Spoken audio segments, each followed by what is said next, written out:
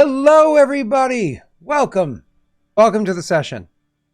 I don't know about y'all, but I could use some good old-fashioned escapism right now. You into some escapism? Yeah? Whatever. All right. All right, Wade. Aren't you the one that literally failed to get us a bonus session last week, and then tonight you're like, we have to end super early? Like super early being 1 a.m. Yeah, when Kika DMs, we go till 4. You DM, we stop at 1. Well, I will not deny Keegan being a better man than me. For instance, we always mispronounce his name, and he doesn't even try to correct us. He just accepts it for what it is.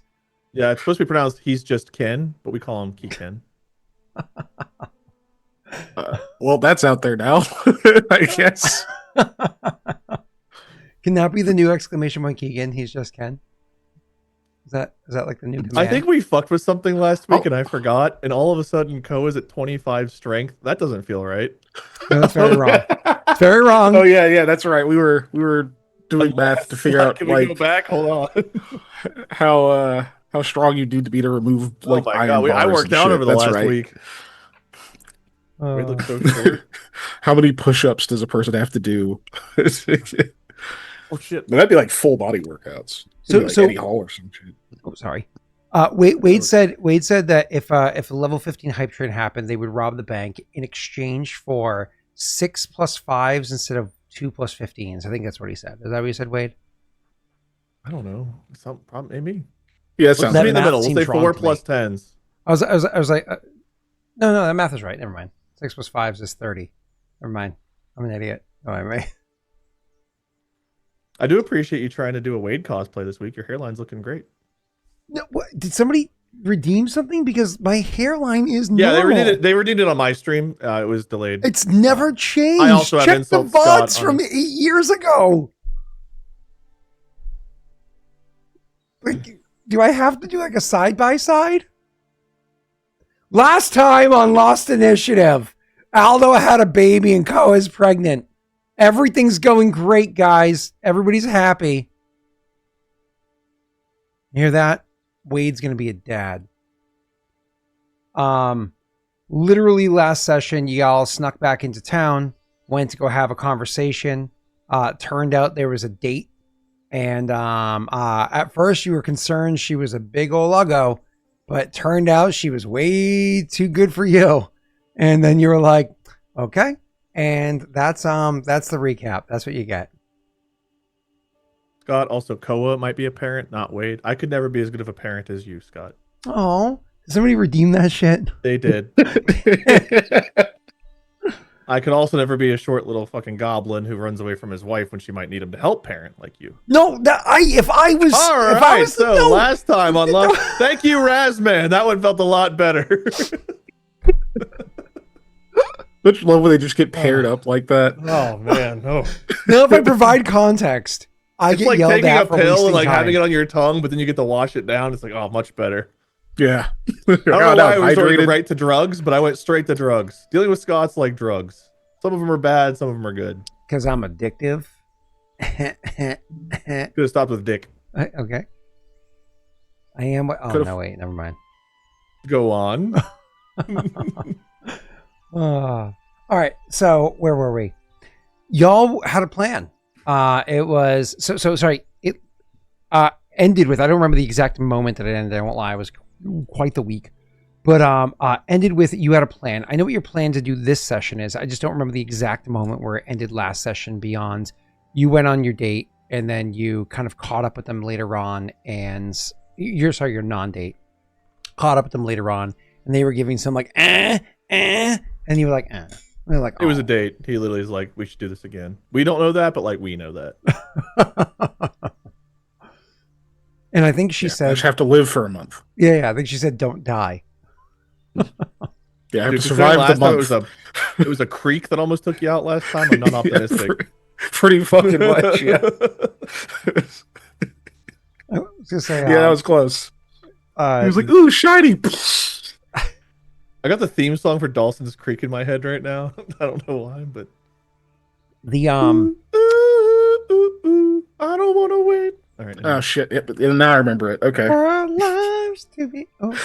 I was so relieved. I was like, I don't remember what that theme song was. Me I got neither. there. And then shit. Aren't you guys glad I don't use mimics? I don't think we've ever opened a chest.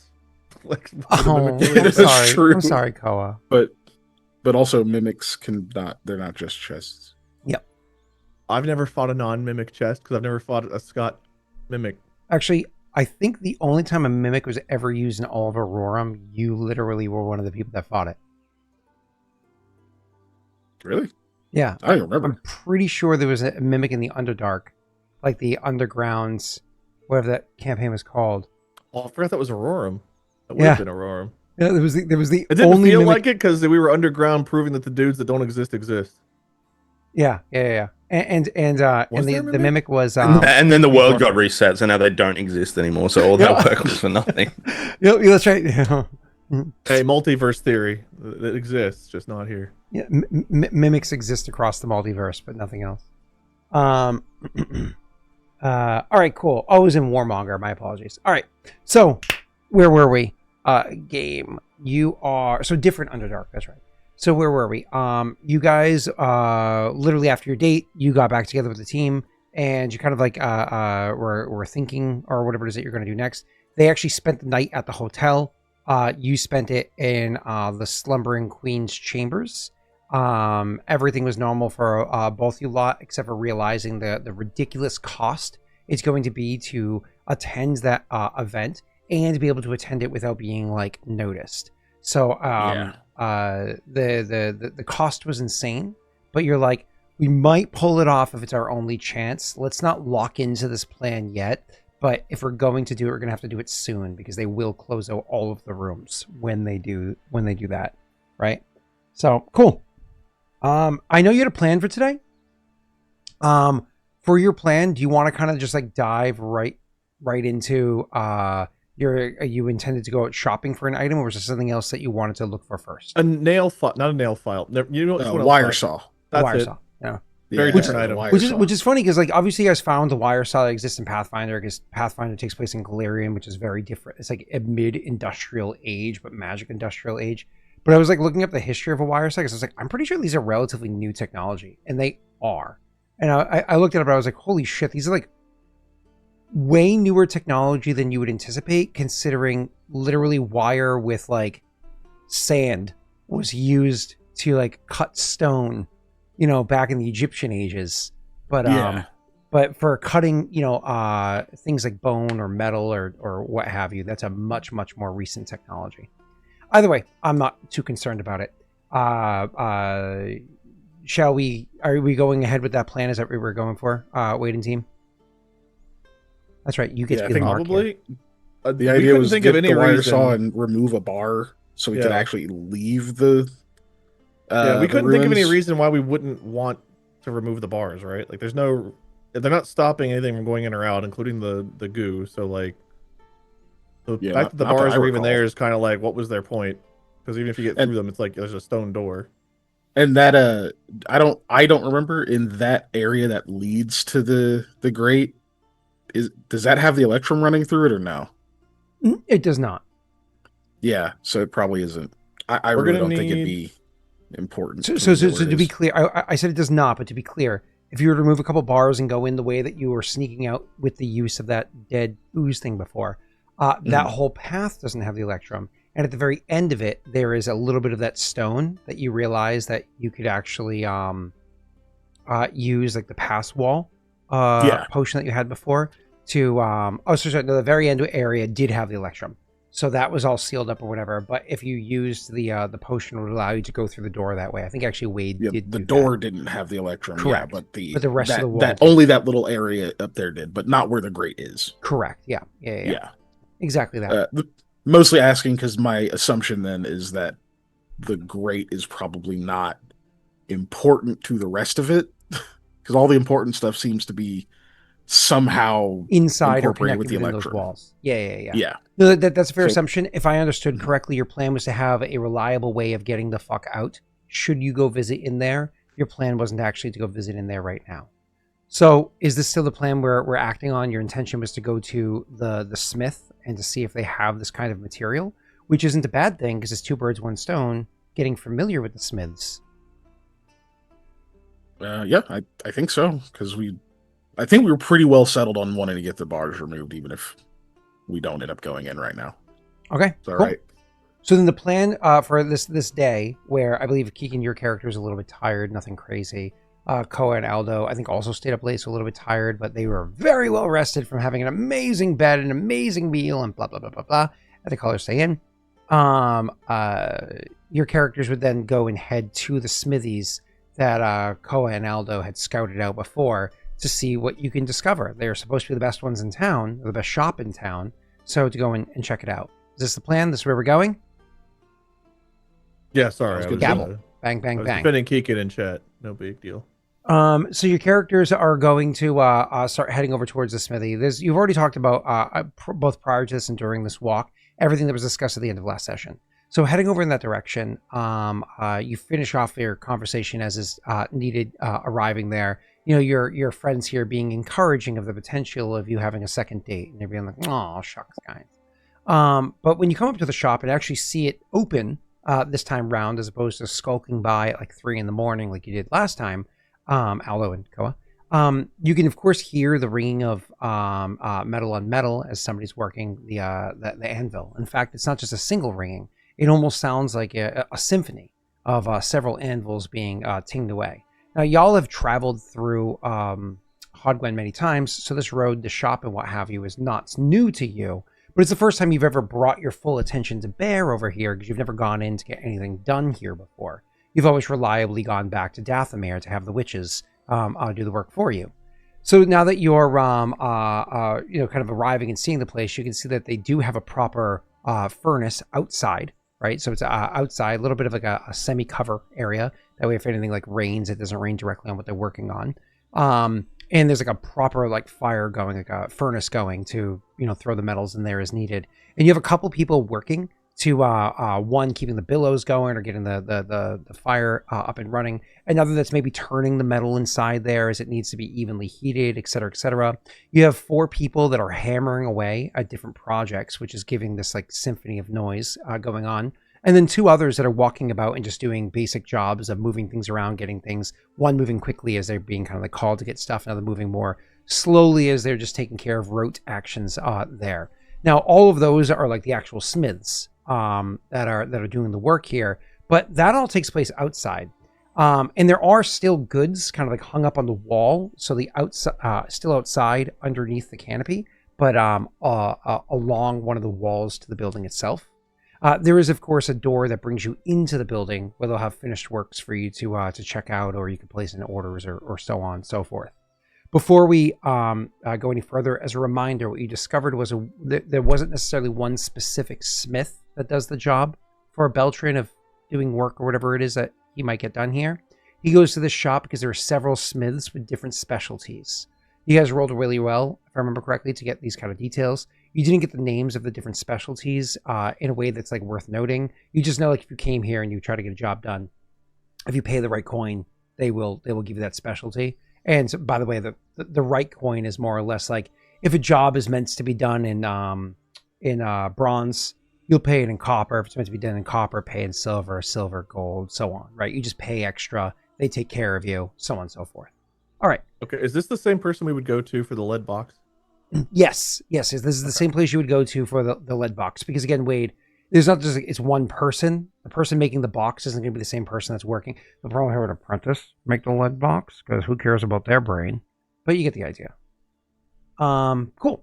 So you guys come walking up. I don't know. We'll say you come walking from the side where the actual smiths are working, so you're able to like take a proper moment to look at what they're doing.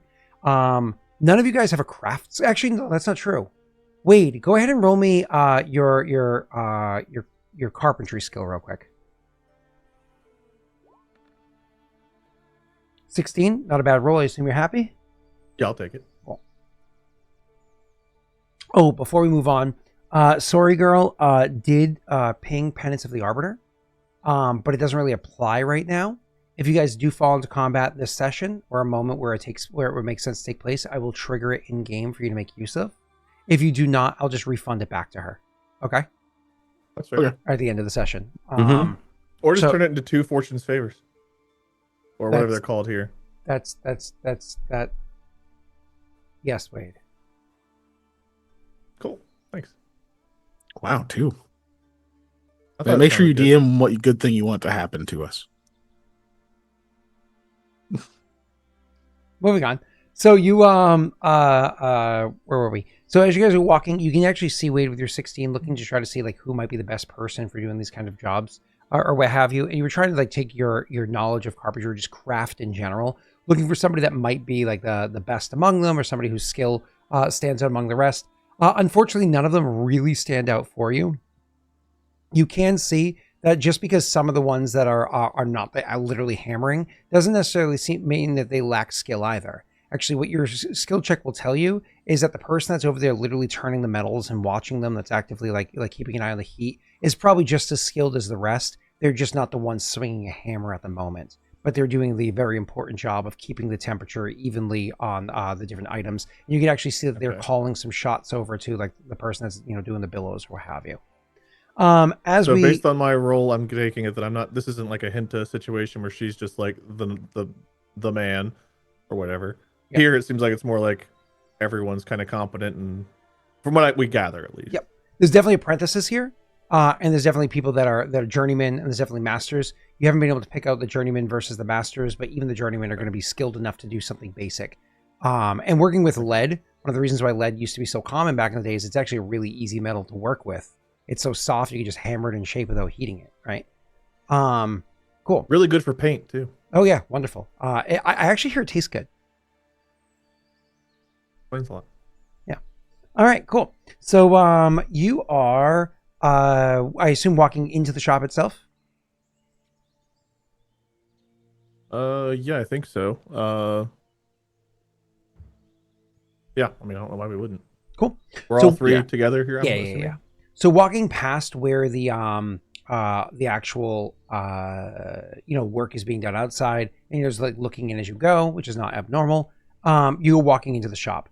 The shop itself is actually, all things considered, relatively bare for wares that they have for sale, at least compared to what you would see at Hinta's shop. Now, granted, in Hinta's shop, you know that most of the stuff she has on the walls are trash, right? Some of the stuff she has on the walls are meant to be there to inspire people to want to order stuff. Most of it's trash for idiots that just want to buy something, right? But here, there's not much that's up here. But you do notice that there is a variety of things that are here. Anywhere between horseshoes to, nails to, let's say tongs or whatever it is, like bits of equipment that you might need, all the way to like links of, like small links of ring or what have you that would suggest maybe being able to make a chain coif or whatever you might need, to bits of plate, etc., etc. So just different things to show the kind of skill that they have. A lot of the stuff is set to be just like plain but polished. Some of it is has a bit of design hammered into it, etc., etc. Literally is meant to be almost like a showroom, if you will, of half-finished projects or items to show you what it is that they can work on to do. So you walk into the shop, you can see that it's not particularly full of shelves or anything like that. It's fairly open, allowing you to kind of take everything in at once. And there's a person that's over by. It's not really a counter. It's more of like a imagine like the modern I can't remember the name of the word, but the giant circular things that you spool. Imagine like the giant spools that you use for like wire. Sometimes you'll see like giant spools. It almost imagine like a giant spool used as like a table. There is an older gentleman. He looks rather weathered. Human, definitely seems to be human. Probably in his early to mid 60s, if you had to guess. Who's hunched over a book, has a quill in hand, and is making some markings on it. So you look and you can see that there is a that being done there. And that he's writing into that book. Sorry, I got distracted for a second. That he's looking into that book. What do you guys say or do as you walk in? Because he doesn't seem to notice you. Okay, I wanted to acknowledge these two kind of quietly or whatever first, because you said it was kind of bare in here. Yeah. There's not like a lot of shelves. It's fairly open, and you can see just the stuff on the walls I described earlier. So I thought you were saying there were a lot of shelves that were empty. You're saying there's just not much in general. Correct. Yeah. Mm-hmm. Yep, okay. And the items in here, for the most part, half-finished projects. Okay, because I was thinking maybe you were implying that like it was empty in here because a lot of their swords and stuff have been bought out because of the guard and the militia. So I guess I don't really have an aside if that's not the case. Nothing seems bad in here. Nothing seems unusual, aside from the fact that they don't just have a bunch of stuff ready for you to buy. Right. Does it look like they would have like they would normally maybe have more swords and things like that, and they're just kind of like low on stock? It's a great question. Why don't you go ahead and roll me a since it's based off wisdom, I'll take a perception check, I guess. Yeah. It's more of like a merchant check, you know? I'm being kind with perception. So Koa looking around and trying to like take it in to see. I mean, he's been in and out of shops before, and honestly, now that he's in here taking it in, he realizes actually he has been here before. He lived in Hod Glen for almost 2 years, or over a year, or whatever it is, sowing his seed. So he absolutely has been inside the shop before, and it does look barren. The areas where it looks like things are spaced out well, like they're showcasing, you know, X, Y, or Z, it looks more like they're doing that to fill in gaps. There is less stuff. Go ahead, Wade. Usually there's more stuff here. I'm imagining maybe they're a bit low on stock because of who they're supplying. Maybe we can get a read on whether or not they're happy to have that work. Could. Have to get him talking. Morning, sir. Huh? Oh, sorry, I didn't hear you come in. He says, just a moment, please. And you can see his hand is shaking a bit as his like focus left his hands to look at you. And then he looks down at the book to finish. You guys have like another few moments to say any words to one another, or we can just skip. Yeah, he just Mikhail will just kind of nod at the guy, acknowledge that he's asked for a moment, and kind of wander over to, not like close to one of the shelves, just kind of a few steps that direction, turn his attention away a little bit. Does anything stand out about what's on the shelves?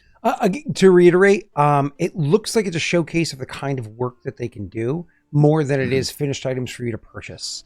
So none of your characters are weaponsmiths, armorsmiths, or know too much about those details in general beyond Koa knowing very well what a good weight is and you what pretty is. You know what I mean? Aldo knows crossbows. That's about it. So you can see there's a showcase of different options. Almost imagine this is like swatches, right?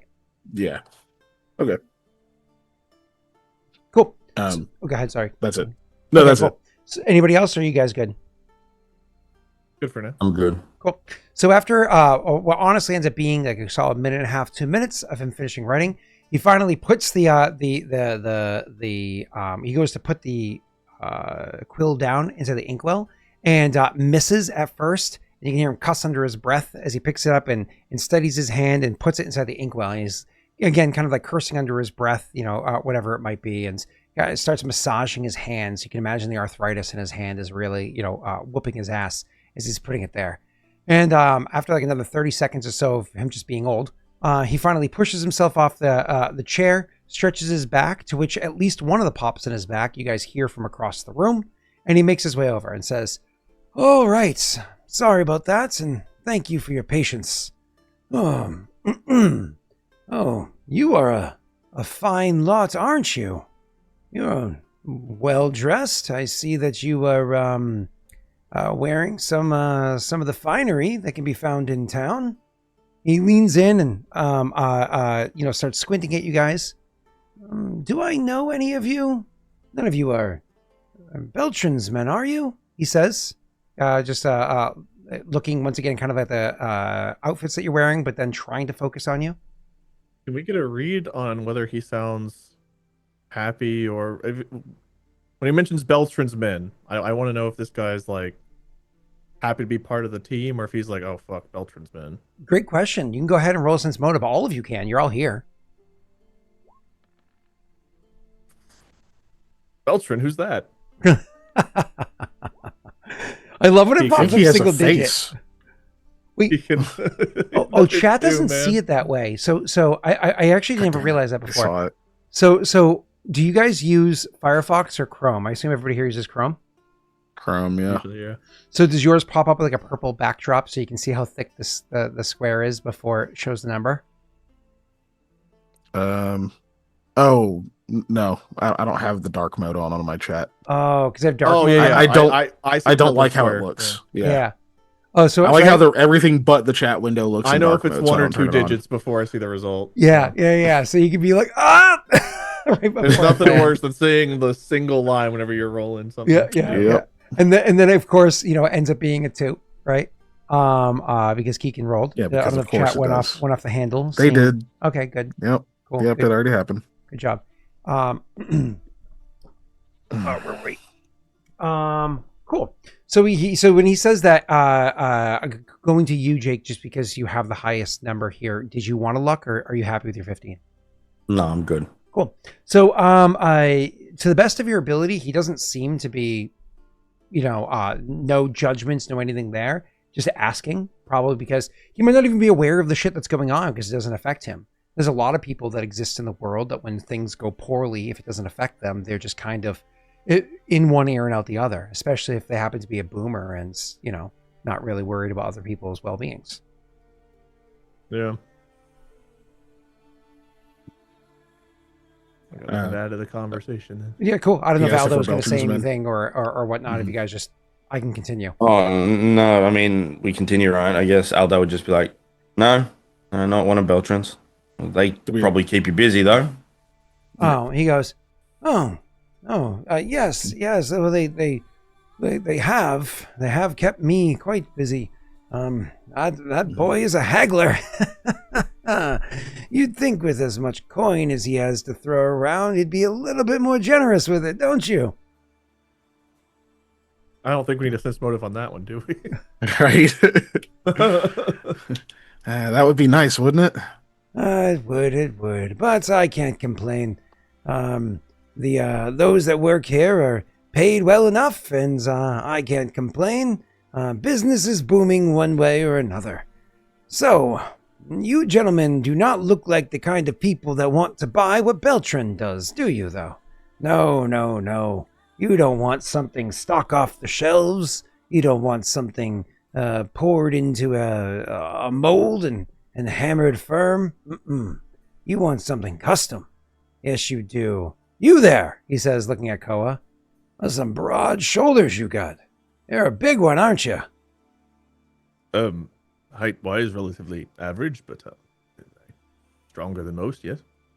He goes. He steps forward and looks at you. Do you have your sword on your back or no? I don't know how you travel. Probably always, yeah. Okay. He goes, you one of them free folk? Oh, actually, hold on. Free folk is the nickname. The actual name for them is... Oh, God. The name is actually... Help from Ano. No, yeah, I have to find my notes. I actually forget. Oh, no. The roaming dudes? The roaming dudes.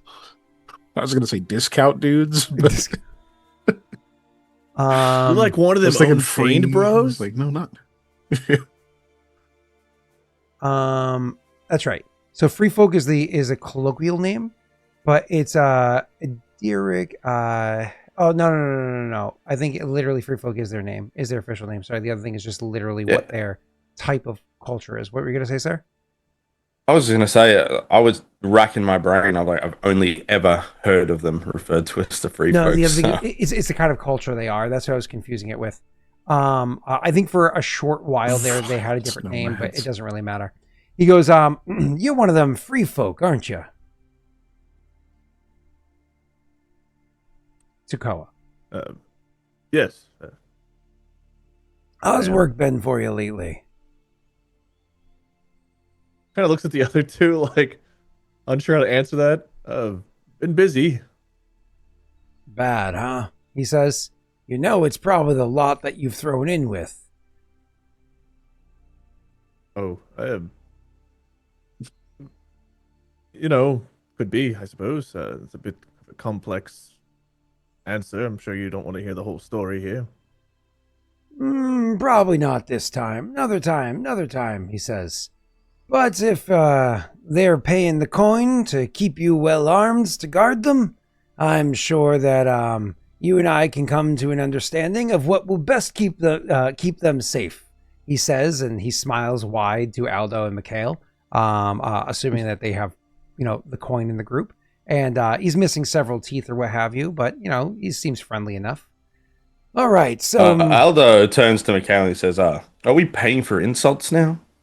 I don't know if I want to take my business elsewhere. He chuckles, assuming that you're being friendly. Mikhail kind of looks between them and says, maybe he just doesn't realize that we can pull our own weight. But that's okay. We're here for something pretty simple, actually. Koa gives the guy a look like...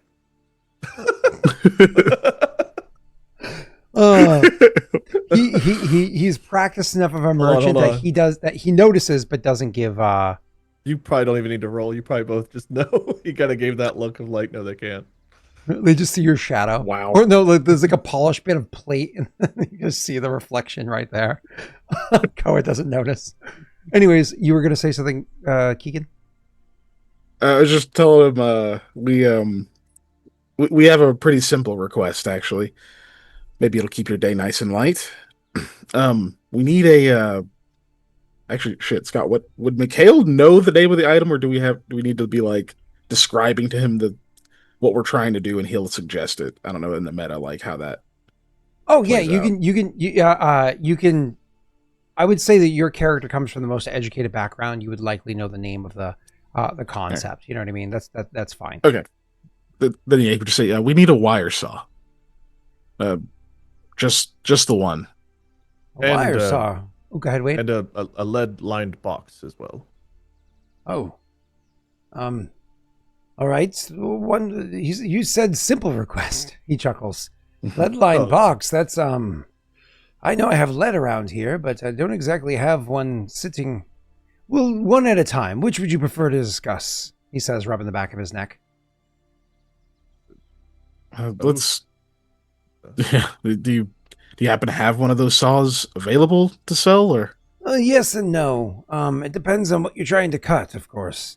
I do if you're looking to do some masonry. I have work that was done some time ago. There's extra bits that were never picked up or purchased sitting around that can be used for that. So I've got iron bars. Yeah, cutting iron bars. Yeah, we need to shorten some lengths of iron.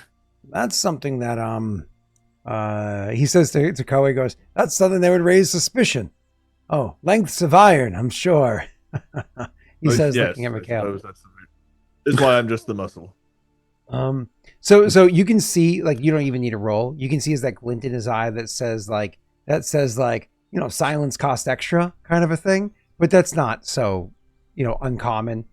So either way, he goes, I don't have anything like that immediately on hands, but I could probably have it fashioned for you relatively quickly.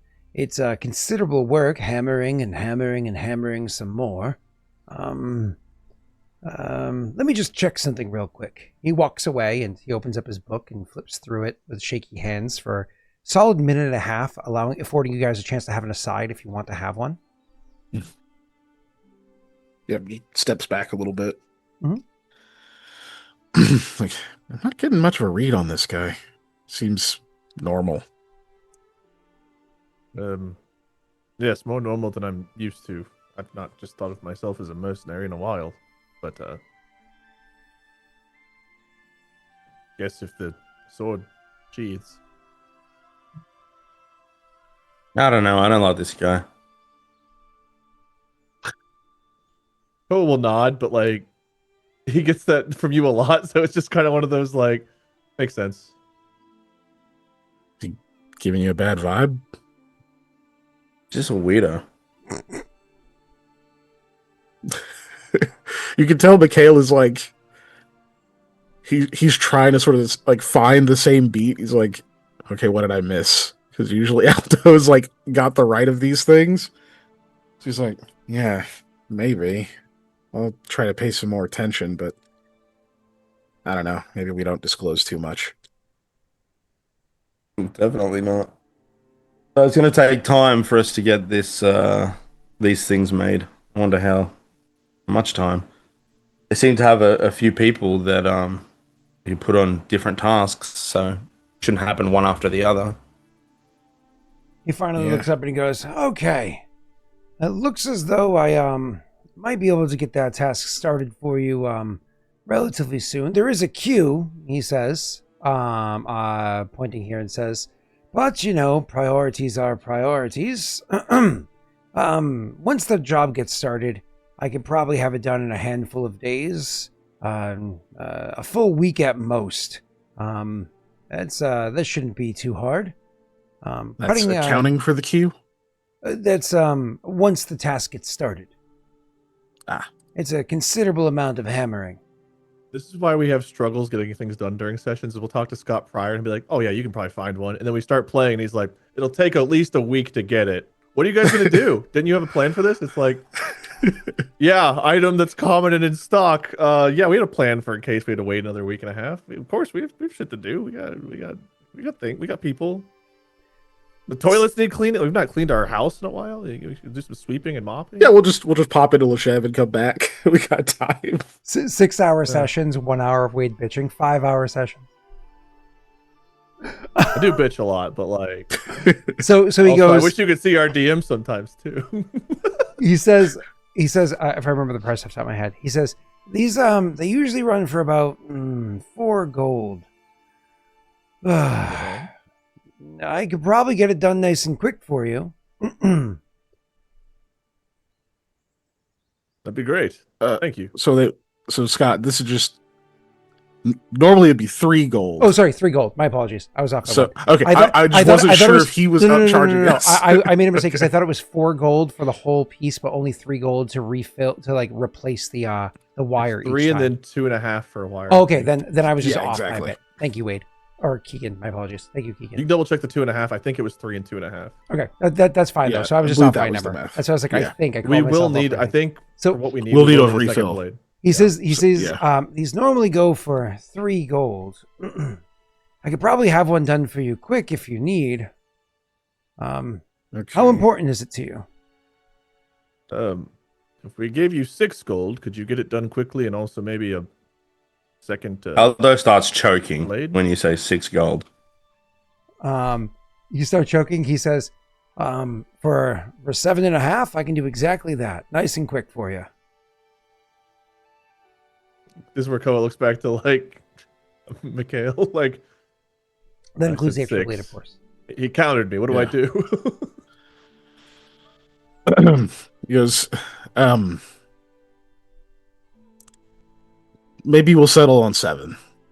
Maybe we will. Let's talk about the this other job here.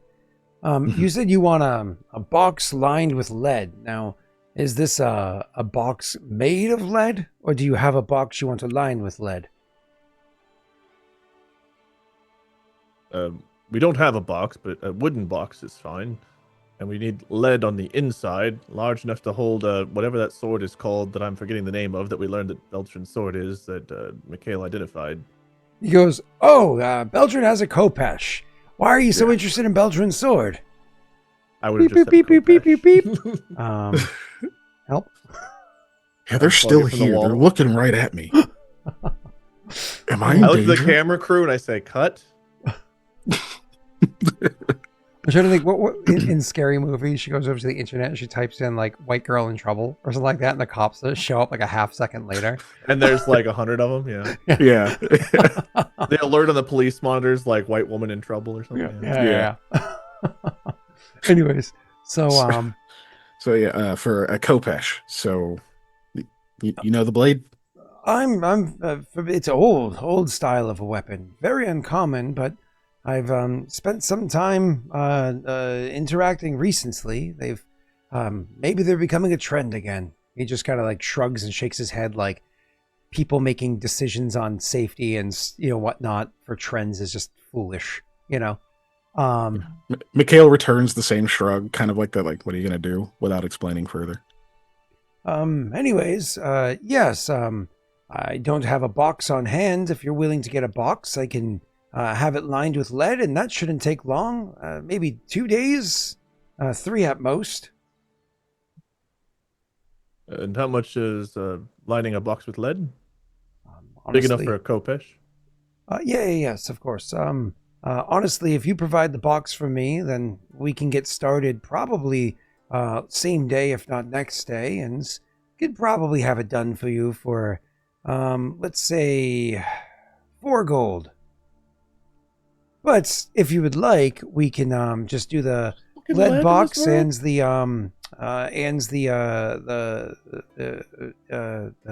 saw for the total of 10. You can go ahead and roll in a praise check, Keegan. Yeah, because I think okay for this. It's like, what the fuck? 4 gold for some lead. Holy shit. Go buy a lead pipe and beat this fuck.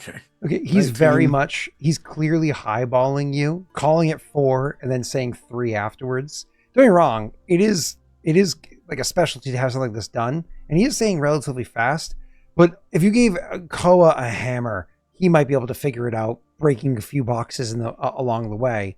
And you have to provide your own box. He's highballing you to make up for the cost of the saw, clearly. You could probably negotiate down.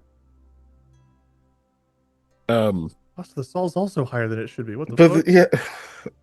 Yeah. Okay, so making up for the cost of the saw for what he had previously offered.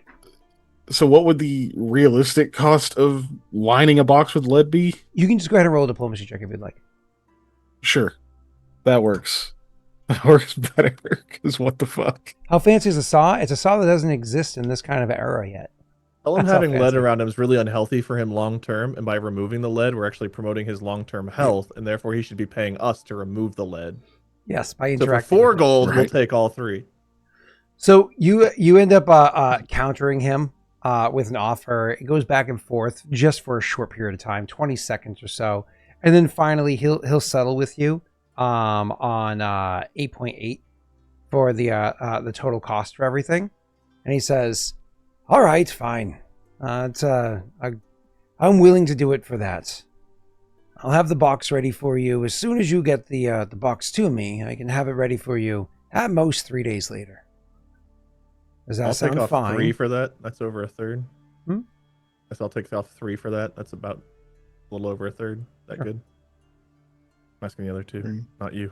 Well, 3 out of what? Sorry, I kind of missed the 3 out of 8.8. One more time. 3 out of 8.8. So instead 8. of 3 out of 9, okay, 6.8 for you 2. So, wait a minute, did I do that wrong? 0.8. No, that'd be 5.8. 5.8 for you 2. So that's what, 2.9 each. Correct. So a little less than 3. Correct. So they pay 2.9 each. You pay 3, and you guys agree to this. So he goes, "Very well then. Give me the box and I'll get it started. Excuse me 1 second." And he turns and they'll go out back, giving you guys get another moment to deliberate, or you can just skip. Aldo, can you cover the last 2 gold and 8 silver? I'll do. Aldo's turning blue. He's still choking. Okay. Wait a minute. Are you really joking? He shrugs. He will be in a moment. I'm about to go buy the box. He hands over the money. Thank you. He's about to be. That was coin purse. Mikhail's like starting to turn pale. It's like, oh my god, I'm gonna be so broke. All right, so I'll spend 3.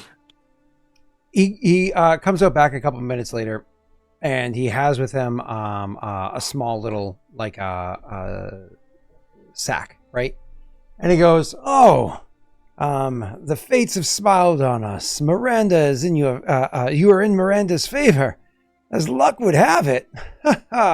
And he hands over the sack to whoever reaches for it. I'll grab it. You open it up and look inside, and there you find the proper handles and 2 of the wires needed for the wire saw. This son of a bitch. This is why hint is better. Just say that out loud. Okay. I'm not gonna complain. Like, oh wow, okay, great. That saves us a lot of time. Cool. So we can do this, and we just need to get you a box, and you can line it with lead. Anything we need to look out for making sure that the box is secure, that you can actually do the work on it without any issues. Don't get it too flimsy. Don't get it half rotten. Make sure it's a well-made box. And I'd also suggest you have decent handles put on there, otherwise I'll have to charge extra to put good handles on. It's going to be considerably heavier with the lead inside of it. Double, maybe triple the weight, so anything you put inside will just add, more weight, and then there's a chance that the handle breaks when you're carrying it, things go a clatter. If you keep finery in there, you understand. Yes, I do. Okay. Perfect. So hand over the money. Say that ought to make us square on that, and I suppose we'll be back in hopefully less than a few days with the box. Mm-hmm. He's looking Aldo over, looking him over, like he's really focusing on him. And as you're like, it's getting a bit awkward. I don't know if Aldo says anything first or not, but Aldo probably notices, and I don't know. He doesn't say anything yet, though. Okay. He says, I do know you. I know you. I've seen your face before. Did you put in an order some time ago? Yes, I did. Bluff check. Koa looks at him again like, diving on it. You said nothing this whole time and you've fucking been working with this guy? Like, ooh. Oh, it's 20. Oh my God. I was like, it's only a 7. It's a fucking 20. It's Aldo, dude. It's a 7. It's a 20. That's as bad as the rolls get. Are you happy with your result there, sir?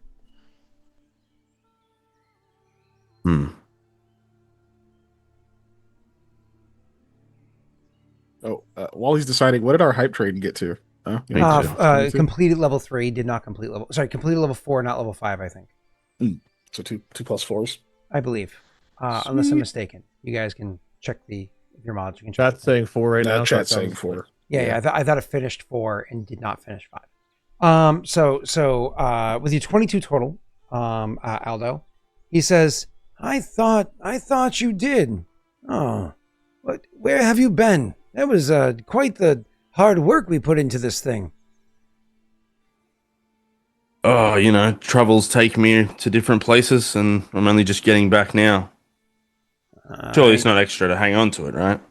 No, of course not. It was honestly an honor to see such things. If I was only a few decades younger, let's be honest, with the work that these boys put in these days, if I were only a few years younger, I probably would have done a better job. Anyways, I knew that voice when I heard you speak. I knew it, and you looked really familiar. And he's like leaning in and squinting. He's squinting quite a bit, and he's leaning in a bit too comfortable to the point where you can like smell his breath. And you're just like, you're not breathing at the moment, or just gently exhaling to not have to savor the flavor. Anyways, he says, yeah, I knew it was you. And he leans back and says, I'll be back in a moment. And he walks out back again. But just look immediately at Aldo. Is this Aldo a thing? Doesn't look at you. Okay. Okay. He comes back, about 2 minutes later, and he has in his hands a small metal box, and it's actually like a nice ornate box. It's not big by any stretch of the imagination. It's a small box, probably slightly larger than.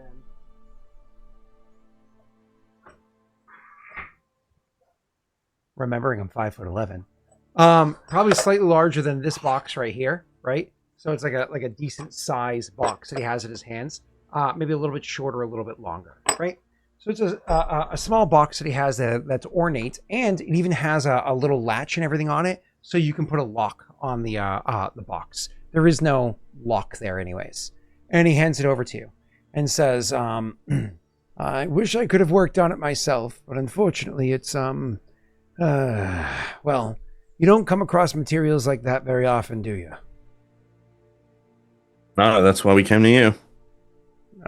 He nods and says, "Better that than the." He leans in. Well, the competition, if you know what I mean. And he leans back. You, of course, instinctively this time choosing not to hold your breath or breathing, exhaling ever so slightly as he leaned in. And he leans back and says, "Well, it's everything's in order then. Oh, thanks for the coin," he says as you hand it over to him. I assume Mikhail or whoever collected it all from everybody else.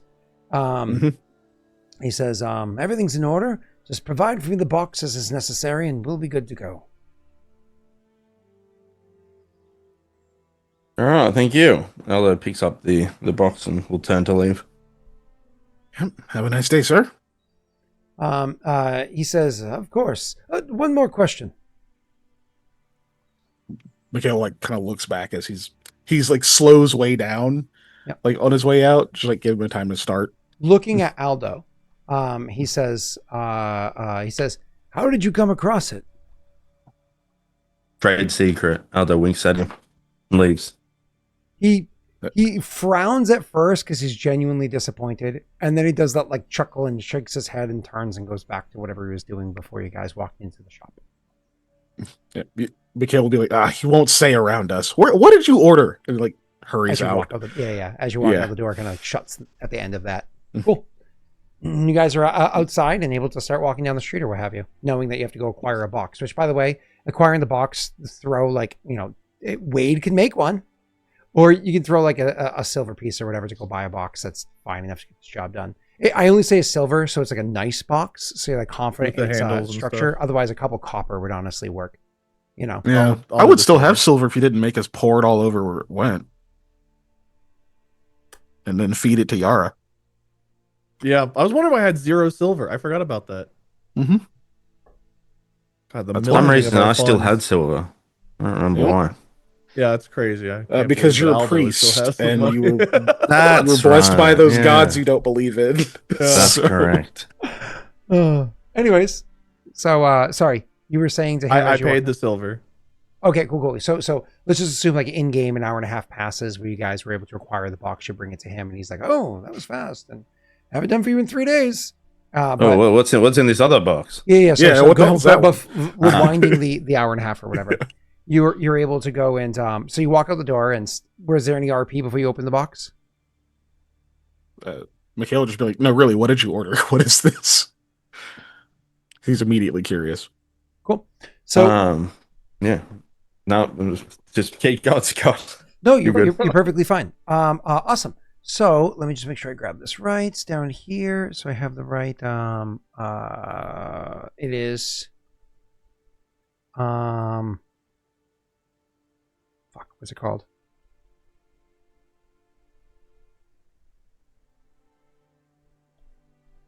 It's a really small Stalingrad crossbow for your goo baby. It's for the next goo baby. I can't think of what it's called, but that's fine. So when you open up the box on the inside, as you open it up, you can actually see there's a little bit of a shimmer that comes off of the little metal links that are inside. You can see that it almost looks like there's a mesh, if you will, of just small metal rings. And there's a small shimmer that comes off of those metal rings.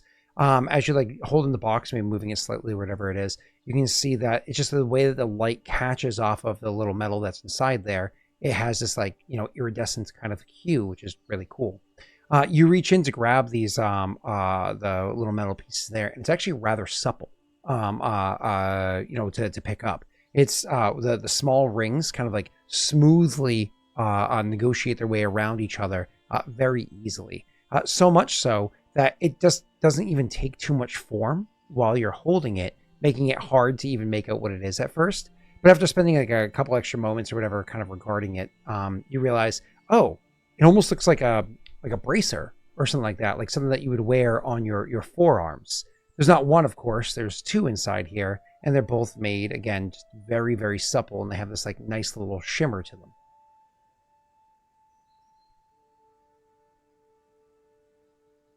Right.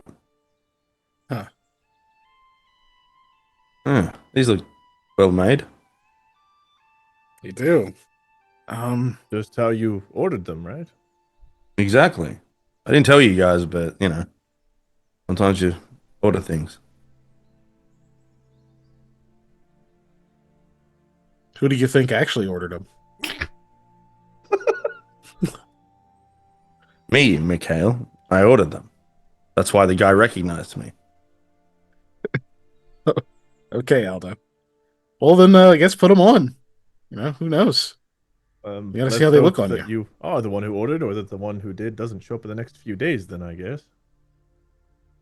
Or that there's somebody we would really like to deprive of something nice. Now that Maybe I can get behind. I don't put them on. Sure. You go ahead and you put them on to see how they feel, and honestly, they're really comfortable. They are very supple. The way that they hug around your arm, it almost feels as though it was made for Aldo. Maybe just because by sheer coincidence your measurements are the same as whoever these were made for, or maybe they just really well kind of like the way that the metals, again, they negotiate the rings negotiate their way around each other. It just kind of like fits smoothly and rests on your arm the exact way that you want to. There's a degree of like, unfastening that needs to be done just to get it wide enough to put on. But once you fasten it, again, very, very comfortable. There's a mild shimmer to it, something that is a little bit more ostentatious than Aldo always wants to have. Sometimes it's nice. However, because of like how thin the rings are and how, again, supple, I keep saying that word, that it is, if you wanted to, you can even wear your leather bracers over it if you wanted to kind of like tuck it or keep it hidden. However it is that you wanted to do. These fit really well. Huh. Yeah, I guess that shouldn't be surprising, seeing as you commissioned them. Yeah, I didn't commission them, Mikhail. I know. Yeah, which is more surprising, right? Who else has your wrist measurements? Is that a thing? I don't know. It is at the tailor, probably, and they measured everything there, but I imagine... What's up with this shimmer on this? Oh. They're very supple. I guess it's possible that they're enchanted. I couldn't tell you without the use of a spell, which I don't have.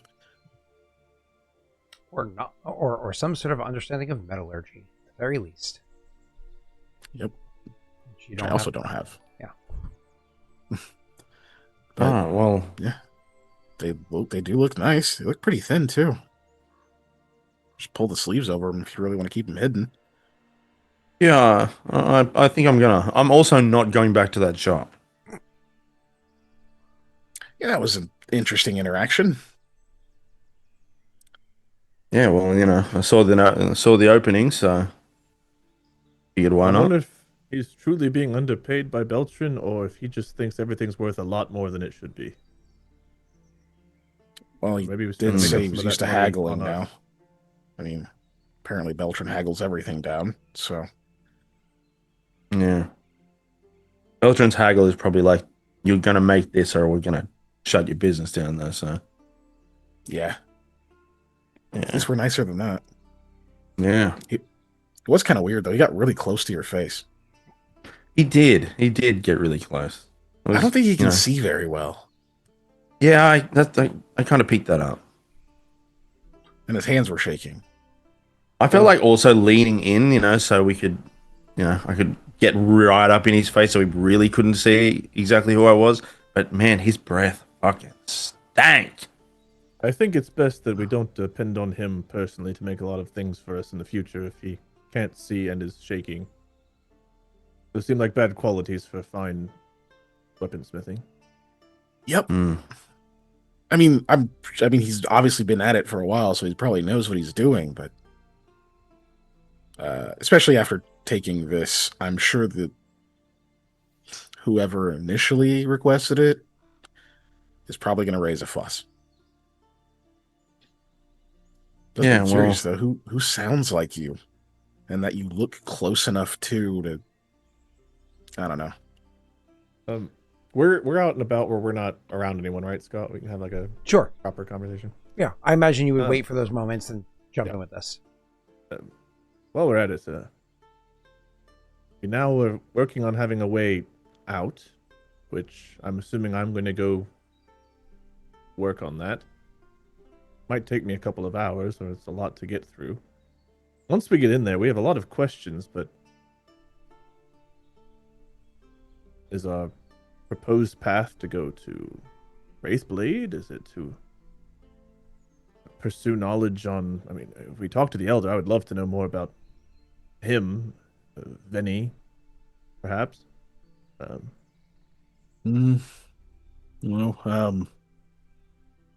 there's a few things we should look into. Go ahead. We need to figure out what to do about people down below. And if the Elder or Vinny could help, I think maybe we pull that thread a little bit. I'm not sure what to do about it, though. Like, how do we follow her past where the Elder might know anything? Let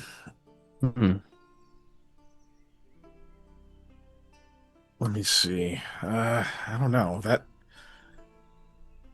you mentioned Vinny. I know you were saying. Oh, what was it? Didn't we find out that there's a lot more colloquial knowledge about her than any of us had? We haven't really pursued it.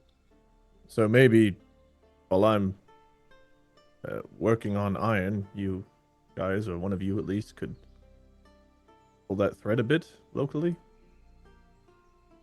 Yeah, I don't mind. It's probably not the weirdest thing to go asking about. I don't think it'd have to even be particularly secretive about it. I wouldn't think so. But that way we have even more knowledge to present to the Elder, and also maybe we have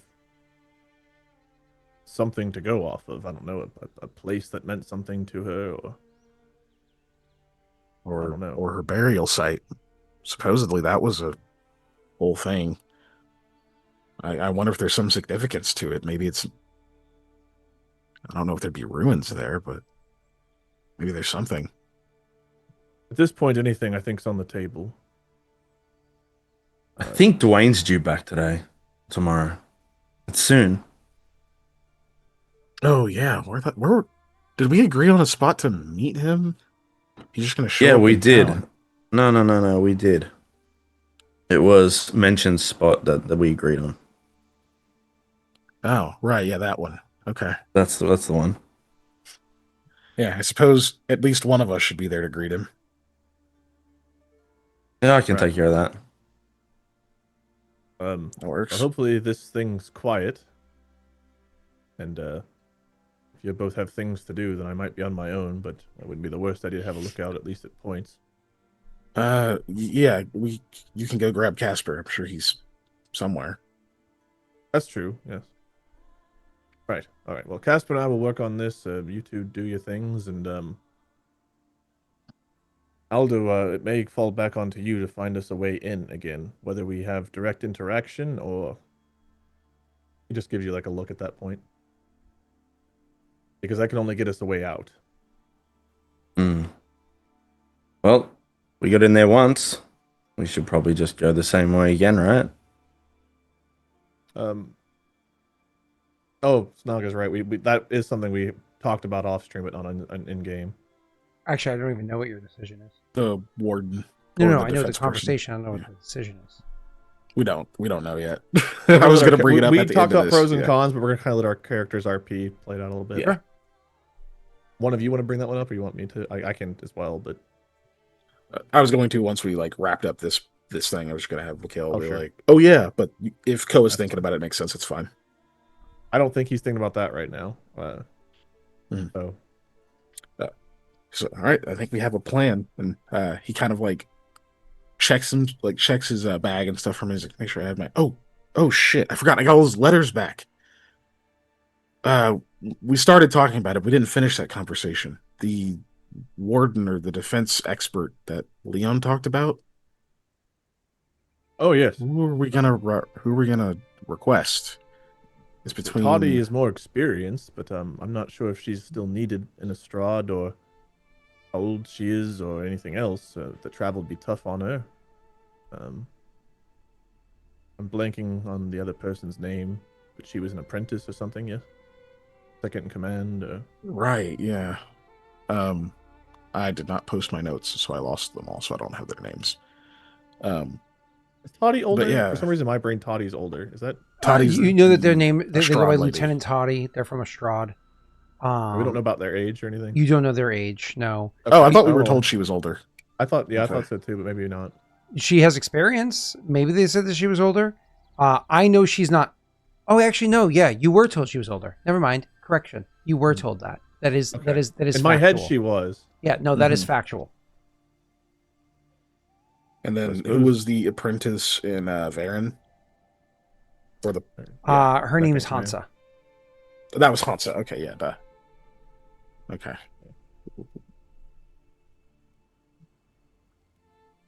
So I have it. Yeah, we don't know if, like you said, Toddy's still needed in Estrad or Hansa. I imagine either of them could be useful. With Toddy, she got the experience, but we don't know. Don't really know her skill level. Don't know either one on that front. Yeah, I mean, same thing could be said about Hansa, but they both would have reason to really buy into this. I mean, for Toddy, acting in some way against Beltran or anything like that probably is pretty appealing based on her response. And then for Hansa, I mean, this would be kind of her first task, not as an apprentice. That's a pretty big deal. It's hard not knowing what the situation in Estrad actually is, right? Because she could be needed. Right. You really wouldn't want to take her from there. Whereas Hansa seems to be, up and coming, new. May actually work out better. Really wants to prove themselves. Might be a bit inexperienced or whatever, but hey, you got to gain experience somewhere. There is a lot at stake, and if she's too eager, it could prove detrimental. But I think she's the safer bet to not put Estrad in harm's way. Hopefully, as long as training has gone well, she'll have the knowledge she needs. I don't have any issues with that decision. Okay. I can write up a quick response to both of them. I'll let Hansa know where to go. When you message Toddy, perhaps let her know that we still do want her help and to work with her, and maybe the best way she can right now is to keep us apprised of the situation in Estrad. Oh, absolutely. I think one of the ways she offered to help was from where she is. Yes, and I think that we should take her up on that. If they end up getting attacked again, or if anything else were to change, then it's at least knowledge on our side. Yeah, certainly. Okay, I can get that done. Probably have him sent off in the morning. Should we also message Gemsmith about the gem that he's cutting for the ones like points down? It wouldn't have anything in it, but just to know. I mean, I guess we could, but one of the things we might need is to take some from here, but at what cost, right? Yeah, and unless we're gonna have him send it, then I don't know how good that information is gonna be for us before we get back to Leshev anyway. And that's also true. We were given some information. Letters out isn't free. Fair enough. This isn't a letter, but we were given a couple of different names for the local shroud. Yeah, that was it Cricket and Dusk? If we wanted to pull any of those threads, I just thought another thing worth mentioning. Maybe. Don't you two still need to secure a place to stay? We only had one night, didn't we? He reaches into his pocket and pulls out, remembering the key he has to Gwen's place. You don't think she would mind, do you? Just go squat at the alchemist shop or the herbal shop? No, her house. Oh, her. Oh, I mean, Koa might feel the key. He will not pull it out. Thank God for not pulling it out, Wade. Not a key to Gwen's shop. Are you just happy to see me? Happy to see you.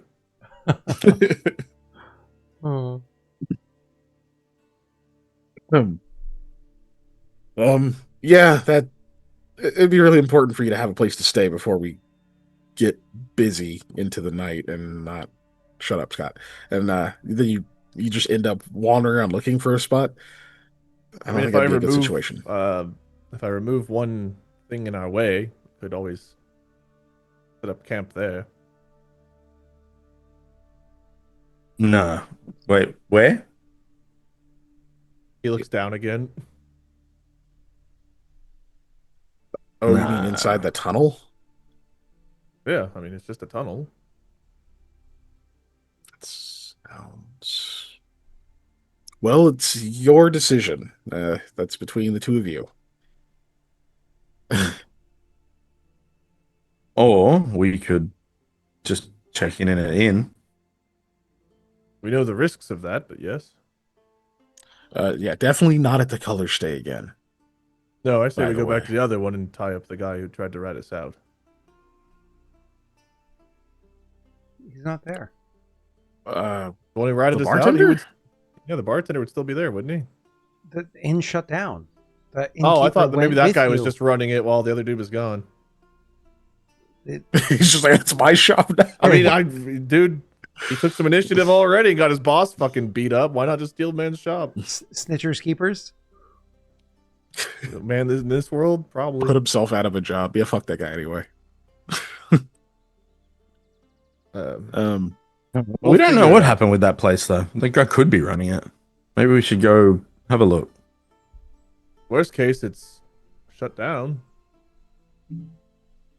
Hmm? I don't know if that's worst case, but when we gonna go check out Ashtara's old place as well? If that's been sold. That one might be a bit harder to get into less conspicuously, but yes. Well, we could make a bit of a scene in the tavern there. Draw some eyes our way while somebody slips into the secret passage. Or maybe we could just give a coin to the bartender and they'd let us down like they let her down. But then we run the risk of that bartender being like, "Oh, I can make a lot more coin if I now tell them where these people are." Yeah, we can once we get Dwayne into the city and you guys know where you're staying, and I'm finished asking around town, then we can do maybe a performance or something, and you guys can find the entrance. Is a bit in a nicer part, isn't it? So we're more likely to have either Eltrin's men or more guards or something because it's in a nicer area. Probably doesn't have to be a long performance. No, but well, I guess we'll see. Look, it just has to go long enough for you guys to, step out, and then I can continue drawing attention away. I already know I can outrun them. I've done it once. Stepping out, or are we stepping down? Because there's two ways in, and one of them would be there, right? I'm not exactly the least conspicuous person to try to sneak anywhere. Fair. I have a loud, rattling sword. I would, yeah, that's true. I'll do my best. That's all we can ask. The tent and tunnel's not really that bad. We've slept in worse, but yes. Right, Aldo. Well, we'll look at the ends. And it'll still be good to know if it'll still be good to know if Ashtar's place is empty or not. Yeah, that it would. All right, well, sounds like a plan. Let's get to it. All right. I guess I can go with you to the place or whatever before I take off. Yeah. I'm going to go start sawing bars, I guess. I do have to step away for a quick second, just like Jake did it, so awkward, but I'll be right back. Sure. Hi. He and I are meeting up to make out. Okay. Kiken. Hi. So he's also going with Casper. So Mikhail would go. Well, hold on. Mikhail would go with Koa until we find Casper. Then he would break off and do his gather info. You guys haven't talked to Casper in a while, so you go find Casper again after the early morning at the shop. Hour and a half later, he dropped up a box. Fucknut waited 2 blocks down the road, or maybe he went off his own direction, whatever the case may be. But you guys acquired a box. About 2 hours after that, so now you're getting to close to noon or whatever. You finally are able to find Casper, where he's been kind of like lounging about or whatever you bump into him. I guess for convenience, Mikhail went to find Casper, and he'll send him to Koa. That since Wade's not here, because you're the only one here, exactly. Yeah. So Casper will bump into you, and when you're like, "Hey, Casper," you look, "Hey, Mikhail. Oh, you are okay." He comes over. He's like, "I've heard the craziest rumors. Are you okay? Like, you're okay, right?" Yeah, I'm good. Are you? No, I'm fine. It's just I was worried. The rumor was that. Oh, anyways. No. Go ahead. That's good info. Did you disappear with Went? I'm assuming there's no one around since he said that. He's not that smart. Yeah, right. He says, yeah, we did. Oh, Tessa has been looking for you. Tessa. You know Tessa's one of Beltran's people. You got that name? We did? Yeah, there's the list of Beltran's Does she people. I have Rain, Davian, I got Tazri. It's Tasrih. Maybe you spelled it weird, but it's just No, I copied and pasted what you sent us, and then went. I got the lipstick off. I'm back. Sorry about that. Ooh, he's wearing lipstick. Wow, they kiss different down under. So Davian, I got that name. Oh yeah, never mind. You are correct. Oh, and Zarif. Yeah. Zarif I have as well. Either way, this is the name I was going for. You are correct. It's Tasri.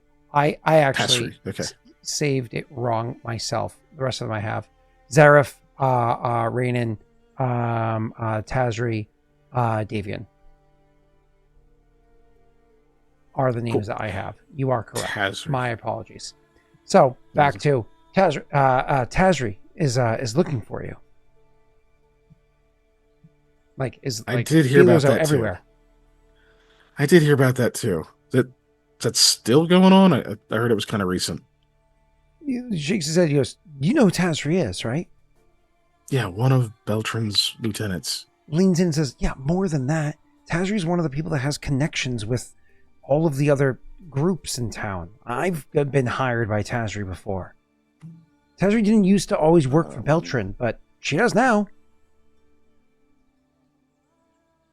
Oh, great. Who was she affiliated with before? Like any specific allegiance or? I mean, the rumors are she's worked for all of them and none of them at the same time. Everybody has, their. I know that I've worked for her before when she hired us. She was one of the people that we talked to, before we met. Mm. That means that the underground is looking for you. That there's now pressure to give up information more than there was before. Whatever ties that you had, I don't know if you can trust those. I wouldn't test them unless you had to test them. So maybe don't make contact with the Silver Web from here on. Not unless you're ready to test that loyalty, see how far it's gone, or if you make it worth their while. I'm not sure. He shakes his head.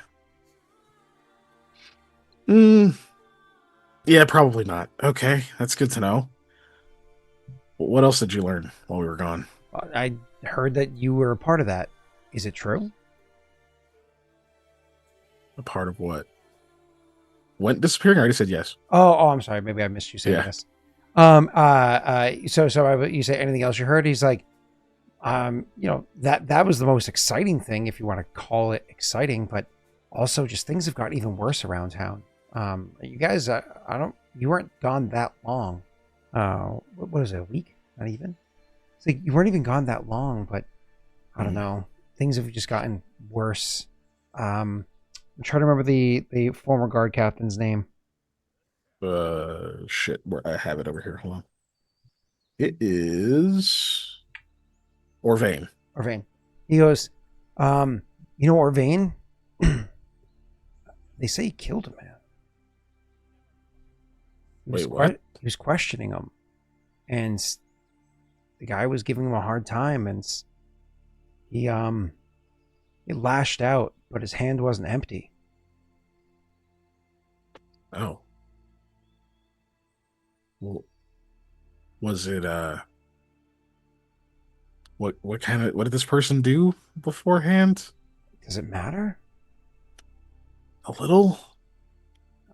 You know, if they were being accused of murdering a bunch of people, that's different than if they shakes his head. Didn't pay. Okay. That's not good. No, it's not. Are they all getting like that? He says, I don't know. I mean, yeah, it's kind of the leadership is doing it, so the guards are getting aggressive, really aggressive. I mean, not necessarily that bad, but yeah. Okay, look, I have a bit of a theory on what's going on with that. So I came to find you, one, to check in on you because you've been gone a little while. Glad you're okay. We're doing some other things in the city. I'm going to go chat about or listen out about some things. And Koa is... we got a wire saw. We're cutting some bars, and it'd be good to have a lookout for Koa. So I just start walking that way. I was like, so if you don't mind helping him out with just being a set of eyes. Yeah, happy to do so. I can tell you what's going on the way. Yeah, and you can fill him in. And he's just kind of mind blowing for everything. Is it real ghosts? What? That whole thing. And he's mind blowing, and then you telling him the plan. And he's like, yeah, I'll take that plan, because you told him that Koa's going there and you're going. I'm gonna basically gather information for Venny's burial site. Cool. Yeah. Is my plan. Yeah. And you're doing that with Jake? No. Aldo is gonna be at whatever meeting place we have with Dwayne for when Dwayne gets back. So he's not just cool. Where the fuck that's are all these the guys? information that you tell him. You don't give him anything beyond that. Cool. All right. He's like, yeah, I'll stay with Koa. Yeah, if one of those ghost things come around, I'd rather be around Koa than. Well, no offense.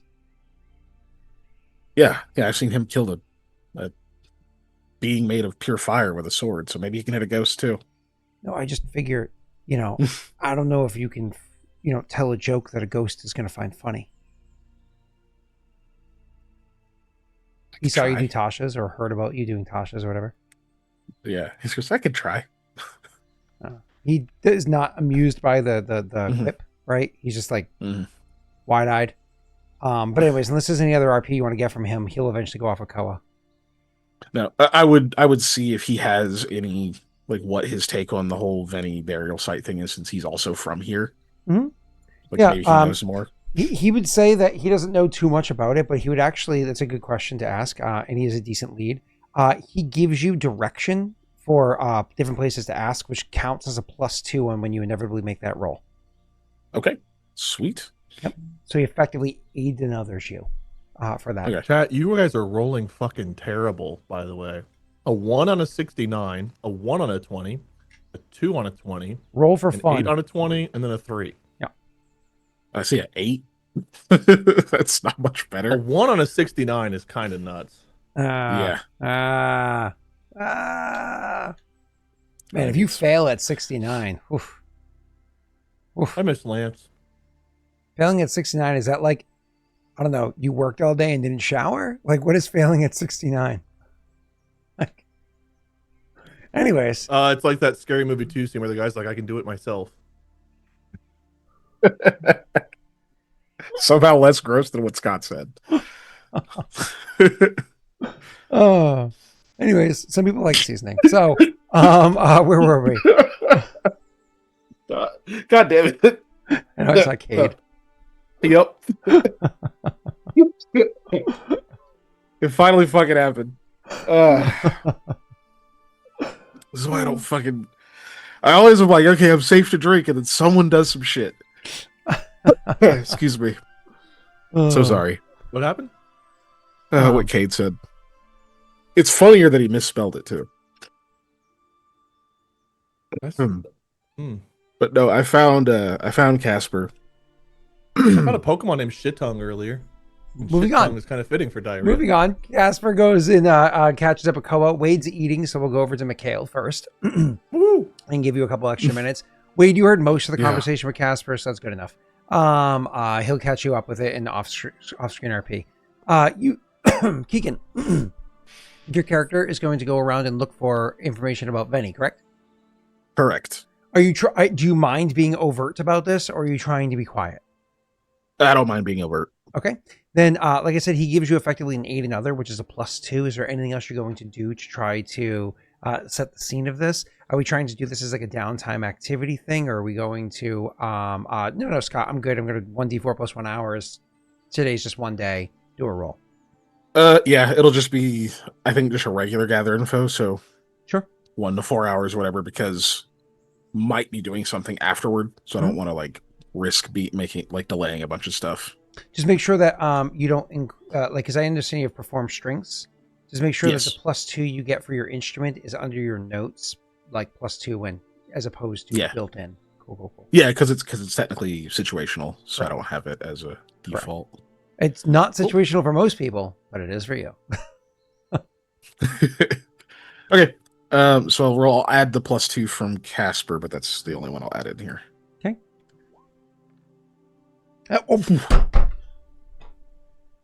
Okay. She was cremated. She's right here. Here's the urn. Damn, she knows you're looking. That might not be a good thing. Can you take a -1 on that? Oh man. Are you happy with that roll? Would you like to modify it in any way? You know, I'm pretty happy. I kind of wish this was an actual performance, but I'm happy with this. No, Keegan, I know you hate the people that only listen on Spotify. You despise them and think they're less than human. But no, that's you. I want to make sure that they feel like they're included in some way. You know what I mean? Do you want to tell them what your total number was? Oh, hello, lovely Spotify listeners. Our total today, mine and yours, is 30. It's 30, guys. We did it. You can't see it, but Scott's so upset. He's like foaming at the mouth. His eyes are all bloodshot. He's sweating. He's like, awful. This was a DC 28. Damn it. And that person cares. So this number is 30. So you're welcome. Your character goes around and starts asking questions about these details. And actually, you end up walking through the merchant area and you start asking questions. Now, normally, people are open talking about religion or very reserved with it or whatever knowledge that they have, any of those details there. But this day, your character goes walking up and you're talking about this and what have you. And your character just comes off as so charming. Just you're like so open, you're just asking questions. You're coming off as earnest, like the earnest questioning, not from the sake of, I want to know knowledge, I'm studying, but almost like you're putting on the persona, if you will, to gather this information. You're like leaning into the idea of you being almost like a I'm trying to remember the word. I'm so sorry. A pilgrimage, like a pilgrim on a pilgrimage, trying to find like a holy site for your your journey, right? And as you're doing so, and you're having this conversation with somebody, the person's like, she's like, I wish I could help you, but I'm sorry, it's just outside of what I know. Good luck. And she kind of like goes off, and there's you're like, damn it, another one, and you look genuinely disappointed. It's in that like moment of genuine disappointment that somebody actually calls over to you and says, pardon me, a word. Yeah, certainly. And you go walking over, right? And they say, I heard you were inquiring about the martyr. I was, yeah. I wonder where her bones are. And they say, your accents. Are you from Paradel?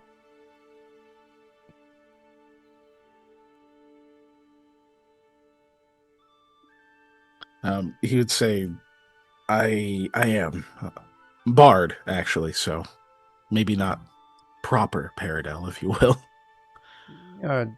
Not a long journey, but still well outside your home. What brings you up here?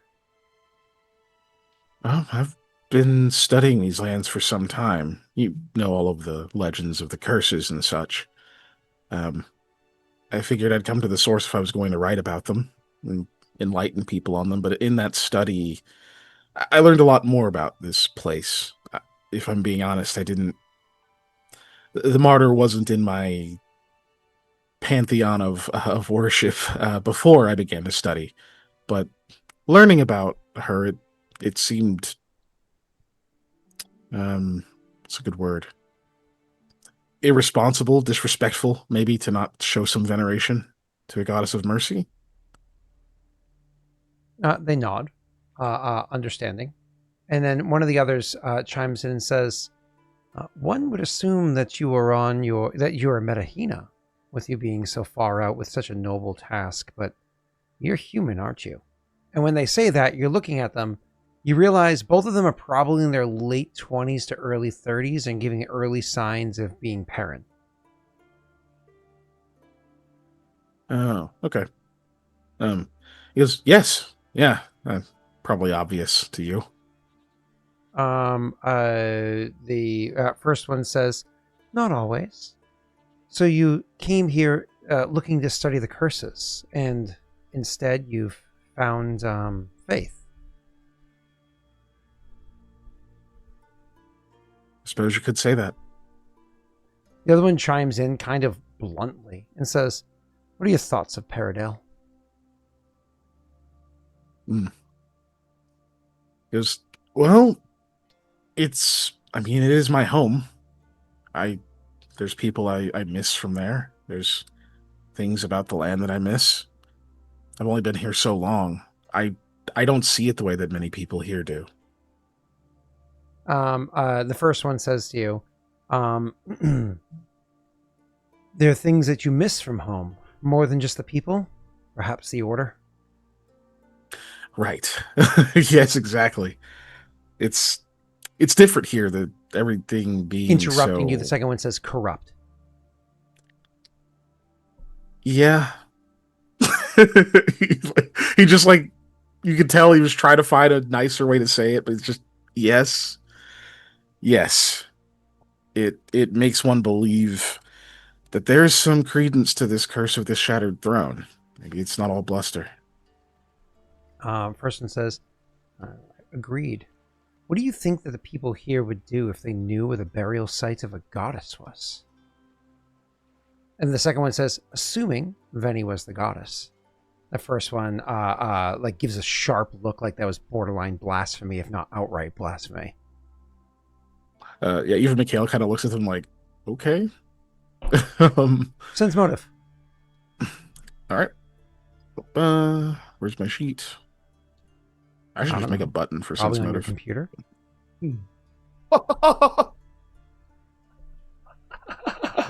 Say thank you to Wade. Jesus. I was like an 18, but I looked away to see what the total number was, and then I was like a 10. Yeah. Back up. It teetered between like, 4, 18, and something else, then was like, no, we're still on 18. 4! Yeah. Mm-hmm. I swear it was the 18. That's why I looked down. We can all pretend it was. Yeah, I'll take it. So I We also on 18. I'll give you nothing with a 10. I know you're not going to modify it. I'll give you nothing with a 10. So anyways, you say you say that you look at them. And then finally the first one will look back to you and say, what do you think they would do? The people, just the everyday worshippers, they'd likely journey there, perhaps offer some prayers, perhaps leave some manner of offerings, that kind of thing. She doesn't mean it would likely become a yeah. He continues because he's kind of like talking through his thoughts. It would likely become a site of great importance, but that's not really who you're asking about. It would be exploited. Someone would. And it would be done under the guise of veneration, but anyone who bothered to think critically about it would know that that wasn't the case. The first one, she'll nod understandingly. The second one seems annoyed, and then they kind of like takes in the sights of the city around them, like you can see on their face like a moment of disdain for just kind of like the how the place is. They did use the word chaos at one point, so maybe that's why. Whatever the reason may be. Before you're able to respond, or one of them are, finally you hear another voice chime in and say, still making a sale.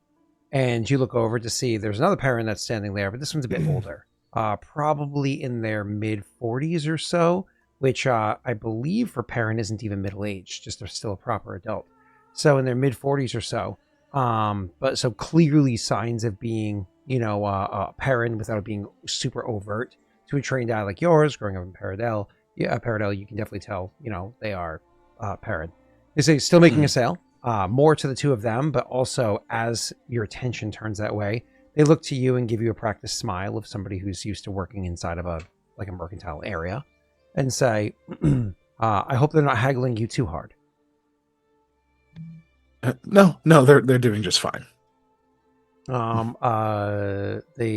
looks to the two of them and says, finish up. We're done for the day, so we can get going. And there's like a awkward pause as they turn to walk away, and this person turns and takes like a step or two and realizes conversations at the start, realizes there's like an awkwardness going on, and turns back and says, "What is it?" Well, we were thinking no. He seems to be interested in no. It has to do with Venny. And they turn like full attention, like shoulders turn. They stand upright. They get a bit rigid. You see that there's almost like the way that they stand there. It seems very, again, authoritative, almost mercenary. The way that they stand, like practiced, and prepared.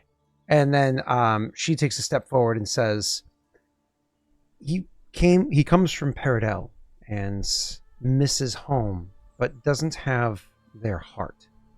And they say, "We're not taking anybody in. No. It's research. It's for knowledge. And we're not sharing information either." And like the tone was like a tone of finality. And it's like you have an opportunity, like a heartbeat here to chime in if you want to, because they give like a lingering gaze of, there are no more words to be said by the two of you. I have now officially made my decision. And in that heartbeat of that lingering gaze before they break contact and turn away or whatever it is that they're going to do, Mikhail sees his opportunity to chime in and do whatever he might do if he chooses to. Mikhail's player doesn't even know what to cut in with here. That's fine. You can take a roll higher than a 30. I was like, your character is obviously better, statted than we are in real life. So take a moment if you need it. Right. Name drop. I know Koa. The valiant one. Leon Yeager works for me. I was thinking, like, is there a way to use our clout? I don't know where they stand. Blah, blah. So I was trying to think of angles here. Yeah, unfortunately, you failed to one sense motive check. Yep. Got like just a second, so he would say, fuck. Yeah, that's a good one, Raz. Mentioning Nomen. Tarpa. Nontaro? That's what I said. Yeah. yeah, exactly. Wait, that's a difficult one. That's assuming that other people know what it is, so on and so forth. Yeah. But it's like, but I see that angle of, okay, I might have information they don't know, or if they do know the name, then that could work. They seem like devout followers, right? So there's the one who's kind of, you could push him a little bit. The other one's just like, no, right? So you'd have to more play that angle. Yeah, it's either you go in with who we are, or you go in with knowledge. Those are kind of the only ways I really see you getting it in here, right? Yeah. Or, I mean, maybe you... I don't know your background or their background, because I don't know much about Paradel, to be honest with you. Maybe you all have a bond of kinship, but here it's like they hate this place and we're kind of cleaning it up a bit. Or you kind of give them some info that makes them like, no, wait, what? Yeah. the info route is. I don't know how they'd respond to us to just be. I mean, or to cut it. I don't even know a really good way to cut it. Be like, I'm one of the valiant few. Like that would just be kind of weird. Benny's boyfriend is our grandpa, like, and we like to hang with him. Or do you know who I am? Like, You'd be better off pushing that route of being part of the valiant few and what you're trying to do in a deal rather than trying to information trade them. Because to me, these people seem like, I could be reading it wrong, but it seems like they are devout followers, and they're worried about risking, like what more or less what they said to you. So to be like, well, I know stuff that you don't know, they might be like, it could either work out well or it could backfire completely. That's true. Yeah, how they responded with the whole like this area being corrupt and that kind of stuff means they're likely would be more on our side of things. It's a gamble either way. I would go with whatever one you thought would give you the bigger payoff. But yes, that's fair. Pull your hood up and say, "Have you ever heard of the tragedy of Darth Ninkaro?"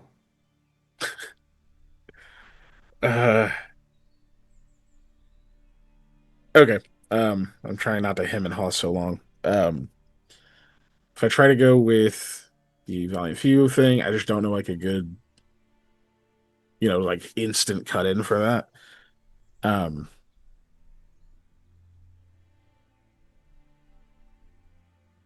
Shit. Okay. Yeah. He'll say,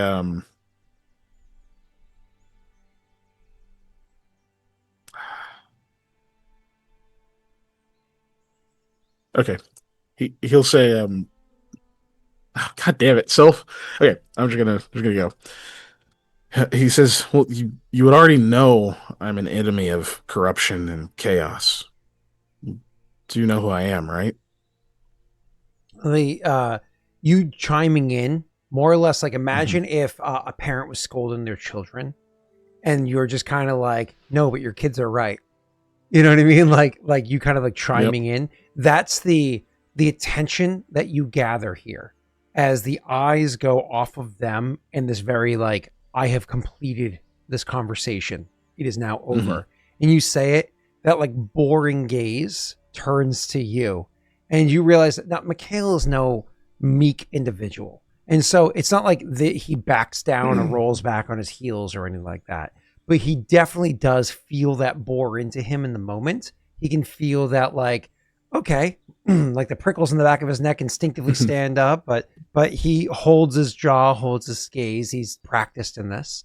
So you say that and not to be sarcastic or anything like this. I don't say it with like a sarcastic or snide tone. This isn't like Snape or any shit like that. But just simply says, enlighten me. Mikhail of the Valiant Few. There is he does say it somewhat softly, just to like make sure they hear it, but not try to be like loud so that other people notice, just because he doesn't want to bring trouble to them. And so, hearing you say that, he says, Mikhail of the Valiant Few. Yes. Pauses for a second and thinks, is that true? Or are you lying? You seem like a kind of person, looks you down and back up with like your fine clothes and everything else about you that comes off as ostentatious, and you are very charismatic and whatnot. You seem like the kind of person that knows what to say when you want something done. How do I know you're not fooling these children behind you? I'll say it louder. I just don't want to bring that kind of attention your direction. It's not really the sort of name I'd want to claim. What were you doing during the attacks? Looking for survivors, helping people out of buildings. Really? Right before that, I was fighting gnolls. Who were the other members? He pauses, realizing it's a silly question because it's such common knowledge. He says, who else was there that day? Aldo. What about Koa? He was rescuing people from buildings as well, wasn't he? When he returned. he had left right before they happened, and he's still rather torn up about the fact that he wasn't here to help earlier. Aldo helped people out of buildings. Of course. Anybody in particular? Did we ever learn any names of people he Not names, helped? but you probably told each other stories of what you did, or you just kind of like shared a drink and, can you believe that one of those? Even though it wasn't on cam, you can everyone imagine. in particular, everyone we could. Yeah. That I will share what he's said to me. I don't know if you were looking for me to give like a specific thing there, but yeah, Mikhail will like name off like a couple of specific people that Aldo remembered rescuing, like how they looked, any notable details. Yeah. So it gives off some. You give off a couple of details because Aldo did because you went into the building, into the basement, so on and so forth. Aldo was doing a different task, right? And so you go off those details, and he says, and he stops, and then he looks to the two behind, and then looks back at you, and he says, "Did you know he was Mikhail?" And but clearly, while looking at you, was not posed to you as a question, and you hear her respond saying, "I didn't," and then you hear the other guy respond in kind, but his voice sounds weird as he says, "I didn't either." And then, again, his voice sounded a little bit off. He starts melting into Beltran. And Just I like caused distractions. Too small. Let me tell you about my cantaloupe. It was this a week. quip. Did it explode, or did you just pop it like you did the watermelon? I just cut it and ate it. So anyways, the he says, "Fine. You can join us. We tend to leave in the evening as the sun goes down." In the evening. You'll be going this evening? I said that, didn't I? I'll meet you back here, I expect. No. Then where? He says, the northern gate, the road to Rid. Okay. Type that down so I don't forget.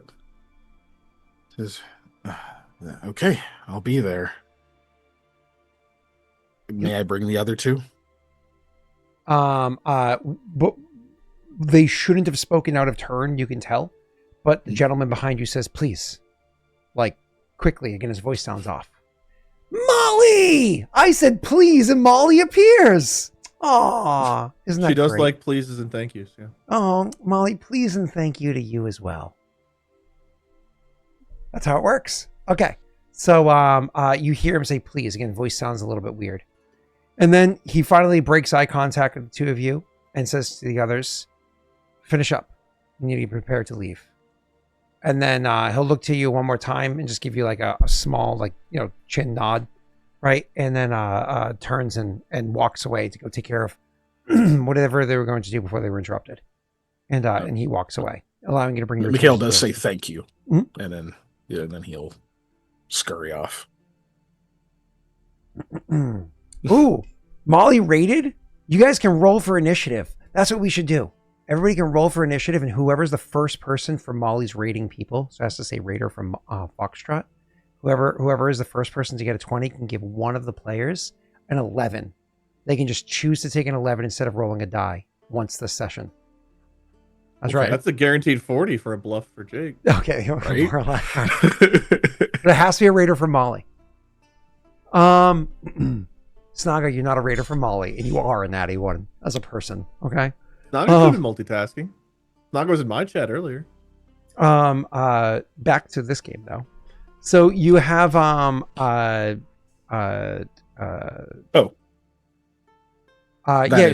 you turn back to the other two, and you can see that she immediately turned and started to go about whatever she needed to do to pack up their supplies inside of a wagon cart, whatever it is that they have there. Yes, Wade, wagon cart joke, haha, slow, haha. Moving on. So, but you can see that he has his eyes are very watery, and at least one drop has fallen because you can see the streak on the cheek, and they definitely look like they're holding back emotions.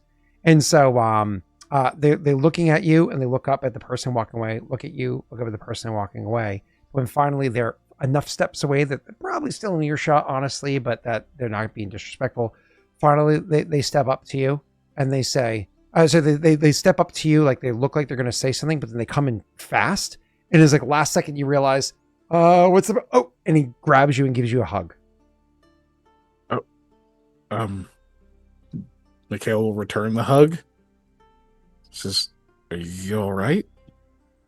He steps back and says, "I can't wait to meet him." Did you know someone? Nods. It's my younger sister. She came for the journey. We don't usually do that. Let the young come. But she came that day. We left her with a friend while we were finishing up business. We didn't expect. We didn't know. I'm so happy she made it. He nods. Happy. And kind of like, clears his throat, trying to keep cool there. And then says, "See you by the gate." Yes, sir. And turns to go about the routine. It's one of those, at one point in time while you walk away, you imagine you can look back and you can see like she put like a reassuring hand on like, his forearm or whatever it is, like gives like a tight grip to him to, whatever. And, to again, reassure him. And they walk away. Anybody get a 20 yet? I think they gave up. They gave up. So somebody got a 19. Rasmus is not a person. Oh my God, the Rhode Island girl. Is it the Rhode Island girl? It is. Leave Scott, please. Not again. Please. Let me roll my D4 to see how long my gather info took, and then we can switch over to the other two. 4 hours. 3 hours. Okay. I'm going 4 for a while. No, it's 1d4 plus 1. For a 30? Come on. It's a 1d4 plus 1. That's the rules. Yeah, knock off the 1. 1d4 plus 1. That's the rule. Leave me alone. What do you think you are, Aldo? I'm friends with Aldo. I know. That's why I brought it up. I definitely don't think I'm Aldo. But I could be. He could convince me. Walk into like a really expensive shop. Oh, did my order come in today? Who are you? The one expecting that really nice order today. Oh, yes, of course, here. So he'd be like, "Why do you keep answering to Mikhail? You know you're Aldo, right?" And I'd be like, oh God, I forgot. All right, Thanks so much for reminding me who I am. That concludes your thing that you went for hours for. Like I said, it was like noonish or whatever before you started going off and doing this. Now it's like well into the afternoon, early evening, or what have you. And let's go over to Aldo. Where were you going? You were going to wait for Dwayne, yes? Yeah. So I'm gonna skip you for a minute. Wait, you meet up with Fuffernutter.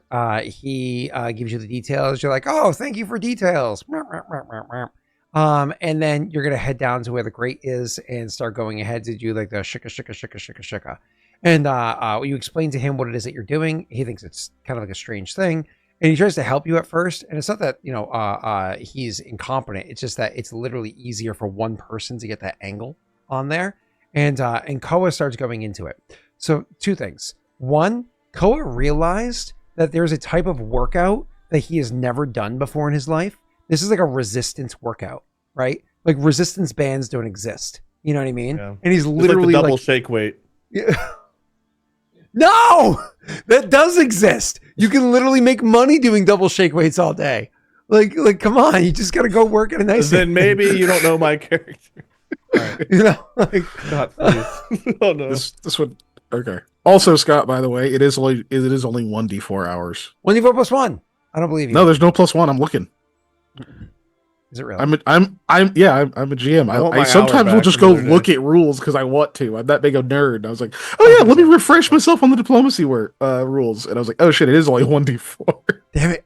It's actually I've been doing it wrong too. Fine, it's not even late. It's mid to late afternoon, not early evening yet. And see, look at that. You're 30. So Koa's doing a resistance workout. So Koa's doing a resistance workout and realizes his arms are getting tired way faster than he would have anticipated. Like this is awesome. Like this is something like he has not experienced. It's a different type of exhaustion. This is awesome.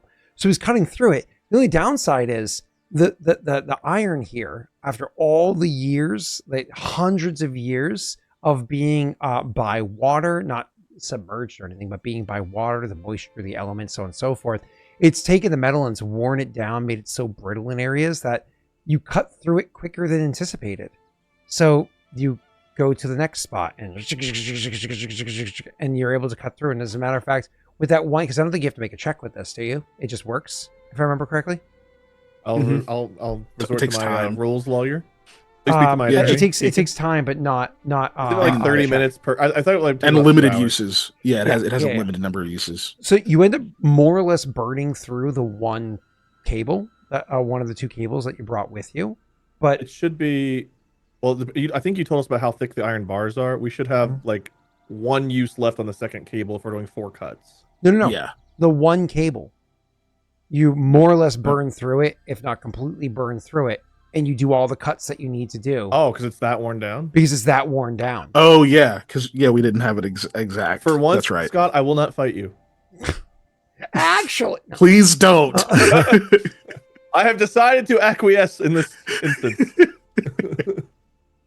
You win, my liege. So anyways, you are able to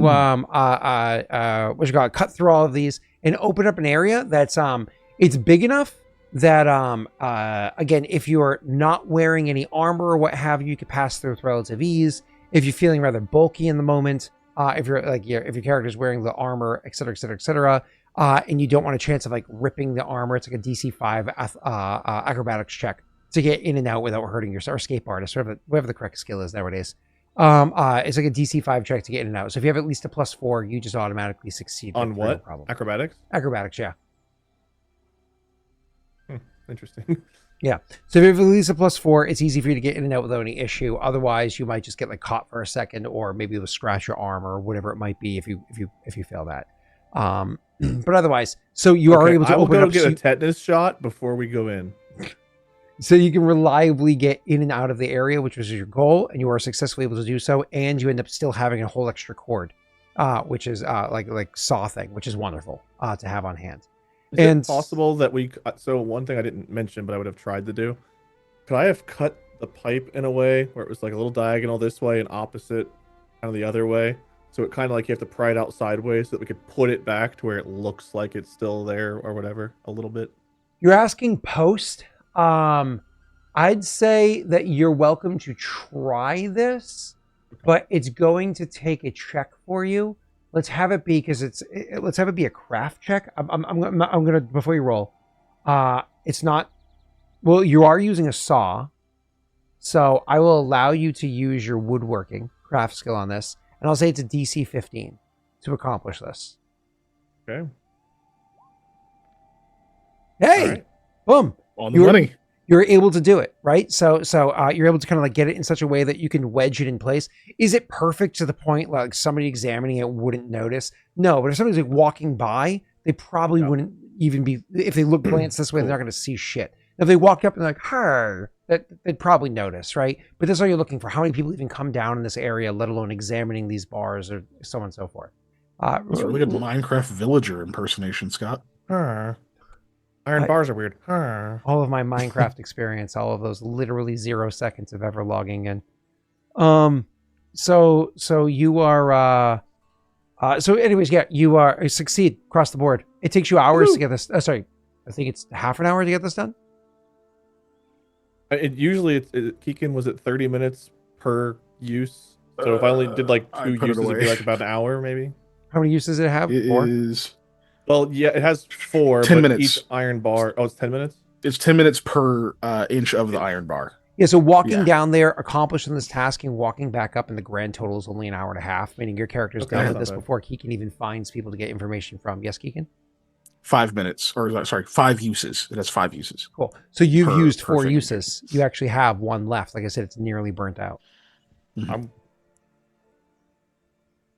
Cool. Kiken, are you keeping track of that, or do you want me to put that on my sheet? Because I don't have the iron saw on my sheet yet. Oh, yeah, I can do it. Okay, that's up to you. I want to make sure one of us marked it. Yeah, it makes sense. I figured it probably wouldn't be Jake. Figured correctly. No shade, just facts. Yeah, 100%. I'm just planning my next montage. That's all. Oh shit. Cool. So anything else from you, Wade?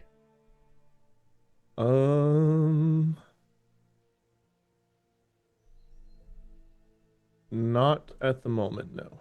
Cool. Since you have so much extra time hanging out with Fucknut there, why don't you go ahead and just do me a favor? Roll me a charisma check.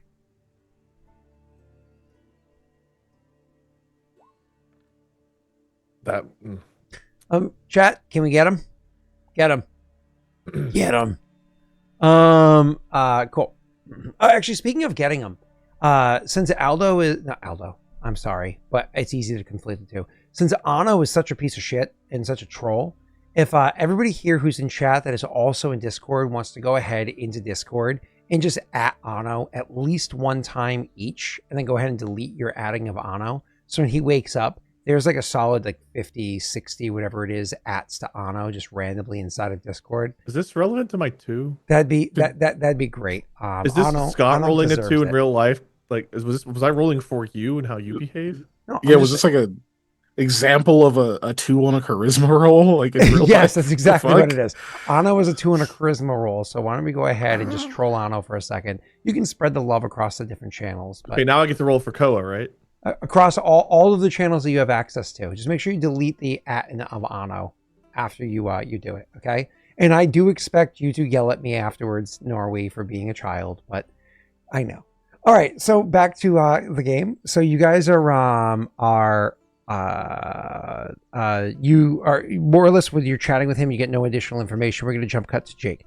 Jake, some hours later, even after they're already done with their tasks, Dwayne's going to come rolling into to where things are, and he's road worn or whatever, and he comes walking up, and as he walks by, he sees Aldo, and he gives like a double take. He's like, "Oh, hey Aldo," and he'll walk over to you. Dwayne, you're earlier than expected. He says, "What can I say? I'm ruthlessly efficient," and then he takes a second. And he's like, "I am a bit parched from the road." He looks at you a bit hopefully. Oh, don't worry. I have a night planned for you. He smiles and will walk with you and talk as needed. Okay, is this where I can say my montage of what happened now that I've been planning? I'm afraid to know what it is, but sure, go ahead. Okay, so I'm just letting you know, this takes Aldo out. He's not coming to the Martyr Shrine with you unless you can somehow find him during this montage. But, yeah, Aldo and Dwayne, they walk into the city. Aldo disguises himself, obviously, and we check into an inn, and then it just kind of jump cuts. It jump cuts to them, like, catching up, and then, like, the next frame is them, like, laughing and having fun. Then they're both doing makeup as they're going in different disguises. Then it jump cuts to some drinking, jump cuts to some dancing, it jump cuts to Dwayne like looking really scared because someone come into the door of an inn, and as they were walking through, like a bed sheet fell down on top of them and he thought it was a ghost. So he's really scared. Then it just jump cuts to them like running from guards, but they're dressed as like Koa and Mikhail. They're disguised as them. Then it jump cuts again to like them doing some more dancing and drinking, and then, you know, at the end of the night, they're just both passed out on the floor somewhere.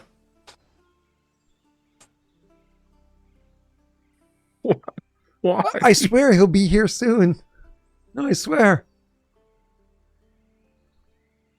A bounty poster for me? Rabble rousing. Why do I have an afro in this image?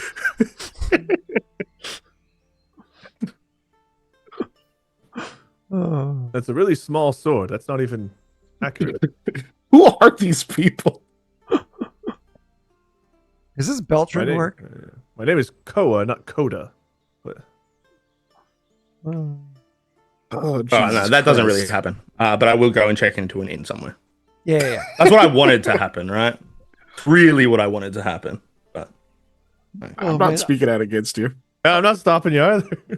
All right, sorry everybody. The next 4 sessions, so the next 4 nights are all going to be like 3-hour solo sessions of Jake just fever dream. I gotta say, the song in my head during your montage, I don't know if you guys remember the Supernatural episode. I think it was Changing Channels, where they had like this episode of Supernatural was filmed in front of a live studio audience, and then they played like the theme song. That song is what I pictured for your montage when you said the sheet fell off and it was like a ghost, because that happens in their little montage. Nice. For those that know, that's the theme song I think that plays. I don't know if I ever watched an episode of Supernatural. First 5 seasons are some of the best on television. Loved it. Agreed. After season 5, it's okay. Then it's just good, from what I've heard. Okay. Every time something like this happens, I always just imagine the end of it. It's just Aldo waking up in the woods with Dwayne being like, "Oh my god, it's never happened when anyone drank midnight milk before. Are you good? Are you okay?" And we're all the way back there. And all this shit has been a hallucination. Are you telling me that you gave Dwayne your midnight milk? Okay, Scott. Okay. All right, you ruined it. Yes. We're all having fun. Montage over. Good. Yep. Good. Now let's get back to the session. So we will go check in at it though. All right. Perfect. So you guys go to the go check in at an inn or what have you to meet with him. And so Beltran, obviously looking to grab a drink or whatever with you, will go to chat with you. I don't know if there's any particular RP you're hoping to have with Beltran. With Beltran, definitely fucking not. I'm sorry. With Dwayne? I meant with Dwayne, also bit my thumb off on that one. It's like he's doing what? I'm sorry. I read chat. It says first Beltran, now Dwayne, and all I could think was Beltran was what was in. It just like flipped the words in my head. So are there any particular conversation you want to have with Dwayne while you guys are grabbing a beverage? No, there's not. Okay. And we do have to go. Meet? Were we supposed to meet with Koa? Is that what we were supposed to do? Well, I mean, Koa will. You guys will be able to. Koa's gonna. You need to let Koa know where you're staying. So at some point in time, you will have to go find him. But you guys definitely have time to go grab a drink first. He was doing some whatever task or whatever it is. And Dwayne does badass work all the time, and he just came off the road. Aldo always needs an excuse for a drink. Anyways, so one of the details you are able to get from him, because obviously you will tell him about the letters that came in and the different visuals, and kind of letting him know that you are getting some word for you're kind of like, we're leaning towards inviting Hansa that's here and trying to get some details. He can let you know some of what's happened in Astrad because he was able to gather some of that information. You guys look like you were curious about what was going on over that way. As a reminder, Astrad was attacked by Beltran to force them to more or less pay a tithing to them in food like grain. Twice now, right? Over that way. By coincidence, to make them suffer, the Orsugo's gnolls set fire to Orsugo's just men in general set fire to the fields in Astrad, which negatively impacted their ability to get the food. So he sent his soldiers over to deal with that. They fought, got kind of their ass handed to them, but took care of the problem enough, contracted a disease or whatever it is on the way back, and he went and spoke with them. But the state of Astrad as it is, it's not like they just wanton killed tons of people. You can imagine a few people probably did die in the fight from Beltran kind of like attacking the area.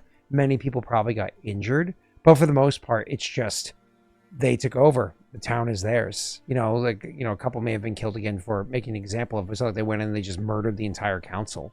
It's just now the council works for me. I now take care of your salaries, make sure I'm happy, or there might be pay cuts or other things being cut, like that kind of a situation going on. So the people there are none too happy. For some people, life has barely changed, aside from now they have less food because they are being taxed more on what it is that they grow, and now even less since their fields were burned. But, just things are not happy there. It's not like there was a full-blown massacre or anything like that, at least not yet. So that's how things are happening over there. You got that information from Dwayne, and at some point in time, you do broach to the topic of why Dwayne is here, which is to look for the specters or whatever it is. And is kind of like he's not happy, very downtrodden, Jake. But Aldo is really good at being empathetic to this. Like the fact Aldo is sober and witnessed from afar what was done to the last guy that had specters. and he was able to kind of like take in the whole scene, right? And so he can be a bit empathetic to this. Gives a couple words of encouragement to Dwayne, and Dwayne he took this time to like swallow the pill of knowing what his job will be, right? So he's willing to do his part, doing my part. I did my part in the job here. So, anyways, any other questions, Jake, or do you want to jump cut to meeting with the others? No, I'll jump cut. Cool. So, at some point, y'all will meet up with Koa, which also meets up with Mikhail to find out the plan of what's going on. Koa, we'll let you go first. You fill them. Oh, good. He's back. So you are able to fill them in. You got the thing. You're able to fill up all those details. We can jump cut those. But Keegan, I imagine you want to actually explain what's happening because that's more RP worthy. Yeah. I already forgot what supposed shop they were running. I remembered all the other stuff. The people that I talked to. What question about the shop? Go ahead. I don't remember what kind of shop it was. They were not running a shop. They were inside of like where merchant wagons come in. So don't think like they have a store. They had like a merchant wagon area. So they had just like goods that they brought over to be traded here. And actually, predominantly what they were trading was fish. But they did have other supplies in there as well, kind of odds and ends and bits and bobs. Okay. Probably. Oh, but they were merchants. They weren't like shopkeepers. Okay. Correct. Though they didn't come off as merchants, they seemed a bit odd. There's 3 pairing merchants. Go ahead. Militaristic zealots. Sure. Sure. Yeah. So he'll say.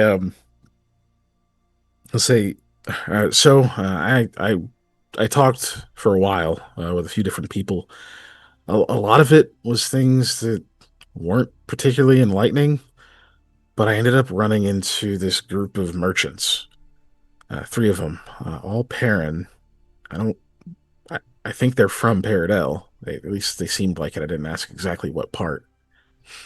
But I think they know where the site is. In fact, they go to it. I already agreed to meet them and head off with them whenever they go. Supposed to do so in the evening, right about sundown. One of them, well, they know who we are. Well, one of them hugged me, actually. We saved his younger sister. Okay. That sounds like a pleasant interaction. It was a little tense in some spots, but I got quizzed so they could make sure I was who I said I was. I told them. But I already volunteered to bring both of you. I hope that's okay. And you trust them to that extent? Trust them enough to go with them, more so if you're also there. Just in case. All right. So we're going with them over there. Yes. North, we meet at the north gate towards Rid. So it must be north of here. Apparently it's not a widespread thing. They don't talk about it too much because of the corruption. They're worried it'd get exploited, that someone would turn it into something it shouldn't be. Okay, and these people, they're true believers?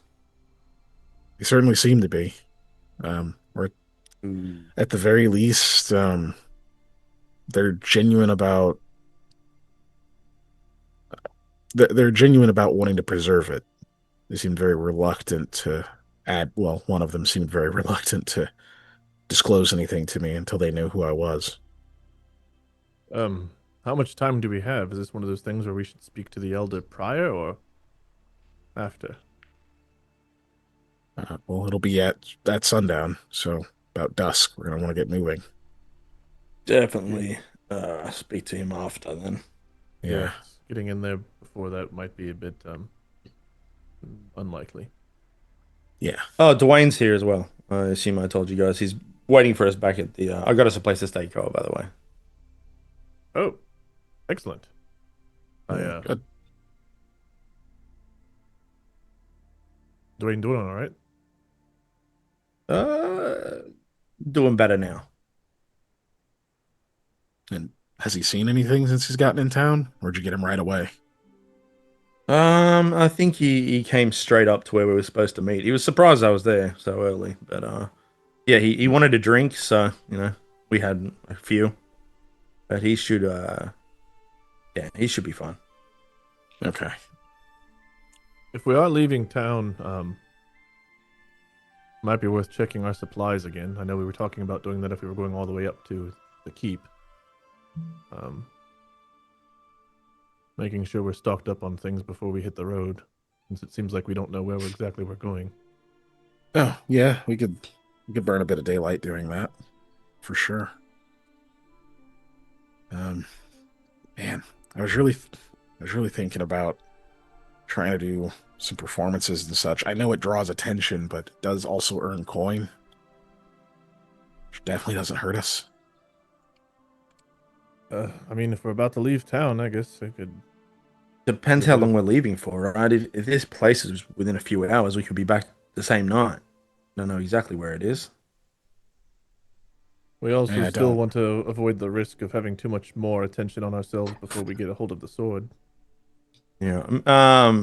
Did you fill us in on the situation with Orvain and like the guards and all that stuff? Yeah. With Casper. Casper would have told Koa, so I guess Aldo probably wouldn't know. Okay. If you ask about it, if you want to assume that we disclose it just for brevity, that's fine. Yeah. It's fine with me if it's fine with you. Yeah. Right. Well, Dwayne being here is more useful now. Poor Orvain, we have to help him. And these Agreed. others, who's really leading the search for us now? Tazri. I guess she's some kind of. She's got connections. Apparently, a lot of them. She's one of Beltran's lieutenants. Yeah. One of. And we should deal with her sooner than later. I think she's got to be next. There's only a couple of ways to help Orvain, and one of which is off the table, which means the other one is very unpleasant. Unpleasant or not, he's helped us, and we owe it to him. Yeah, we got to get the sword. Well, we need the box because if we or get do the we sword, need to take we need him to put it to somewhere. Yara? That's what I was thinking. That again. We can try getting the sword, but we don't know if that'll be an immediate fix. No, you're right. I kind of put that out of my mind. I don't even have any silver. There's got to be a better way to do this.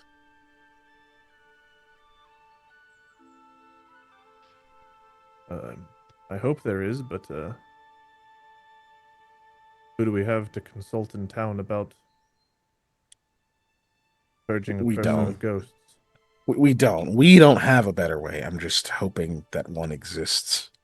Maybe. I don't know. But you're right. We have to help him if he's starting to succumb to whatever this is.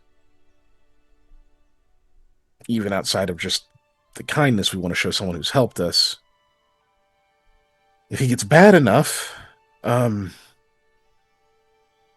he knows things about us, right?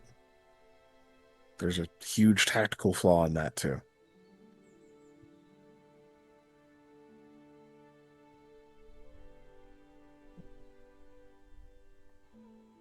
Well, we can't do it all at once. We're going to have to prioritize, and if we're leaving at dusk, I don't think that gives us much time to deal with either of those things. It'll have to be after we get back. Well, we can arrange the meeting with him, right?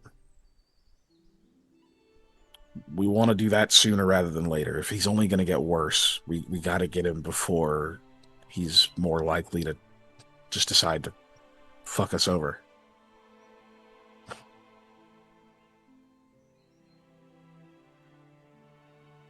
I don't remember did we set up another way to meet with him, Scott? Or do you guys remember? Nope. He more or less be creative because he was not going to work with anything that could be like trackable or whatever it is. He's not going to be looking for anything routine.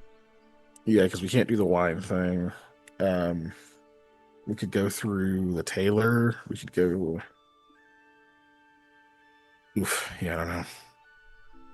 If things have progressed, the first thing we need to do is get Dwayne to lay eyes on him. It'll probably confirm what we already know, and then we can work out what to do. I think with tonight we focus on going to wherever with these people, and whatever that entails, and then we'll start working on the other stuff tomorrow. So just deal with what's in front of us right now. Yeah. If things have progressed as we think they have,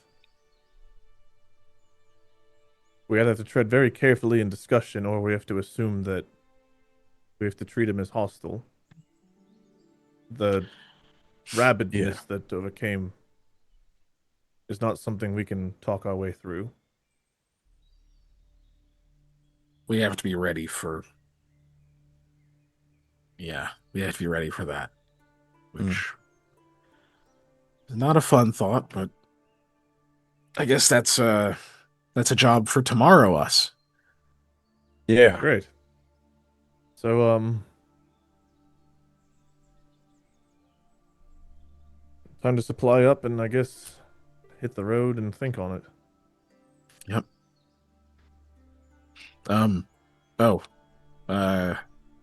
Casper, you were the one who heard about the whole thing with Orvain, right? Nods. You don't have any ideas of a good way to set up a meeting with him, do you? He starts to shake his head no, and then he pauses and he says, actually, maybe.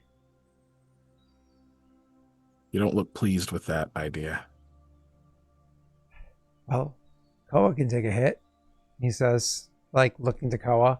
At first, like it's a good idea, and then a little apologetically afterwards. You have taken some unnecessary hits in the past. I suppose I am due for one for you. He shakes his head. He's like, no. I don't mean it like that. I just, because of how he's been, he's a little hands-on now. Like a little man with his hands on scissors that's DMing us. I don't know anything about demons. He looks a little taken aback.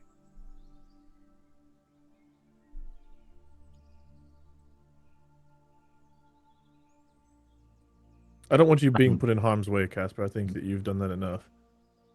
So how can we... Kind of looks to Mikhail and Aldo. Just tell us what you're thinking. I think I'm missing it.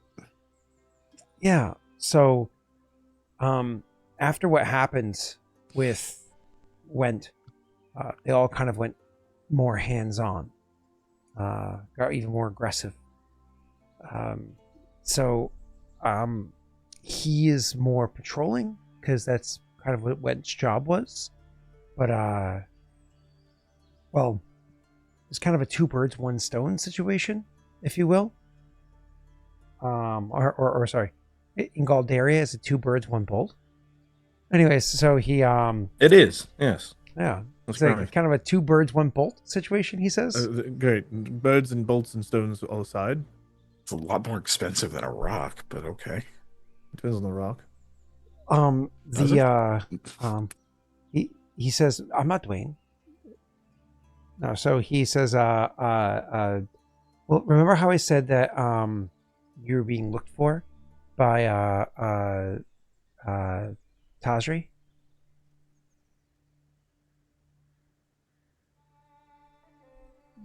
Could just go to her. That would certainly trigger his interests.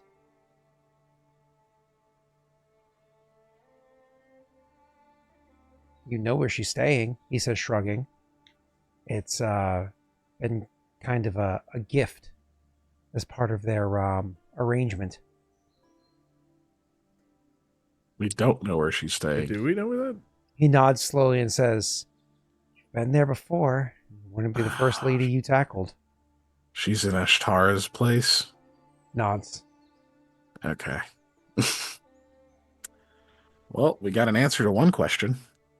So you think this will Lord Vane or? Well, I imagine a couple of other guards as well, but it's not like Beltran's going to come himself, is he? He says, like, looking to all of you, like you would know. Wait, who's staying in Ashtara's? Tazri. Tazri. The one that's leading the search for us. Yeah. Yep. Which it's good to know her location, but that doesn't help Orvain. I didn't tell you that earlier, he says. I swear Not where she was staying. You know what I mean? But Koa rolled a terrible charisma check. No, that's a new detail. You told me she was searching for us, but that's a different thing. Okay. At least I'm familiar with the stairs there. I guess we could, if we do something there, it would get their attention, but I don't know how that gets us a more discreet way to contact Orvain. I'd probably bring the whole guard down. We're not going to exactly have a conversation in the midst of a fight. He says, if you want something discreet, I can go just try to slip a message. I don't think that's a good idea with how Orvain could be at the moment. Yeah. Mikhail tries not to let it show in his face that he really doesn't want Casper to do that. The last time he came back with a fucking concussion.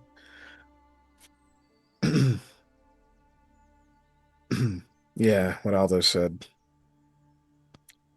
Could maybe leave one somewhere for him. I don't know if there's like a spot he goes to by himself. He shakes his head and says, seriously, I don't mind. I'm not afraid. Casper, we said no. He takes a breath and says, I can send the message. We don't know what exact state of mind he is in. You could be giving him a message and for some reason he gets angry with you and hits you over the head with a cudgel. We need to verify where he's at first. He stops for a second and he says, I can do all of that. You know what you can do, actually, Casper? Why don't you scope out Ashtara's old place? All right? Just see what the guard situation there is like. Is she, are the guards posted outside of her home, or is it like Orvain? He can come and go as he pleases. There's no extra guard there. When she leaves the house, does she leave with guard? Are they staying in the house? Just give us give us an idea of how that place is. Sure, Aldo. I'll take care of that. And he stands up and he says, I'll get on that right away. And he turns and he walks out the door. This guy really wants to, That was a little harsh, Aldo. No, it wasn't. Because he's just wanting to throw himself at things, but it's actually not what we want. It's not at the benefit of what we're doing. So you're actually hindering what we're trying to do. If he could actually get a message to Orvain, that would have helped. That's exactly what I asked. It wouldn't have helped because we don't know what Orvain is like at the moment. And that wouldn't help us find out? Would it have helped us find out if for some reason getting a message to Orvain he ended up dead? Or in interrogation? This is why we have Dwayne here. We need to do reconnaissance first.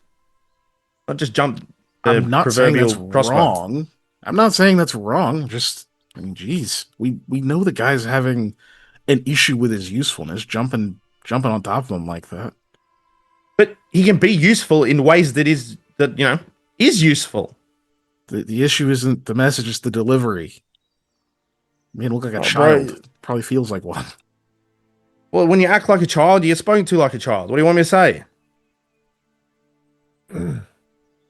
Okay.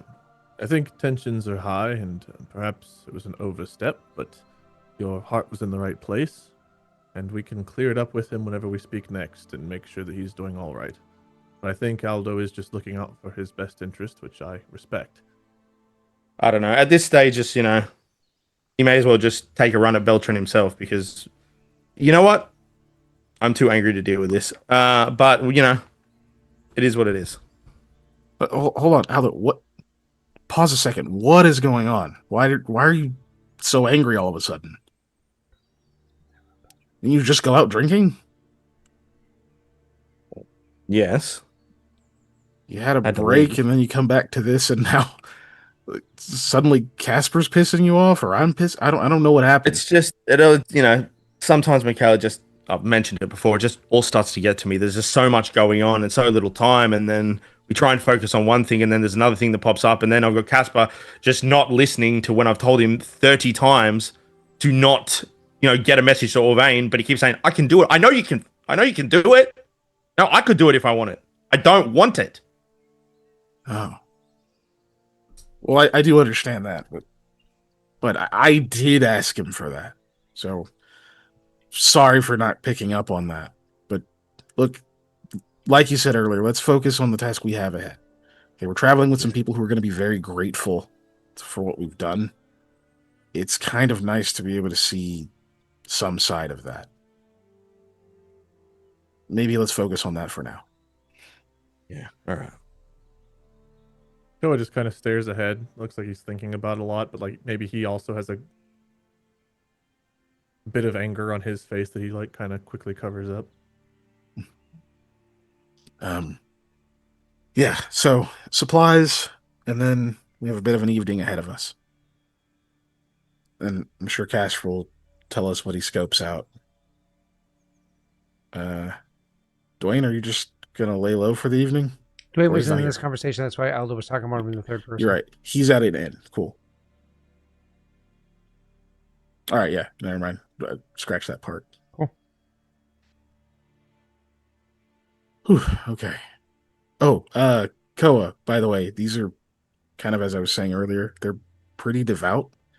So maybe if you have other questions about the martyr or just want to talk about it with some people, these might be the ones. Yes, I think I will try to take as much advantage as I can, though, if they're guarded or whatever the way you kind of described them, they may be less willing to speak to me than they are to you. Maybe they respect us for who we are, but if you are also viewed as countrymen, that might matter.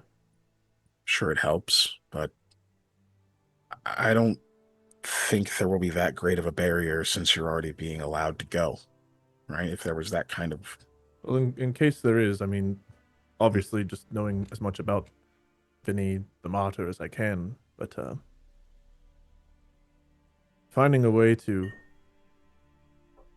help the souls here and finding a way to help Guinevere, obviously, two of the bigger things I've been asking for guidance on, because those are two things that are way above my ability to comprehend an answer or even a direction to go. Yeah. That was something I kept in mind. Did Aldo step away or is Aldo still here? Aldo's still here.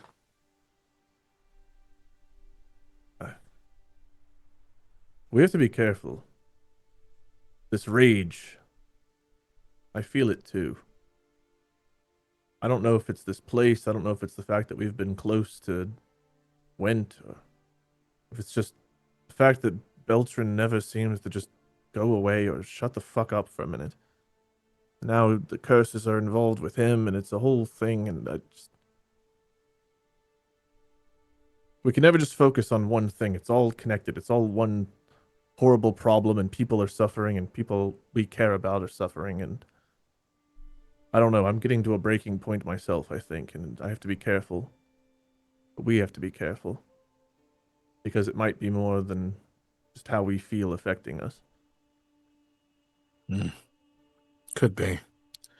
I honestly think I think it's just the situation. It's so much to deal with. My issues usually just kind of come out in bursts. Like whenever we confront someone like Went. I felt angry at Casper too for no reason there. He just wants to help, and I feel for him. But there was a moment where I was also mad. I don't know. Fine. Okay, yeah, he was being a little irritating. I don't even think that's it. I don't know. I think we're all at a breaking point, or the curse is affecting us too. I don't know. Just we need to give each other a bit of latitude here and understand that we might snap or say something we don't mean, and we might need to overlook that. And I'm speaking to myself too here. He frowns a little and says, "Overlook it? Really? Oh, I understand giving grace for those things, but I don't think those are the kind of things we overlook. We have to stay cognizant. Yeah. Yes, giving grace. That's what I meant to say. Just not taking things we say to each other to heart and being offended and storming off. We need to stick together. Is my point. Oh, but then agreed.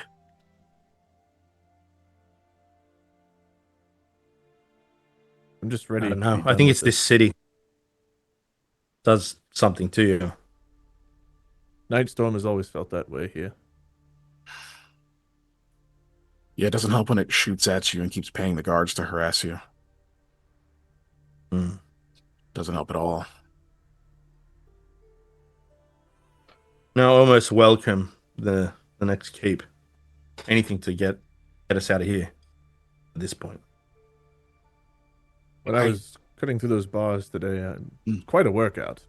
But Mikhail immediately looks worried. It makes me not miss Twisted Grove.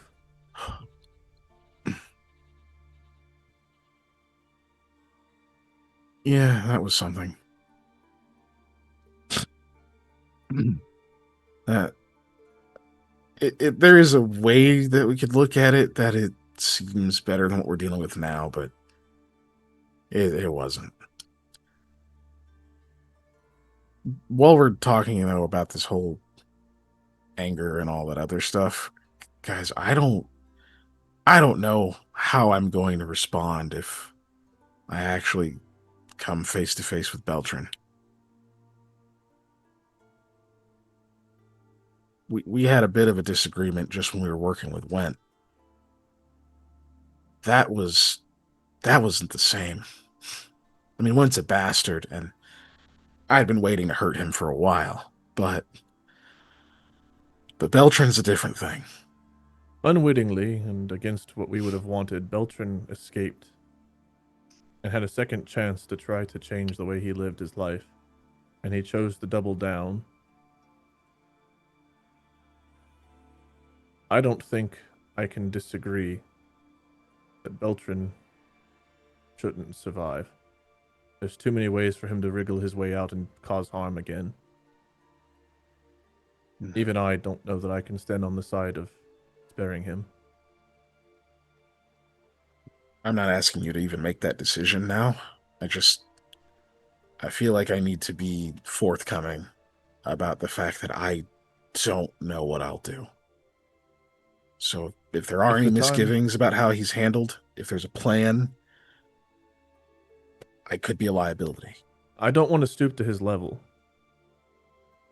I don't wish to torture him or cut off pieces of him or anything like that, but if a decision is made without me to execute him, it's not something I would hold over your heads. But it is something you would tell Leon, and he would leave. Would he? He said as much. If it's something in the middle of battle, sure, that's different, but that's what I mean. If we capture him, we capture him. I mean, he may be worth it getting intel off of, but I'm not willing that's the to issue. Risk him escaping to try to capture him. If we do capture him, though, there is nowhere he'll find justice in Adir. Maybe not. He'll never be allowed to be returned to Adir. Then we keep him. Where? We figure it out. Yeah, look, these are more questions for a different time, I suppose.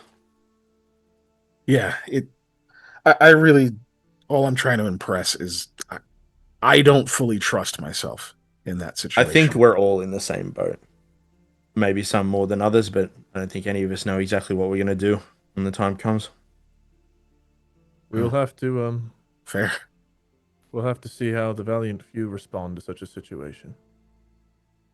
Because none of us knows. He just nods. All right, well, we best stock up before we go visiting any gods' earthly remains. Right. It's a hell of a sentence. It's not true. That's why. They're not going to have us dig or anything, right? We're not going to be committing any kind of horrible blasphemy. Very doubtful. We didn't exactly discuss whether or not we'd be digging up any remains, but I'm going to go with no. Sure because I'm not sure that I could do it. I'm going to go with no. This is clearly a place that they've already known the location of and they visited it before. They say they usually go in the evenings. So no. Well, let's shop. Let's put our minds at a bit of ease with any luck and enjoy another night before all hell possibly breaks loose tomorrow. Yep. Ugh, I miss my bed.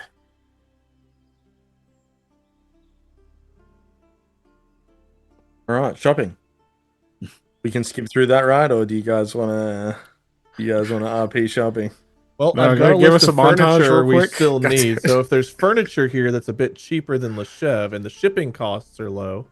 No, Jake, Scott, if we spend a please. certain amount of gold, the shipping costs are taken away, right? It's like Please Amazon. tell me you have another montage in the tuck, please. I was thinking about one.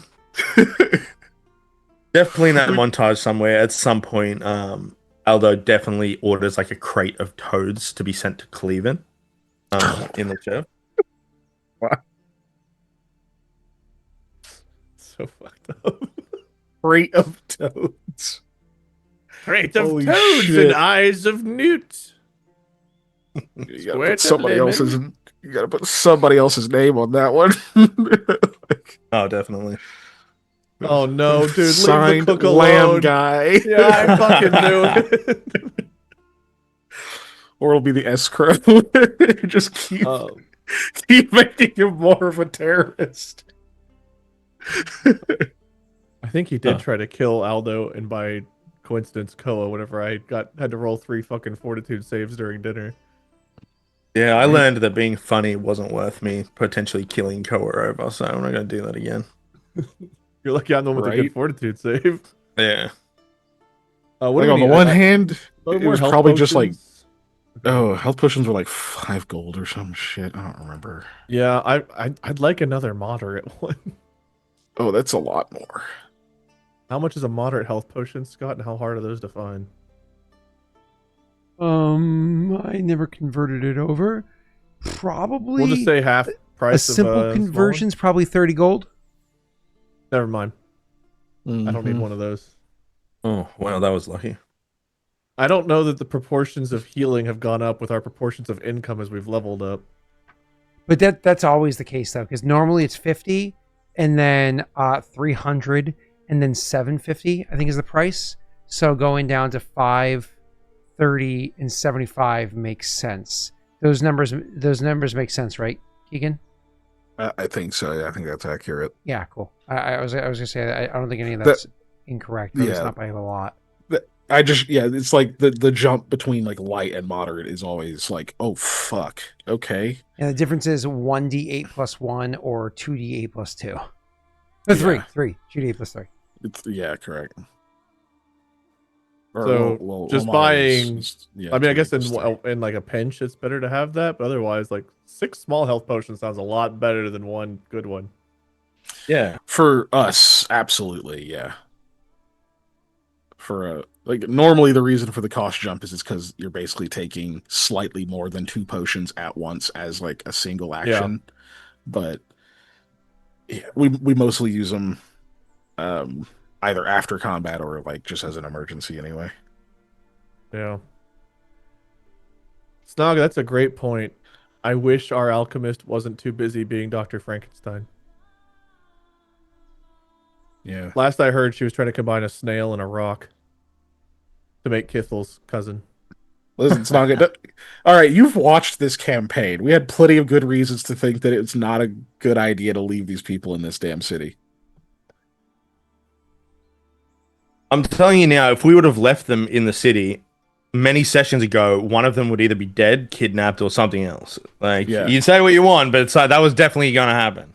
Yeah, Joey would be mad at he'd be mad at us for letting Ashanti get killed or some shit. No. And before Leon peels off the mustache, has been Beltrin the whole time. All right, so what are we buying?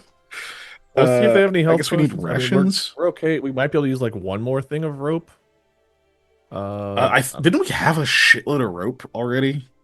Yeah, we might. We did have heaps. We of used rope. The last couple of things we did, but maybe we recovered it. I don't remember. I think we like way overbought on rope and used like a little of it. I think is what actually happened. Let me see.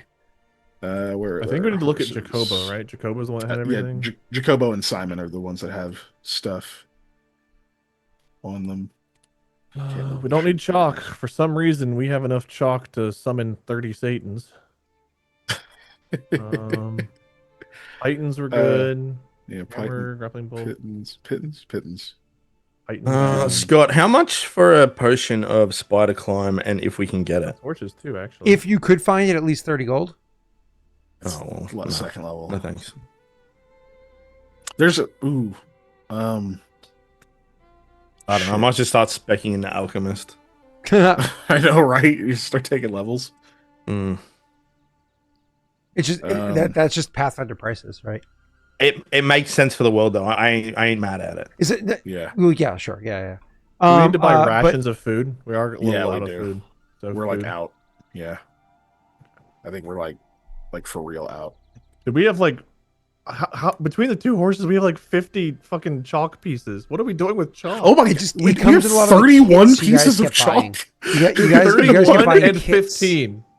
You get buying. Well, no, I was combining 15 and 16. Oh, I thought we had 30 on the other one. Okay, yeah. No, Jacobo has 16. Okay, yeah. We have so much damn chalk. Yeah. 3 flint and steels. Yeah, we're good on all that. So I think we need yeah, because I'm pretty sure all the food on Jacobo is actually gone. I wouldn't mind I don't know how much soap is, but another bar of soap maybe. We did pretty use inexpensive. It for something. If I remember correctly, it's probably like a couple brass pieces. How much is blood block? We're out of blood block too. That's expensive. Yeah, we are. You get that relatively cheap off of Gwen. It's a few gold each though. Alchemical items are things that require many years of training and research and rare materials to create. Let's just buy 3 health potions and call it a day for now. And like some rations or whatever. Each. Yeah. We can get like the major shit later. Okay, yeah. I currently have 3. I have 3 light potions that I bought whenever we were in Westwood. Oh yeah, I have 3. Yep. Okay, that's good. So we can buy a few more, but I can't afford a few more. We'll have to dip into some of the funds Gwen provided if we buy more than. Oh, you guys all have the quick potion break thing, right? Yeah. Yeah. So everybody should have one of those in there. So let's just pretend like Wade has the only ones. You guys should each have one of those. I have one, and I have it in my thing. Okay, Keegan also bought some afterward. What's up? Yeah. Keegan bought the rest of the ones in Westwood after I bought some. So he bought the other 3. Keegan, how many do you have? Well, no, it was literally 1. Great. That means he had 3 more. That means they each have one. I bought a heal kit. Yeah. That means they each have one in their arm, and Wade, you have one in your arm, let's just say with 2 inside of your pack. Do you have any other kinds of potions on your characters? No, I'm double checking. I have some other ones. I'm double checking my potions because I just realized I was looking. I have reduced person. Oh, you're right. Wade. Okay, I have 3. I have 3 light. 1 is in the bandolier. 2 of them are not. Doesn't our bandolier hold 2 things? We had 2 potions in there, can't we? Yeah, I just didn't. I didn't load the second slot yet. Yeah. So I had the moderate and the light before. Mm-hmm. Yeah. So I would presume I've got 2 lights loaded right now, since I'm usually taking quite a fucking beating, and I've got one other light just on my person. I can read off the potions I've got on my sheet. We shouldn't have duplicates of any of them except for the cure. So if you have them on your sheet, let me know. We have 3 shrink person, 3 cure light wounds, and 3 endure elements. We do have dupes of those. Yeah, I don't have any of those on mine except for the. We have 1 cure. enlarge, 3 shrink person, 3 cure light wounds, which I have, 3 endure elements. Okay, I have 1 cat's grace. I have the fire belly. I have tears to wine. I have mage armor, hide from animals, shield of faith, and bull strength as like proper potions. Um, There's a and then I lot. have 1 vaporizer, which is turns a potion into like a 5-foot burst, so anybody in it can get the effect. I have 1 volumizer left, which is the one that duplicates um, a potion. I have 1 enhancer, which ups the cash level of the potion by 5. Um, and then I have that mutagen, which is a +2 natural armor class, +4 to Dex, -2 to Wisdom for 30 minutes. I do have 5 gold pieces on me that are separate from my normal gold because they're apparently worth more. The old ones, yeah. I have I those think we too. each had 5, but maybe one of us spent them. I don't remember. No, I have. I think I have 5 still. I think I had I do as 6, well. and one of them got sent off. I have this in a No. separate I have a thing. total of 5. I have 4 of them on me. One of them is with that gem merchant guy. Okay.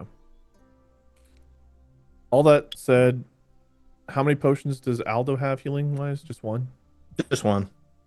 Okay, so maybe we buy like 1 or 2 more healing potions, and then maybe like a blood block just to have. I don't remember what blood block does versus healing potion. Isn't it just? I mean, if we have healing potions, we don't really need blood block. Blood block is Yeah. really good for if you're doing a heal skill check, because it's +5, but also other heal skill checks is +5, like very specific ones, or like if you're bleeding, if it's an ongoing bleeding effect. Blood block is not good for like in the battle moment. It's good for like different types of recovery. Yeah. Okay. Usually, it's good to have at least one of those on us in case someone else with us gets hurt. Yeah. Then we don't have to use a potion on them. I would vote that we buy like a bar of soap, a blood block, and 2 healing potions. I am in agreement. We actually do need the more healing potions. Like you have, like Aldo has 1 on him. You have 3. I have 3. Unless you want to give another one to Aldo, I was thinking you guys should. I can give one 2. to Aldo. Okay. Well, because if those are going to be our emergencies, or whatever. Because remember, I can help you recover. I always overnight roll a lot 1, faster. So I might need. You, I got a lot of health. You keep yours, okay? You keep yours. But I could definitely give 1 to Aldo. So that D8 he and I both have 1. 2. Whenever you have 40 health, it's not a big heal sometimes. Yeah, but if I give Aldo 1, then he and I would both have 2. So I'll have the If healer's you're okay kit. with that, then I say we just grab a blood block and like a bar of soap, and if there's any other supplies you guys want. Just because it saves us some gold. I don't have a ton. We used a lot of something. Oil? Do we still have oil? We used a lot of 2 oil. oil left. Yeah. That's a decent We amount. had like 12 or something, but yeah, we have 2. We have 1 smelling 2. salt, 1 acid flask. Okay. So food. We need food, blood block, Soap. and soap. Is that it? I think so. But this doesn't have to be like our final travel list, right? I know. I'm just saying if we're gonna stock up, we need food, soap, and then as basics. I think that's fine. Yeah. Cool. All right, Scott. That's what we're buying: food, soap, and a blood block or 2. A blood block or 2. So again, blood block's very expensive. I think going for like 5 gold a piece or something ridiculous like that. Food is pretty inexpensive. Give me a second to find the food.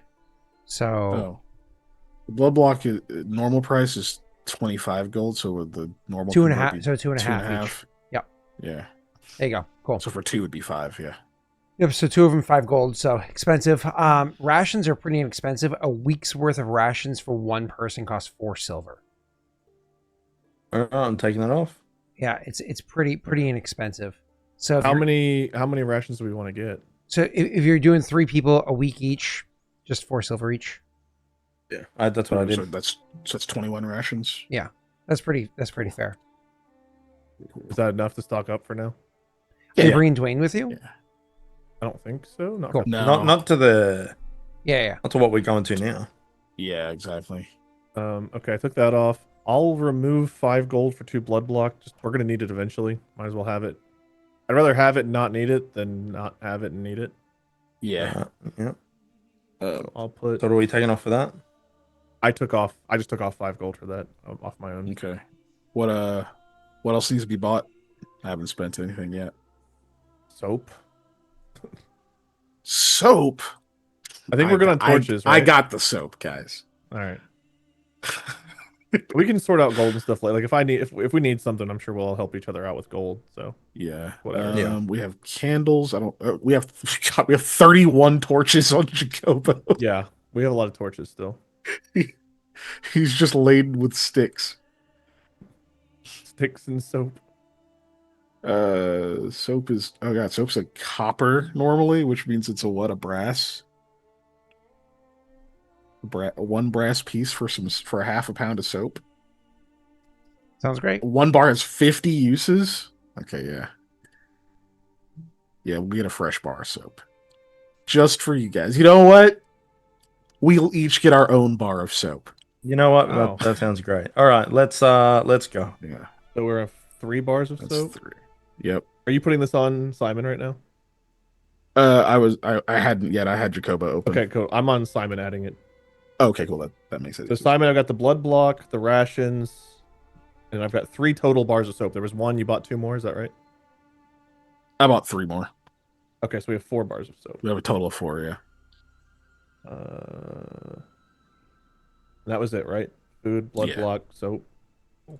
Saved. Yep. Done. We each get our own bar of soap, and then we have a guest bar of soap. If we don't want to put our socks in someone's mouth, we have a bar of soap to wash those dirty mouths out. Okay. Oh God. We're now the hygienic few. We don't use socks anymore. We use soap. But wait, where's that soap in? It doesn't matter. It's soap. It does matter. Oh God. Trust me, it looks better now than it did before.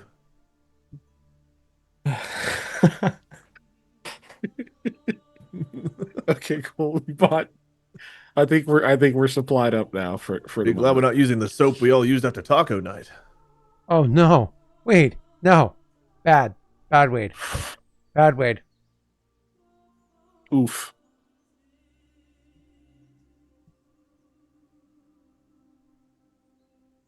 Anything else? I hope not. I don't think so. I think we bought supplies.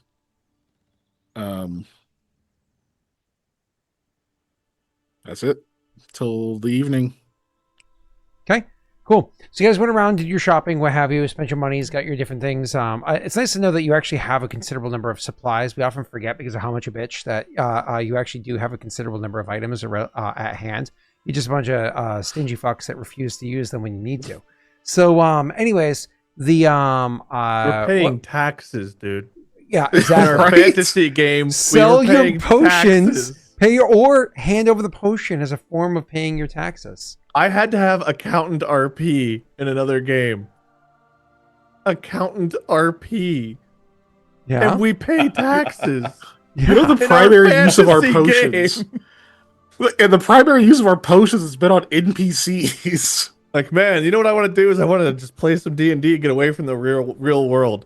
Corrupt government, lots of taxes, and by the way, your accountant needs you to fill out this document so that they can submit a form so you can buy a warehouse. Okay. So your characters that make your way not too late towards the gate to head out. When you do head that way, you're able to see that the 3 that are there. Waiting by their wagon to head out as head that in off to the side. Their wagon is being pulled by horses, and Wade, you can tell that not being pulled by horses. They're being pulled by which is kind of unusual, if you will. They're actually being no. I'm saying this all wrong. Roll it back. The wagons are being pulled by horses. Wade, you can tell these are not like special horses by any stretch of the imagination. They're pretty standard, so on and so forth. Definitely draft horses to be able to bear the burden, but 2 of them. 1 could probably do the job, but 2 is nice. It means that they either care about the animals, or at the very least they care about not being held up on the road because 1 animal got injured, right? So either way, they're at the edge of the town, waiting for you to join up with them. As you approach, you walk up, and of the 3 that you see, and to describe, because I don't think everybody was actually at their desks with headphones to hear before, there are 3 individuals that are there. 2 of them, if you can see them well enough, I believe Koa can in the evening light, but maybe Aldo cannot. Two of them, despite how young they are, after some amount of time spent with them, you would eventually recognize the markings that show that they are Perrin, coming around the age that their details start to show. Late 20s to early 30s or so, starting to look slightly different from human. Again, their cheekbones are seeming more pronounced, their ears a little bit more elongated, so on and so forth. But the other individual there that's older than the rest, definitely maybe 45 or so, maybe a little bit older, starting to show, like, definitely showing those prominent parent features. It stands out, not as much as somebody who's even older, but definitely stands out. You can see almost immediately that they are parent when you are close enough to properly see them.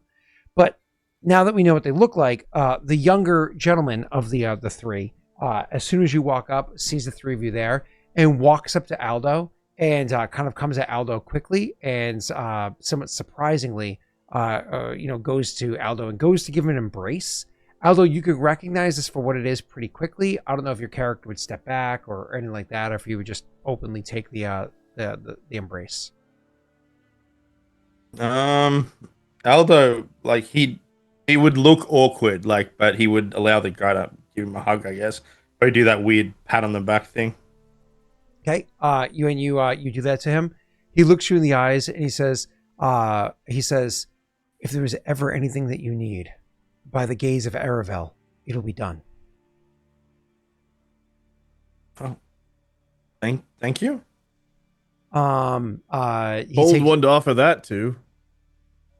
You say kind of jokingly. Yeah. And poor Mikhail is probably like, you say that and nobody chuckles. I don't think. I don't want to put words in. Someone does. But I don't think anybody chuckles at the joke. No, they do. It's Koa. It's Koa's like, oh. Someone laughs. All right. Do I have to use a hero point? Hold on. Oh. Chat, Dwayne needs a hero point so he can make somebody laugh.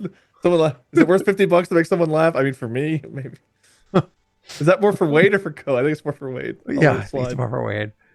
So anyways, he says, whatever you need, by the gaze of Aravel, it'll be done. And you're like, kind of like, thanks or whatever it is. And so that they step back and they kind of like take you in, like the full sight of you, like who you are, the hero in their eyes. I assume Mikhail has already informed Aldo of what this is, right?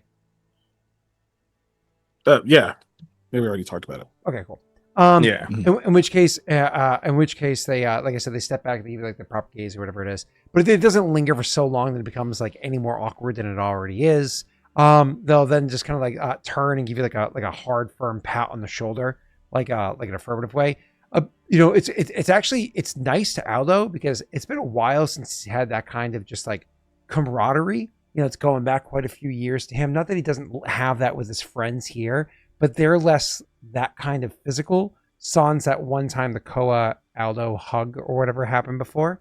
So it's nice to have that kind of like immediate like connection that's there. You almost feel like an immediate brotherhood instantly happen. Sans that one little looming detail that we can't put aside because Aldo hears by Aravel's gaze and I imagine does everything in his power. It's not just like, no.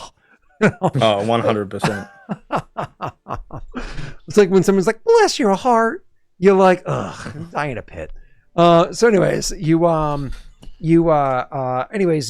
characters then immediately are able to start walking with them as they almost immediately roll out and they hit to the road.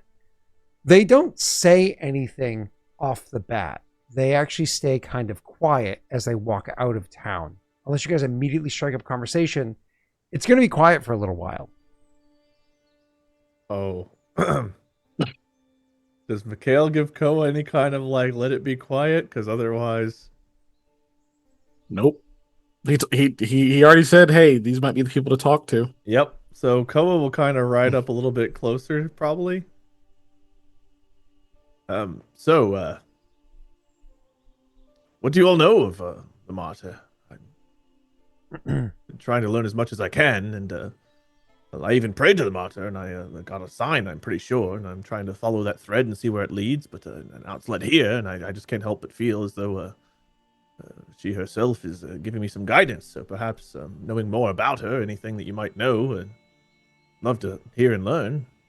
You see, I'm free folk. I came from the north, I didn't exactly live amongst all the people and not giving them much of a chance to even answer the question yet. When you finally answer the question, the older of them is the one that chimes in and says, the teachings of the martyr are engraved to us from a young age.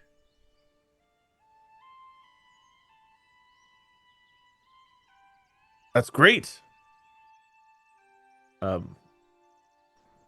Such as? He takes a breath and says, the road is long, longer than the day has been. Perhaps some time to dwell in our thoughts.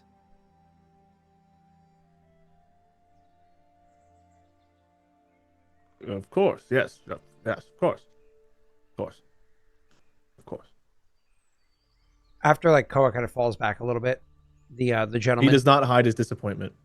The gentleman amongst them, the younger one, will walk over by Koa as he's just checking something on the wagon. Walks over to Koa, and then because Koa happens to be there, he says, "It's time to talk around the fire." Of course. And then he moves to check the other side of the wagon and then keeps walking. Koa, roll me a perception check. Oh, you said there's time to talk around the fire. I heard it's time. Yeah. I also heard it's time. Oh, there's time to talk. Yeah. I was like, we're stopping already. Okay. Koa, as you're walking with them, it was a figure of speech among them. It's time to talk around the fire. He holds a torch. You actually hear it catches you hear pretty early on in the walking. You didn't notice it instantly, but within the first couple of minutes, the other two haven't yet, but within the first couple of minutes you hear it. You didn't notice it immediately because the sound of the rolling wagon is loud enough.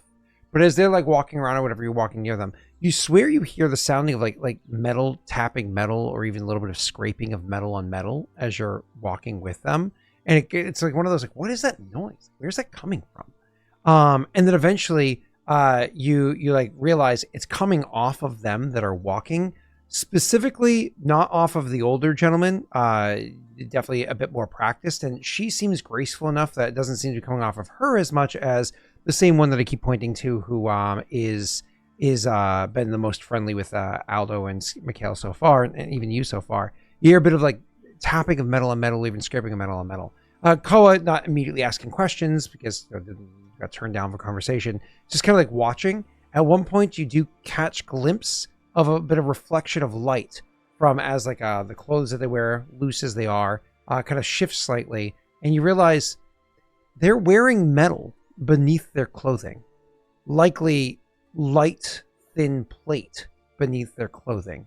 It can't be full plate armor, that'd be fucking ridiculous, but certainly bits and bobs here and there, protective gear beneath their clothing can be seen. Their clothing was clearly loose.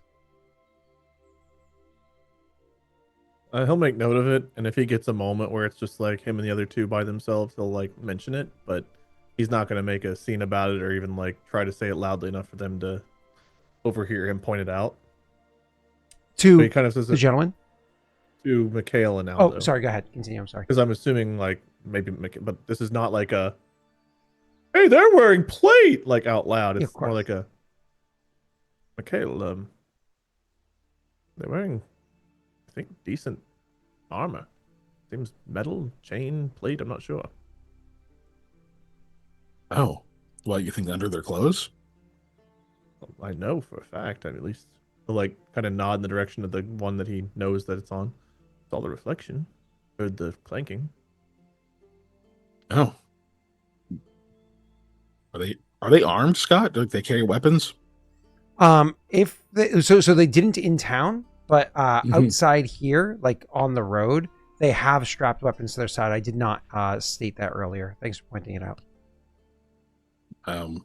Any insight as to what weapon? Or swords. Kind of weapon? Yeah. Swords, probably long swords, whatever. They're decent size. Okay, cool. Is that standard issue for the guards as well, by chance? Yeah, most of the guards inside of town wear short swords just because they're quicker, easier. It requires far less training to use. Yeah, could be in buildings, less space to swing, that kind of thing. Yeah.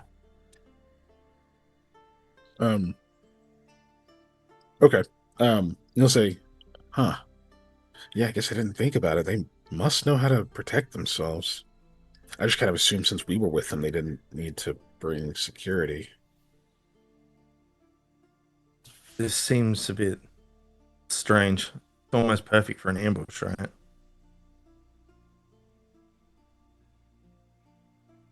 Could be.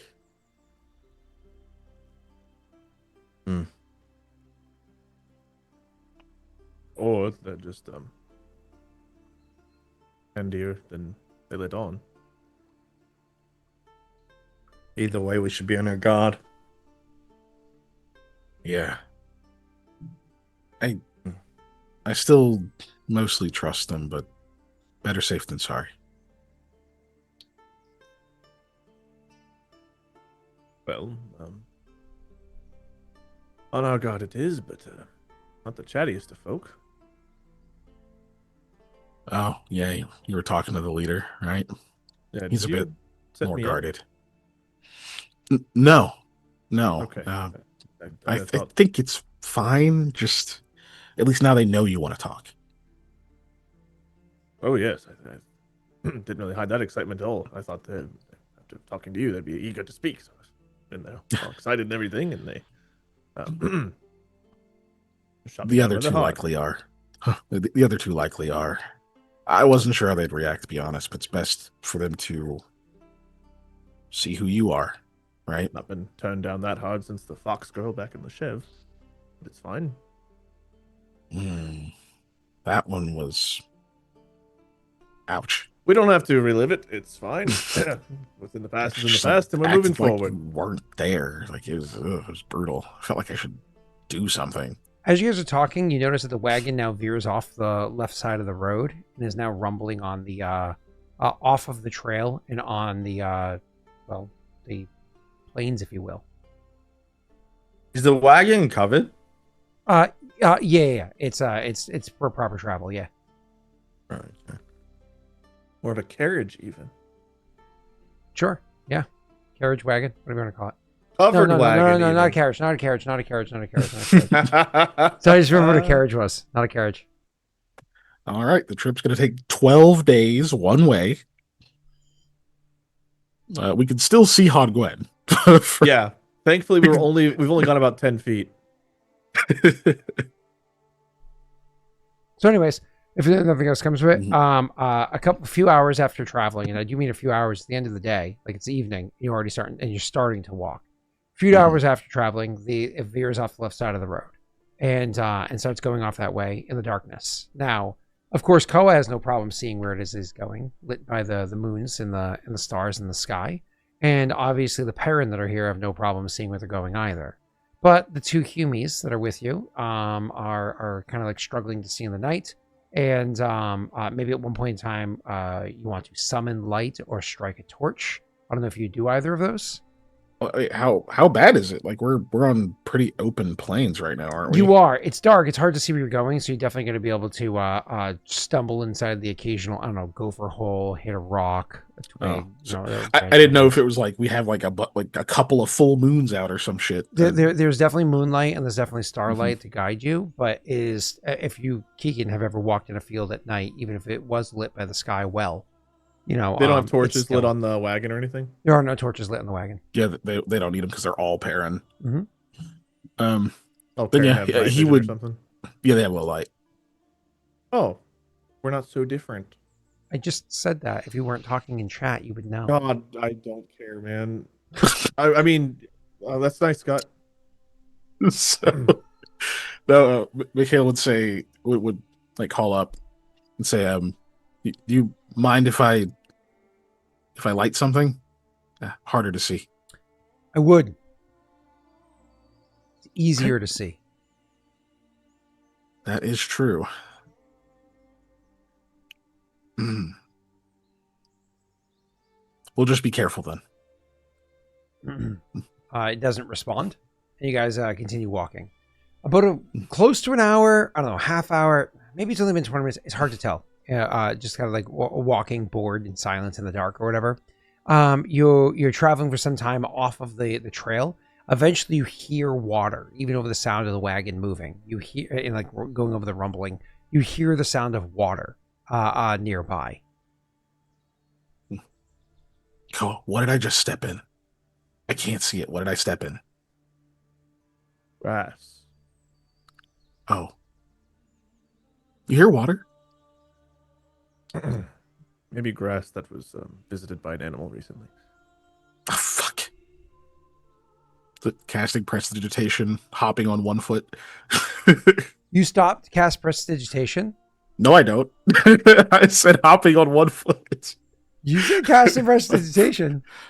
I could do that. I could do that and move. It's only a You standard hop action. while casting prestidigitation. The other Correct. 3 are going to stop He's and also look to chewing you. gum. The other 3 are going to stop and look to you. I stopped casting. I imagine you finish your spell, right? Like it only takes you a few seconds. Like if they Then you look at me up. while I'm casting it, he like stops. Well, that's fine. So if it's before I complete the spell, dim. then I will stop. You only do it for cast for like 3 seconds. You probably focus and cast your spell, and then look up and realize they're looking at you. It's probably Oh, how then it yes, would play okay. out. Yeah. Okay, yeah. If I don't notice till after, then yeah, I've already Yeah, cast. just because it's dark. Otherwise, I would 100% give that to you, right? And so you realize that they're looking at you. Stepped in something. That's not No why light. we're looking. What was that? Prestidigitation. You actually hear she's the one that chimes in, and she says, "That's an Arcane Congress spell." It is. He looks like the older one looks to the other 2, and he has that same glare. He can, your character can feel it, though he can't proper see it. Koa, you see it, and Aldo, maybe you're just aware, maybe you're not aware, whatever the case may be.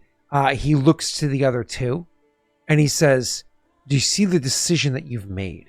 Do you see what choice you have made here?" Because I'm not a congressman. I'm a student. This information doesn't go anywhere. He then turns his gaze back to you and says, "Have you not spent years studying under them? Do you not owe them some degree of respect? Do you not follow their laws?" I meant what I said. Diplomacy.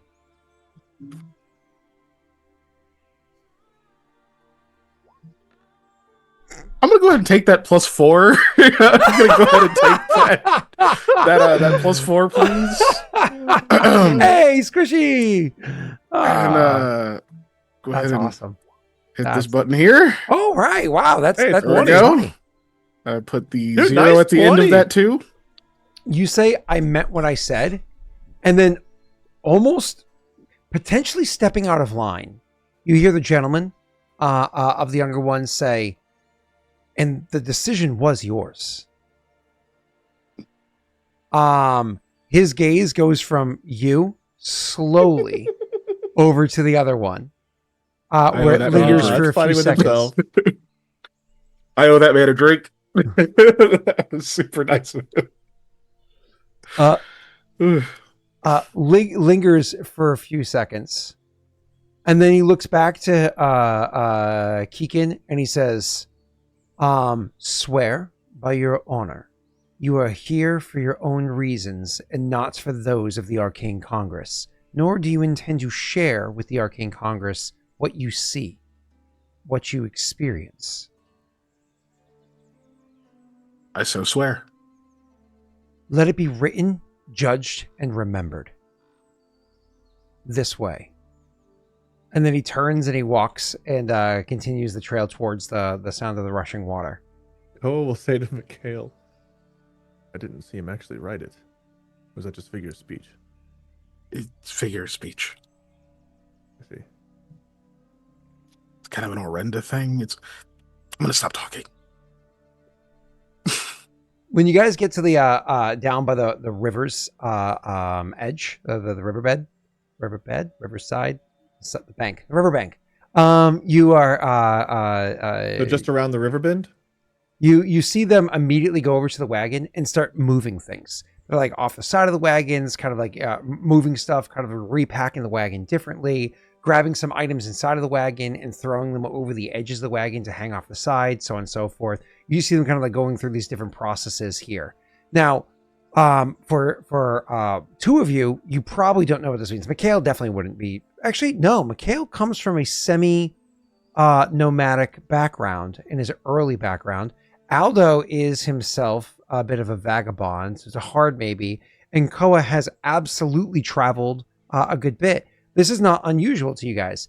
They're preparing the wagon to cross the river. Ooh, are they caulking it, or are they going to where it's shallower? Are they waiting it out, or are they paying the ferryman? I assume these are Oregon Trail references. You're old like me. So he is going to. They see them going about this routine. It takes them like 20 minutes or so, half an hour or so to get the task done. You want to offer to assist, but they're moving with such like well-oiled machine. It's best to hang back and let them do their thing. Once it's done, they all get into their relevant positions. The horses help to pull it, and they move across the river in a predetermined spot where they're going to do so. And your characters are going to do this. You have your. Sorry, I didn't ask you this. Did you bring your horses with you? I think so, because I think they had horses, right? It was the two that were pulling the wagon, but you're welcome to have brought your horses with you. I said that Koa rode up at one point, so I thought we did. I assumed yes as well. I even assumed clicked the horses' speeds earlier to check something.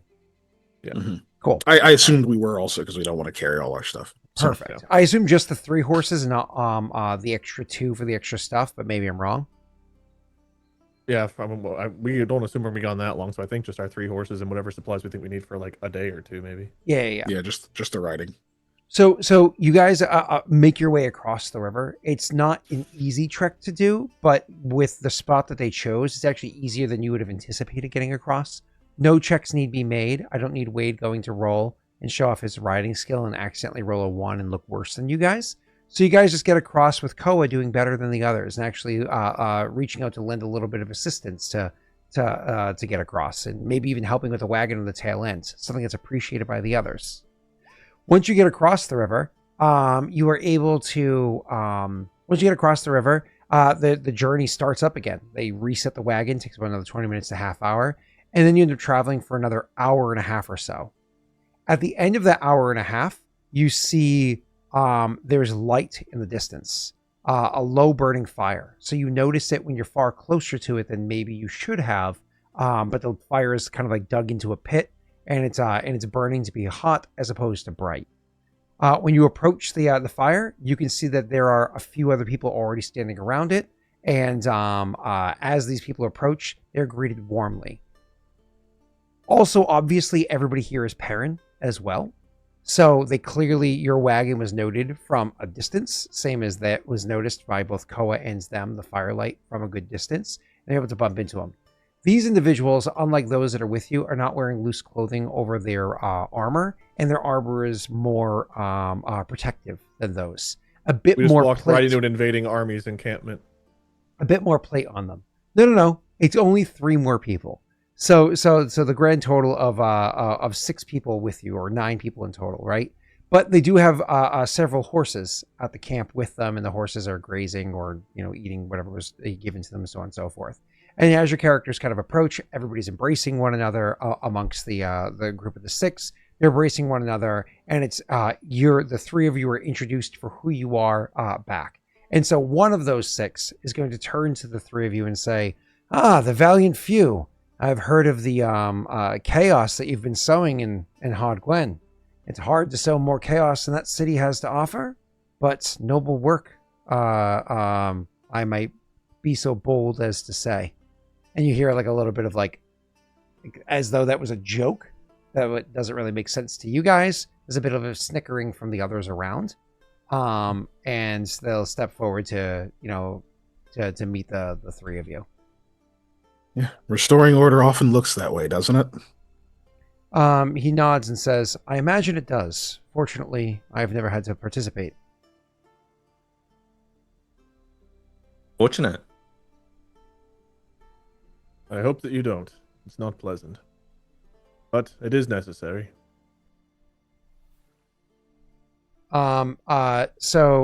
He nods and says, "Well, I'd like to welcome you here, though perhaps I'm speaking out of turn." And he turns, and a woman will step forward and say, "Samira, it's a pleasure to meet all of you. You're welcome to join in our camp, and I'm informed that you'll be riding with us to our home."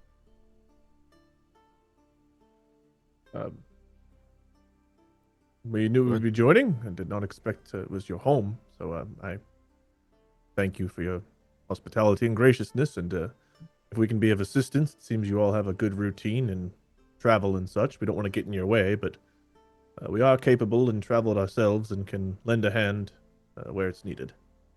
Another one of the ones, he chimes in, the one that spoke before that wasn't traveling with you. He chimes in and says, "Oh, don't worry. We know your reputation. As far removed as we are, we still have heard about the valiant few. We've even heard about Dan," one of them says. And the woman that was traveling with you guys before, she chimes in and says, it's been a burning question this entire trek. I was hoping to hear the song." And then you can see that Samira looks to her and says, "That's a bit risky, don't you think? Such loud notes carrying on the winds." And even the older gentleman that you were traveling with before and that seemed as firm as he was, he goes, "Samira, it was a long road, a hard trek for the two of them, and there's much emotion to be had right now. The sound of the rivers will drown out anything being heard from too far."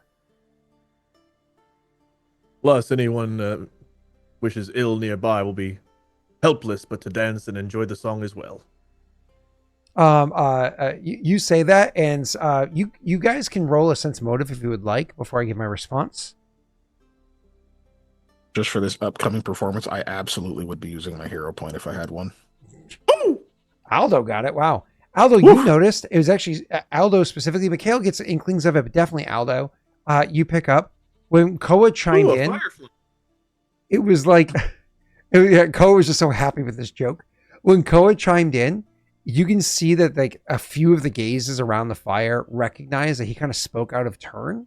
Not that people necessarily take turns. It was just like, it wasn't an appropriate moment to speak in. Like it didn't fit in the culture. And Aldo's very observant of these kinds of things because he always has to learn different people's, idiosyncrasies so he can, emulate them as he plays his different roles. Right. And he picks it up very quickly, very intuitively, like, oh, Koa spoke out of turn there. But as much as that may have been a bad thing, a combination of how good his joke was or the quip or what have you he made was, and the fact that he is not of their culture, it played very well, and people actually do chuckle and they get along with it. And if there was tension, that's maybe a bit overstating. It was like a quarter second, and it very much got washed away the other direction, like overcompensated back the other way. So, Aldo, you do pick that up, okay? Yeah. Snaga. It's gonna take a second for me to apply that for you. But anyways, so you you guys kind of like see that there, and we're gonna get into RP because I know Wade wants that. But before we fall into RP, did you want to what's your name? Kiken, go ahead and roll for the kind of performance that you do here. Oh, yeah, if he's starting now. I imagine you would be, yeah. Sure. Oh, if you want to wait a few hours to apply those points, that's fine. You can focus on the task at hand. I don't know. Do you have something you need to ask me? Yes. You can ask. I'm thinking about it. Okay. Keegan, do you want to roll your die? Oh, I'm deciding which loot I'm going to use. I'm probably going to yeah. See if you actually want to bust out the new loot for the first time. I won't lie. Yeah. That's a pretty good idea if you're trying to decide if like, oh, okay, cool. Is this like a great opportunity for me to use like the good loot or what have you to like make it stand out? It is kind of if you think about like the tale of the loot itself, like its first performance, this is its debut performance. Mm-hmm. It is kind of a nice spot for it, if you will. It is. He still has to give his original loot kind of its like retirement performance, but this doesn't feel like that's what that would be. You probably want to do that one in like a town or like somewhere specifically, like maybe back in Leshev or something. So yeah, nah, he'll probably use the new one. Cool. So either way, so yeah, you decide to pull out the new loot, and I don't even know if Koa or what's his name had seen this before, because doesn't your character still have in its case? Huh? Yeah, it's been in its case this whole time. Not only has it been in this case the them. whole time, if somebody had 2 cases, you would notice it. Doesn't your character, aren't you the one that has the dimensional ooze skin? Yeah. So I imagine you actually had it safely tucked inside the dimensional ooze, like Pulls out his big screen TV, and he's like, "All right, we're camping out here." Yeah, right. Just like pulls it out. Yeah. His camper, his RV's in there. Cool. So you are going to roll for this check here. Cool. And I assume you're pretty much locked and loaded that you're going to roll with a +4 and maybe even a luck on this one, which is cool. Wait. What would the plus? Why would it be a +4? I assume you locked and loaded to use one of the chat's +4s from earlier. You don't have to call it in advance. Oh, yeah. Oh, gotcha. Yeah, probably. We'll see. All right, go ahead and give me that roll. We'll just mental the stuff. Oh, be still my heart. No, you didn't tune it right. And so literally, shall we just give you a heroic fortune? I'm going to go ahead and re-roll that. Hold on. Let me make sure that was for you. Let me make sure. I gotta see. Naga, if you did that with that quickly, yeah, like you deserve a hero point, Naga, for the speed. Like that didn't even suck in what shit happened. Loaded up. You knew. He was like, he's gonna blow this one. They've all been too good. It was a nat 1, and we're talking not even 8 seconds past. Like if you think about like the delay of stream, it's like he just pressed at the same time you did. It was like, as soon as he rolls, I'm gonna hit the button. There it is, and there's the one. Okay. I read that, I knew, and like just the most disappointed like parent voice, man. That got me. You have 2 choices here. Obviously, the reroll is kind of the superior one in the sense that you'll at least get a 2. It's only a 1 in 400. You get another 1. If you just take the +4, that gets you to 15, and then you can take another +4 that gets you to an 18. Then you have a luck die right from there. Yeah. But I didn't put the +2 from the instrument in here. So it's all automatically our pluses 20 if you take 2 +4s. But the reroll has such potential. I just think with a natty 1, you got to take the reroll. Pretty much, yeah. It's pretty much got to be the reroll. Because at this point, if I double 1, then it's like, okay, well, what the fuck else were I gonna do, right? So, all right, let's try again, guys. Just don't roll another 1. Don't put that in the universe. 18. Oh no! Snaga said it happened. Snaga said it happened. Oh my god! You know what could you do? These things happen. Said it and it happened. So that's a minimum 13. That means literally, like, I have allowed chat to break the rule of you would have to get another heroic fortune from them to be allowed. I'm not gonna beg for a heroic fortune. I really wish you hadn't said anything. It wasn't me, Snaga. I read chat. No, Scott. Listen, this isn't me either. But chat's gonna blame you for saying don't roll another 1. I read Snaga's words. I don't care what Spotify thinks. I'm just telling you. Look what chat's gonna do. It's not even me. They blame you, and I would like to. I might tried to get the 18 out in you. the universe. I was too late. Yep. I cannot in good conscience sit hope someone else dumps another hero point on that. Assuming someone doesn't. You're an 11. I'm at a 13 because of my instrument. So a +4 gets you to a 17. 17. A luck, which is still decent. You to a 20 technically. Yeah. Even a 17 is not bad, right? Like 17's already is decent, right? But a hero point's 5k in it. It's 5k, dude. That's so I don't think. Let me double check real quick. 5 hour cooldown. No, it should be 5 minutes. 5 hour for Snaga specifically. Yeah, it's not. It's that one person doesn't spam it. Oh, okay. Yeah, I didn't know yeah. that was a thing. It's just to can't inspire things like that. I confidence just make sure yourself. like one person doesn't overspam or whatever. Heroic Fortune does still have a 1.5-minute cooldown, so someone couldn't immediately give you one right now anyway, because they'd still have to wait 1.5 minutes. It was like right. Yeah, it was like immediately because he did it so fast, and then I re-rolled. Yeah, so even if Scott does allow them to break the rule, there's still 5 minutes in between. No, I already did. I already allowed. I already said that's allowed. Those ruled in. So yeah, I'm just looking at my own character. Well, Steve almost can. See. Steve can almost do it. He's so close. Yeah. Well, if we're gonna allow it, we have to wait a minute to see if it happens anyway. But so we can get to a 17. Yeah, and then with luck, it could get up to a 21. So 17's already good. Like that's like decent. Like I have a hero point, but I don't think I can give it to you for a reroll. Please don't. +4, right? Yeah, it would be at this point it'd be a +2. I think I want to save mine because I've got a couple of things in mind I want to use it for, as well as like if shit hits the fan. But it's not worth giving me a +2. Like the because it'd be a +4 if it was before the roll, and it's +2 if it's after. It's really only useful if it's like, you know, someone's going to miss an attack that you really need them to hit to save someone or something like that. You know, in this case, please don't. Is it? So, I'm just looking at my abilities and shit to make sure I'm not partially to buy missing time, anything. but also just a pure curiosity here. Whenever you're rolling a performance, does it matter who your audience is, what you need to roll, or is there just like a general roll of like this is an okay performance, this is a good performance, this is a great performance? So it's almost exclusively that latter option that you said there, but there are people who are more like, so if you're dealing with just like a routine regular people, they might not know the difference between one performance and the next, right?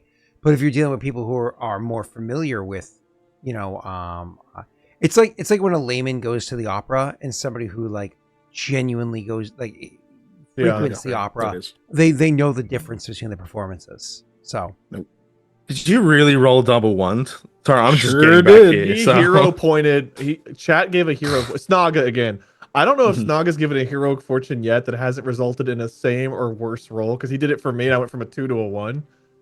Snaga's 2 heroic fortunes I can think of have both resulted in 1s, by the way. Poor Snaga. Yeah, the hype trains pluses don't stack. No. There's a second hype train here, so you guys will have +2s, but I imagine, Scott, if someone goes to one of your performances where you rolled a 30, and then they go to one of your performances where you roll like a 15, they would notice the difference in your performance. Oh my god, why do I always forget? You can't inspire competence yourself. That's like, God, inspire competence is such a pain in the ass. I have to get that fucking spell to make that more useful. Where it lasts as long as the task. I think the cooldown's up, so we can just give it a second if no one does it. No, it's not up. 5 seconds. Spell song does not help. Okay. Steve did give one, but I think he gave it to Aldo. Actually, let me just confirm. That'd be really funny. I think what it said was for Aldo. I would roll something really dumb, except if it's a good roll, I don't want to waste it, so I'm not going to roll anything. You get a 20. Keegan rolls a third one. Yeah, he actually gave it to Aldo. No, I'm just kidding. Sounds like I'm just kidding. He said fine. I wasn't even gonna be mad. Like that sounds like Steve. The idea of Steve giving in and giving something. Usually, when players ask for stuff, that's when Steve does the opposite. Is this a one? We didn't really ask for anything. We were just waiting. But is this like a 1 in 8,000 moment? Is that what it is? I think it is. I think that's the odds. It'd be 20 times 400. Right? Yeah. Okay. Yeah. Then yeah. Yeah. We have a 5% chance of a 1 in 8,000 moment. So, ooh. Well, either way, it's gonna be kind of interesting. Well, fuck, I shouldn't even say that because what's the likelihood you something roll else a 1 that's like again? terrible? 5%. You just said it's What's the likelihood you roll a 1 again? Oh wow! Fuck the other way. It went the other way. What the shit is wrong with my dice today? Oh, good thing I didn't take that with a surveyor check or a sommelier. So this went from like they were kicking us out of camp to now the martyr's like tapping her foot, like watching. Oh my god, that's awesome. Double ones to a nat 20. What the fuck? Okay, so that's a base 32. 32. Oh my god. It's 35. Does this count as another? No, this says it has to be a major settlement or whatever for the others, but okay. Does the 35 matter in this instance? It's up to you whether or not you feel as though it does. 32 Didn't you use the +4 on it? He did not. A 32. I was saying I would, but it's because I I hadn't bring actually. it higher. I just don't know if that actually matters to hit past that or not. Well, as we're at 4 hours, you should use that and luck it and make sure you get that 35. I'm just saying. A +4 guarantees it 32. That's actually a 32. That's a 32. Dude. You could use a +2 in luck, or you can use a +4. Yeah, just a +4. All right, so I'm at a 30. I'm at a 36 with the +4. You have to luck it now. What? Okay. Oh, God, I'm so close. I think we've seen a 40 like once or twice. Ever. Yeah, you rolled one with a perception check without rolling a nat 20. Was that one that did that? Yeah. It was. He just like offhandedly was in the middle of the astral plane, and he just takes like a random perception check off the side of the boat, and he rolled like a 13, and it was like a 43. And I was like, why? Why? Oh, and yeah, like, Scott. Can Aldo aid? Oh boy, he is the author. Yeah, I mean, I can aid. Would you? Aldo +2 is a 41.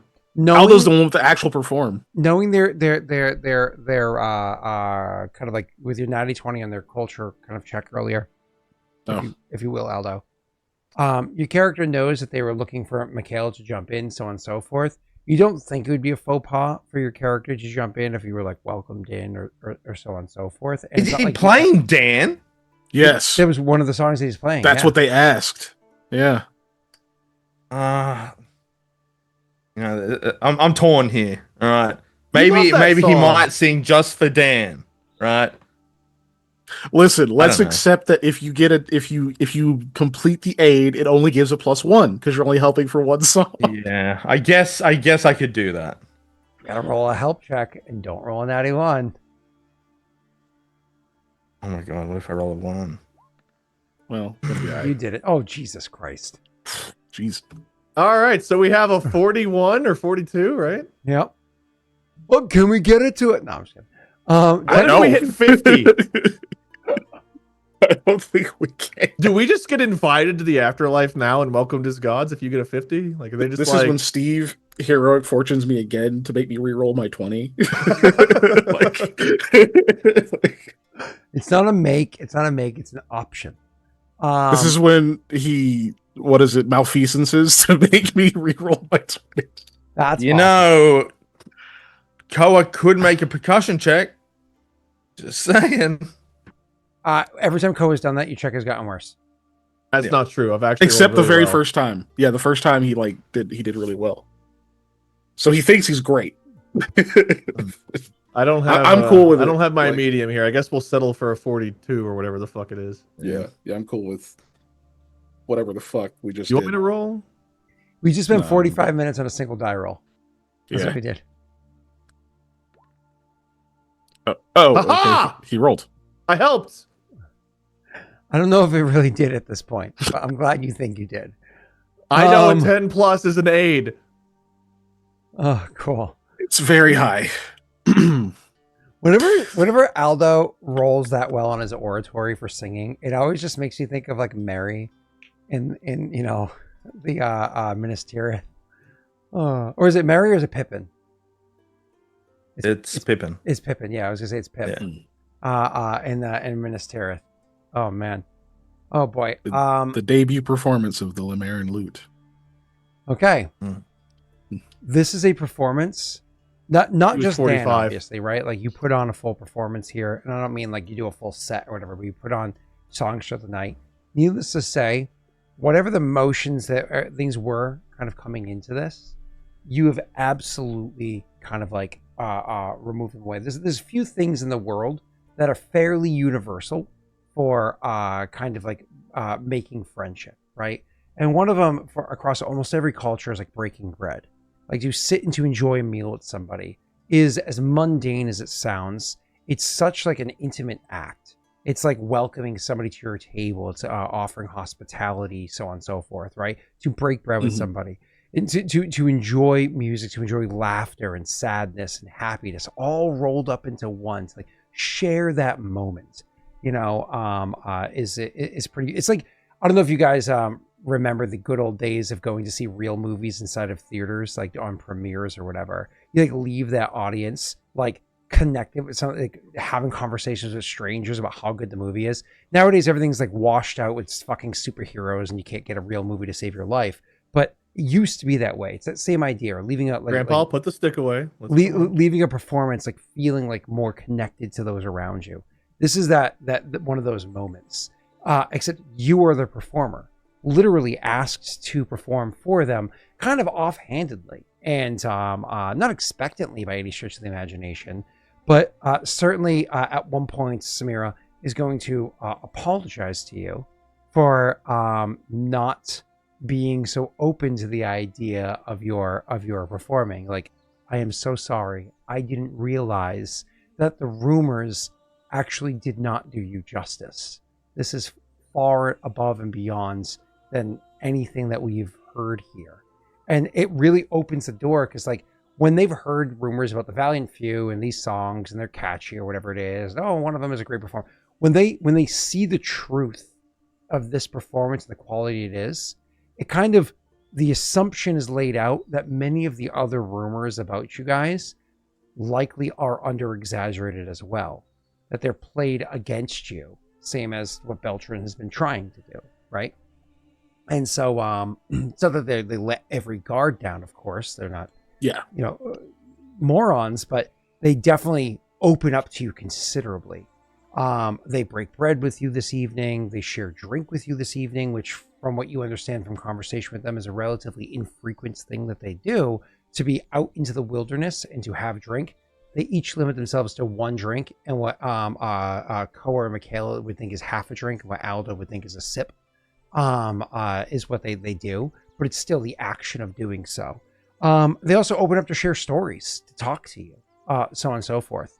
So at this point, I'll gladly open the floor to conversation. Assume that maybe your characters are a drink or two in, nothing so much as to say that you're even tipsy, let alone intoxicated. But open the floor to any RP that your characters want to have with them. Oh, you've gathered everybody's names. I've said two of them so far. Oh, no, I think one so far, which is Samira.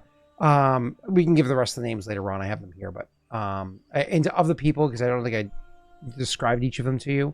You have 3 ladies, 3 dudes. By coincidence, you traveled with 2 dudes and a lady before. When you came to this camp, it was a 2 in 1 opposite direction. And they have a bunch of horses, and you know that in the morning the intention is in the late morning, because you have to get some sleep, with not very long of rest, you'll be getting on your horses and riding north.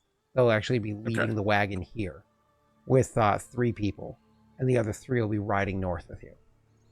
But let's open the door to conversation, because holy shit, 42 plus check. Yeah. Are they crying after the performance? Or are they just like all in tears? The moments of ups and downs and so on and so forth. Mikhail's not an idiot. He has heard that they've referenced Aravel, and he's from Paradel, so he can play some Aravel notes and read the audience and know when to veer away from certain parts, or he puts on the perfect performance, right? He plays either by chance of the songs that he chose, or reading the audience and doing the correct inflection. He puts on the right songs. So yes, Wade, they do, not necessarily everybody, but there's a lot of emotion in every direction at the right moments. Throw it to. This reminds me of the Name of the Wind performance, when the guy earns his whatever they call it. I forgot. Harp. Is it that he has? Yeah, but everyone, the crowd is bawling their eyes out of the performance. Yeah. I keep forgetting you're reading that. Heck yeah. Did you finish it? Yeah. Okay. Did you read the second one yet? Mm-mm. The second one is 4 different. I think I said this. The second one is 4 different books patchwork together. You're like, was he doing coke when he wrote this? Because it is 4 different books shoved into one. It's so weird. But it's good, but it is it's weird. Yeah, you get most of the way through it, you're like, am I reading the same freaking book? Yeah. Did I finish that and go to the next one? It's Name of the Wind. Name of the Wind. Yeah, Name of the Wind is the book. Yeah. Or King Killer Chronicles. Patrick Rothfuss. I'm still so mad that I had a first printing of that. When the book first got released less than a month later, I had one. Mathis bought it for me as a present many, many years ago. And I let a girl borrow it that I was like just seeing. And I never saw it again. And I'm like, I'm so, because I read that book like less than a month when it came out. Oh. And it's just like, I'm so sad because I don't have that. And she now owns Switzerland. Yeah. I was like, and I met Patrick Rothfuss. Don't meet your heroes. Yeah, I've heard most of his meeting him can be very like, it's like real swingy. Yeah. Hear that, you little shits? You don't want to meet me. We should move on. Then again, I'm sure everyone who meets him is just bugging about like when the next book's coming out, right? Tyler may have been in the elevator with me when that happened, or I may have been going in the elevator to meet with him. I don't remember. Either way, doesn't matter. So, I couldn't remember if he had molested me yet or not.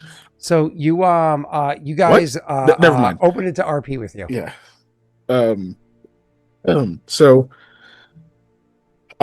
as much as I know, like Mikhail is the one who just did this crazy performance and stuff.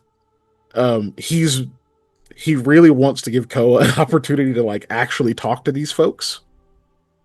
So, like, I mean, he'd probably be asking things like, things about their home, like where are we actually going, how long it will take, and how long some of them have stayed there. Just like really simple stuff that we don't know about them yet.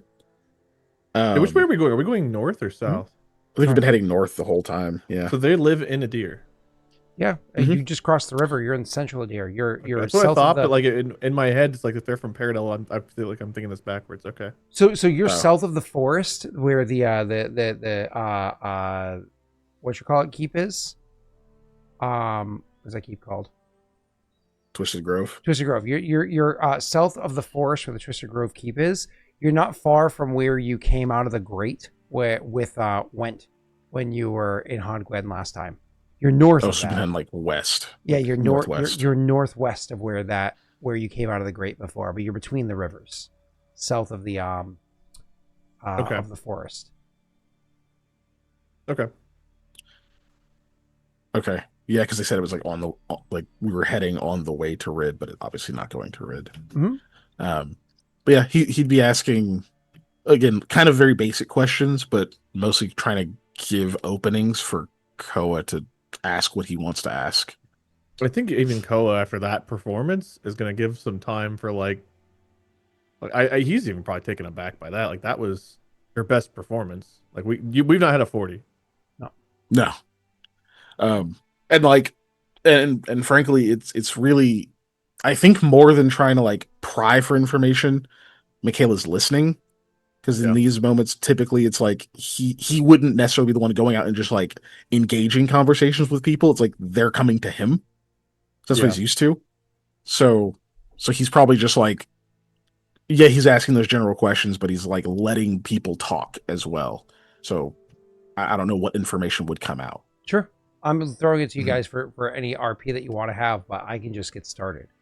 I imagine, like, if we're talking about the song's contents themselves, like Dan and the Valiant Few and stuff like that were performed, Koa would be, like, less prying right now and more so kind of opening up about their, like, actual, like, endeavors to some extent and the difficulties of, like, facing Tor and the different things. It's kind of like an emotional conversation of, like, yeah, just kind of having that, I say human, but human parent, whatever, connection to them. And he will open up about Vinny and stuff in a bit, but I think now it's like focusing on the content and like what led to these songs and the emotion put into it and that kind of thing. Sure. Yeah. Even if we're just talking to each other, I imagine that's the vein of the conversation. That kind of forthrightness is also well received among them. As they pry in for details about like what led to that story, what parts are true, so on and so forth. It sounds as though your characters don't intend to do much by way of exaggeration or expanding on the stories, but maybe telling them in an enjoyable way, like storytelling, if you will. I don't know about Aldo, how he would chime into this. Aldo is more uncomfortable than anything. Apart from that whole performance, which like Wade was saying, it takes all of us aback really because it was so good. But yeah, there's more of a Aldo will kind of be around like Koa or Mikhail, and people might catch him up in conversation, but there's not really much. He doesn't really engage with them so much as he kind of steps back and just kind of observes. Cool. Which is fine. That's perfectly fine if your character chooses to be that way. Couple phrases that jump out to you during this. At one point, you actually hear they'll say things to you. So like when you talked about the slaves that like kind of died in the place and how they were killed by what's his name, like when you brush on those details, you can see like most of them, if not all of them, drop their heads, and one amongst them will say, she keeps the names of the forgotten. It's just like as like a quick like prayer that they all just very quickly bow their head to, as it's said. At one point in time, when you're telling a detail, they'll say kind of like excitedly, like the page remembers. It's one of those like remembers what it is, like almost like a Jehoshaphat kind of a exclamation. And there's a few other like phrases like this, and so very quickly kind of a gleam off of them that a lot of their turns of phrase that they use are very much embroidered with their faith, with their religion. It plays very close to heart, which makes sense to Mikhail, because whereas that doesn't seem to be too much the case here in Adir, that's how people are back in Paradel. There's a lot of reference to faith in Paradel. The phrases are a bit different, Paradel, they predominantly worship Lady Aravel Dark Eyes, the Martyr, and Kraleen, with other gods woven in depending on your own idiopan. Here it's similar in the fact that Aravel is mentioned frequently, as well as a lot of her kind of like concepts woven in here. You can see that there is Lady Aravel mentioned, obviously the Martyr is mentioned here, but the other one is like Lady Winifred Arenda, or Winifred Arenda, sorry, not Lady Winifred Arenda, which is the goddess of like knowledge or what have you, is also very much brought in here. If there's mention of other gods, it's more of like an individual might make some small mention. Koa might either A, notice nobody ever fucking brings up Roga or Rogawaruk, right? Or if he brings up Rogawaruk, he would get one of those respectful silences or he would listen to see if anyone talks about Isara though. That's one of the ones that Guinevere mentioned. Sure, yeah. Again, it's one of those things where like if there's a moment where it makes sense for it to come up in conversation, where you're talking about like somebody being sick and needing to recover, if that comes up, then sure, but that doesn't come up normally in conversation, right? Okay. But just kind of like pointing out those little details there. Anyways, so if you're just sharing your own story, they ask questions at first. They look for clarity or whatever. This performance is so monumentous, and the emotional recovery afterwards and the talking that you're going with, by the time that you're just done sharing your own story, because you have so many stories to tell, so many points of clarity, you can see at the edge of the horizon, because you're in plains right now, you're not in the woods at the moment, you can see at the edge of the horizon far to the east, the sky is beginning to lighten a bit. Your characters woke up yesterday morning in the Color Stay and what was the other place? Slumbering Queen's, place. You did stuff all morning and all day, and then into the evening, maybe caught like a tiny nap or relaxation before you then traveled all night, and then just played instruments and chatted and drank all night. Your characters are coming around to about like 22 hours or so of having been awake. You're fucking tired, man. Every one of you is tired. And so right as you're like starting to turn the conversation, because you chose to be forthright with your own information instead, finally, what's her name? Samira is going to say, "It is early, and so therefore it is late. We should all catch rest, or at least those of you that are not on watch. Please, you have a long trek tomorrow. Today even. Sleep." Do you need anyone else to help with watch? She says, The offer is appreciated. Sleep. Thank you. We'll get what rest we can. And you can see the three of them, as the six of you are going to get your rest, the three of them stand up and will immediately go to posts and stand guard over the area, and not like directly around you. Like they fan out. So they're like a distance away, so they can like properly keep a good watch of the area, and they don't just like stand there. They will move back and forth and whatever they get into whatever their patterns or routines are, very practiced as they're there, and you know, do their watch, and your characters pass out, grab a few hours of sleep. Anything worth noting? You tell me. Yeah. I can tell you about the sleep. I just don't know if your character is going to try for anything else. Cool. So as you climb into the tent or whatever, assuming you brought your actually, I don't think you would have, would you? Because you wouldn't assume that you're necessarily traveling this far. So as you go to climb into your bedrolls that you brought with you, you know, it's summertime, so it's not too cold at night. Climb into your bedrolls and you rest. When you wake up a few hours later, it's unfortunate because you're awoken by somebody touching to your shoulder and waking you. The same one person will go over and wake each one of you, and you notice that they first woke up the other three, and then they came over and woke each of the three of you up. Just like a hand on the shoulder, a little jostle, awaken, it's time. It's kind of like what you would wake up to. And you can see that food has already been made for you. It is simple, clearly like road food, right? Simple meal to be had. They must have caught like a bunny or something nearby because there was a bit of meat inside of it. And you're able to eat a simple meal. Fortunately for you, as you're eating your meal, others are preparing your horses and helping to make sure that the camp is kind of like broken down and altered for the sake of travel. So while 6 of you are eating, the other 3 that were watching over you are now preparing you for travel. So you don't even have to take care of that shit. It's kind of like, on one hand, it's nice. On the other hand, it's like, dude, they touching my stuff, you know? But I was thinking that's kind of like awkward. Like, thanks for not sleeping and now doing all this work. Yeah. We're kind of you don't have to do ourselves. That, you know? Like, thanks for suffering for us. Hope the concert was worth it. Enjoy your free tickets. VIP stage pass. They complete doing this stuff, and eventually when you're done, you're able to hop onto your horses to get onto the road. And at this point, Samira will say to the 3 of you,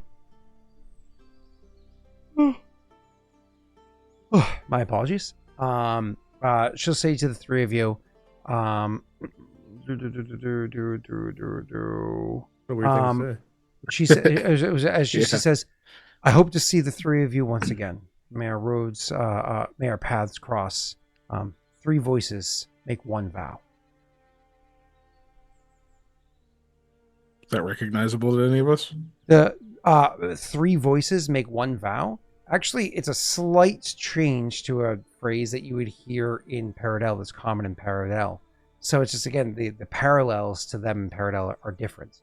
Another things that you would notice before we like jump to RP or whatever is that the 3 that you were traveling with beforehand, they've lost their light clothing that they wore over their mercantile gear.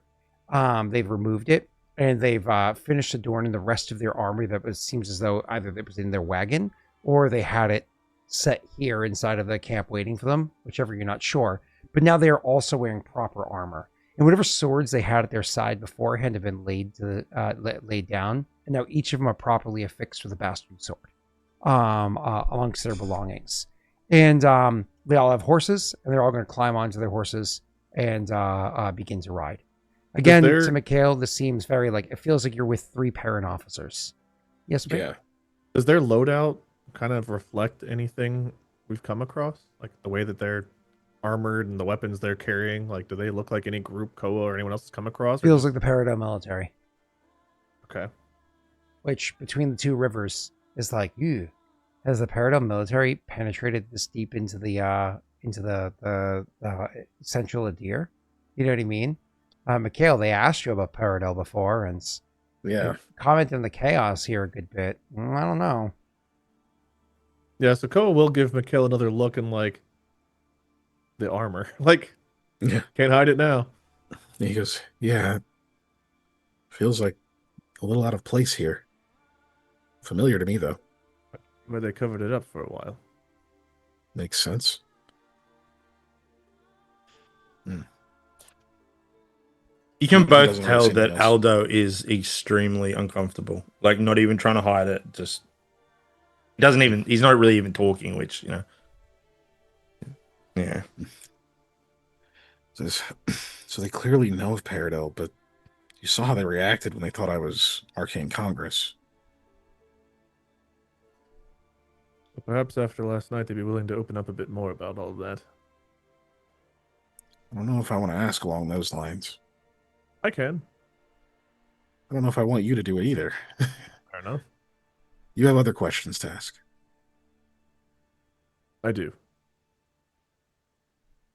But I think we'll have a better feel for each other and whatnot after the conversation. And Mikhail, that was amazing. I don't know what magic you've put into your instrument, but I don't think I've ever heard it come out like that before.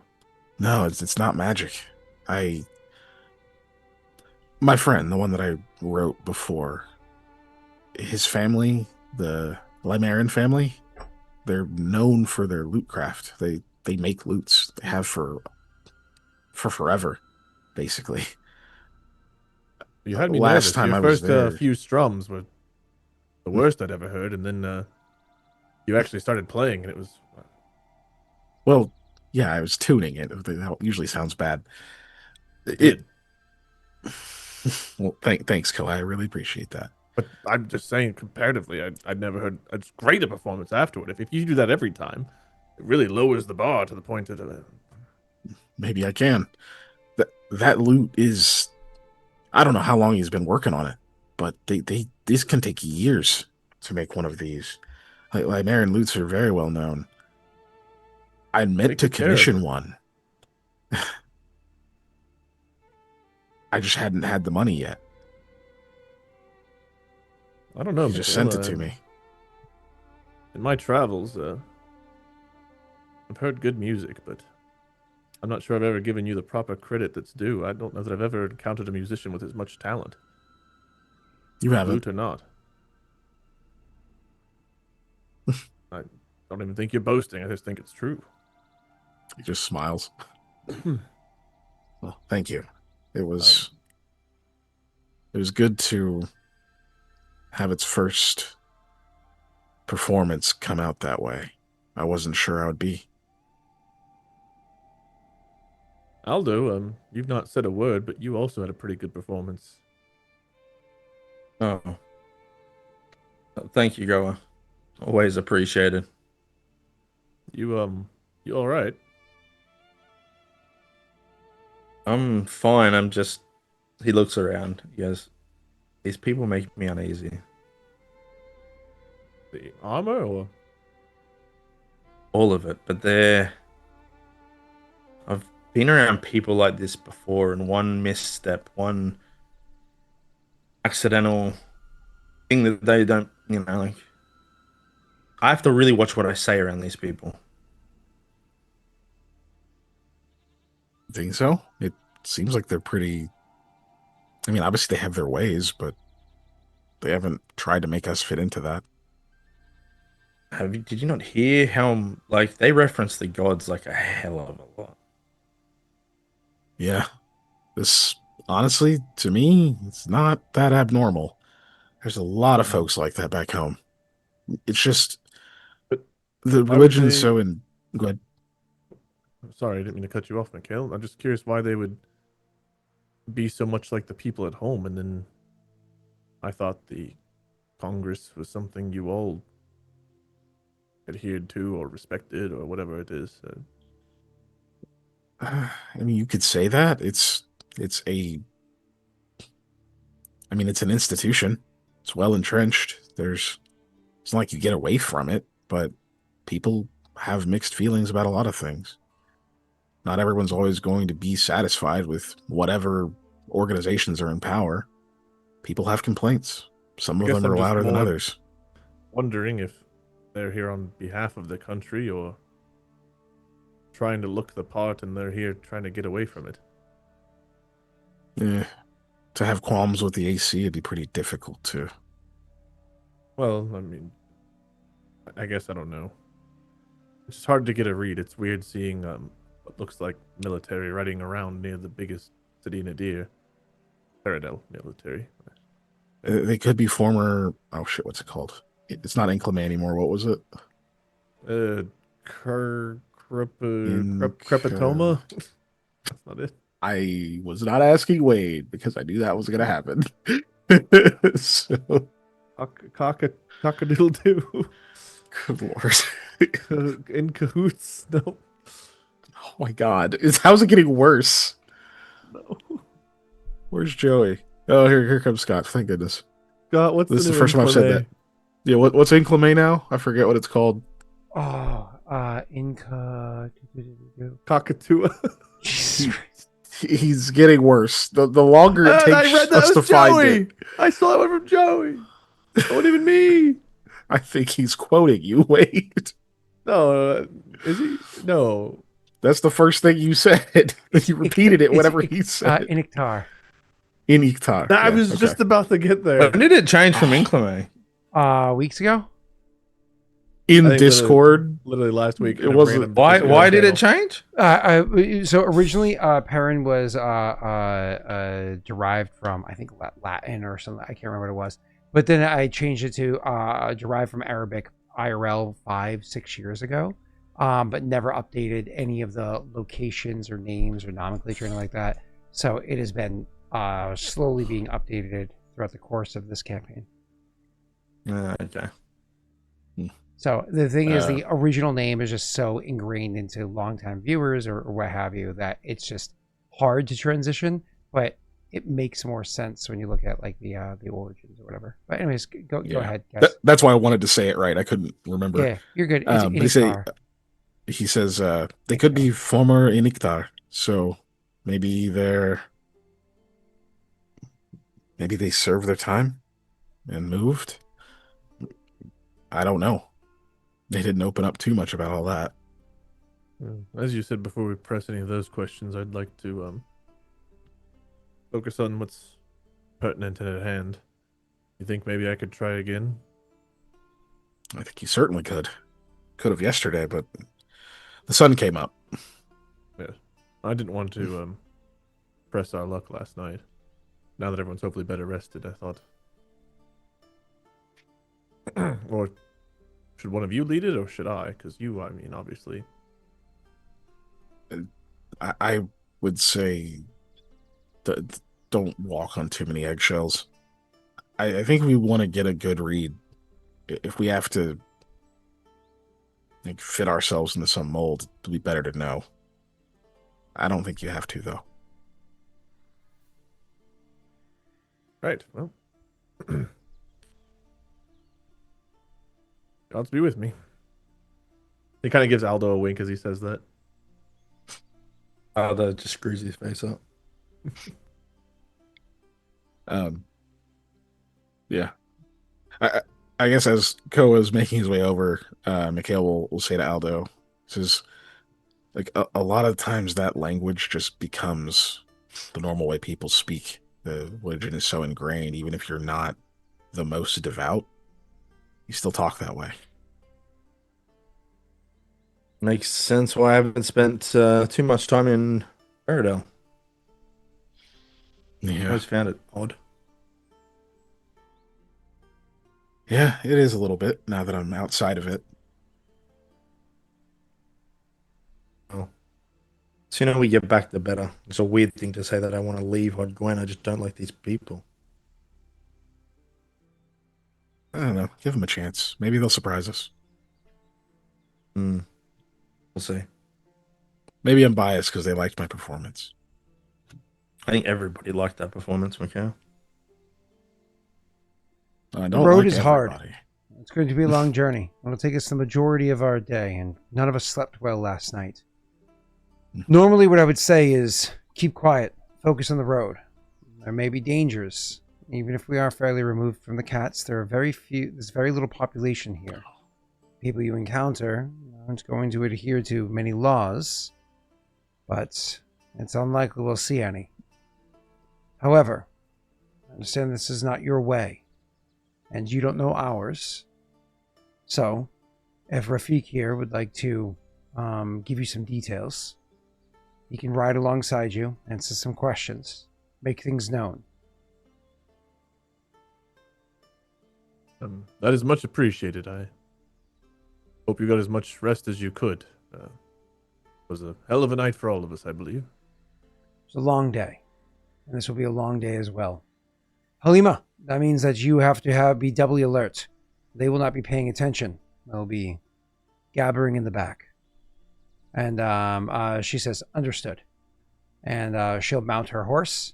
And he says, let's see if we can get there before sun's rest. We'll stop once, twice if we can find a good spot for it. Which is funny for him to say because it's a practice to travel. So it's almost like it's practice that he says that. Twice if we can find a good spot for it. And we'll make good time. He turns his horse and is like, yeah, or whatever he says to get them going. So, like, as soon as we start moving. So, not to jump right into it, but Benny, the martyr.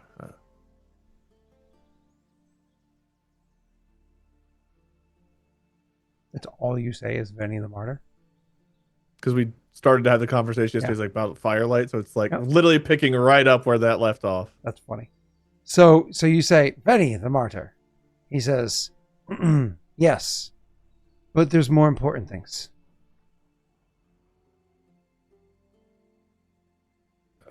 Perhaps. There are. You have to know where it is that we're going and what to expect when we get there. You're outsiders. That's fine, but uncommon.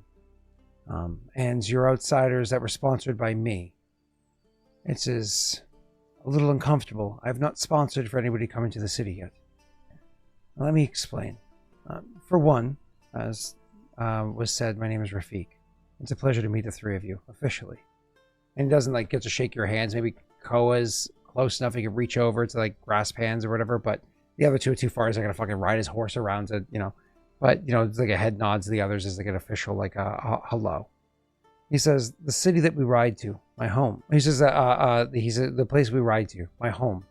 It's called Vigil. And we, the Vigilites. We are a rather secluded community that lives here between the rivers. You're the ones who live in the forest. That's what I just said, yes. We knew that there was a thing with Forvin where a couple of bad people had wandered off and were brought to Forvin, and we knew those that lived in the forest brought them there. That must have been your community. When you say that, he takes a slow, deep breath. He looks down for a few seconds. Then he looks up and he says, yes, they were captured. Right. Sorry, I didn't mean to be rude with that. It's just that... You weren't rude. They are...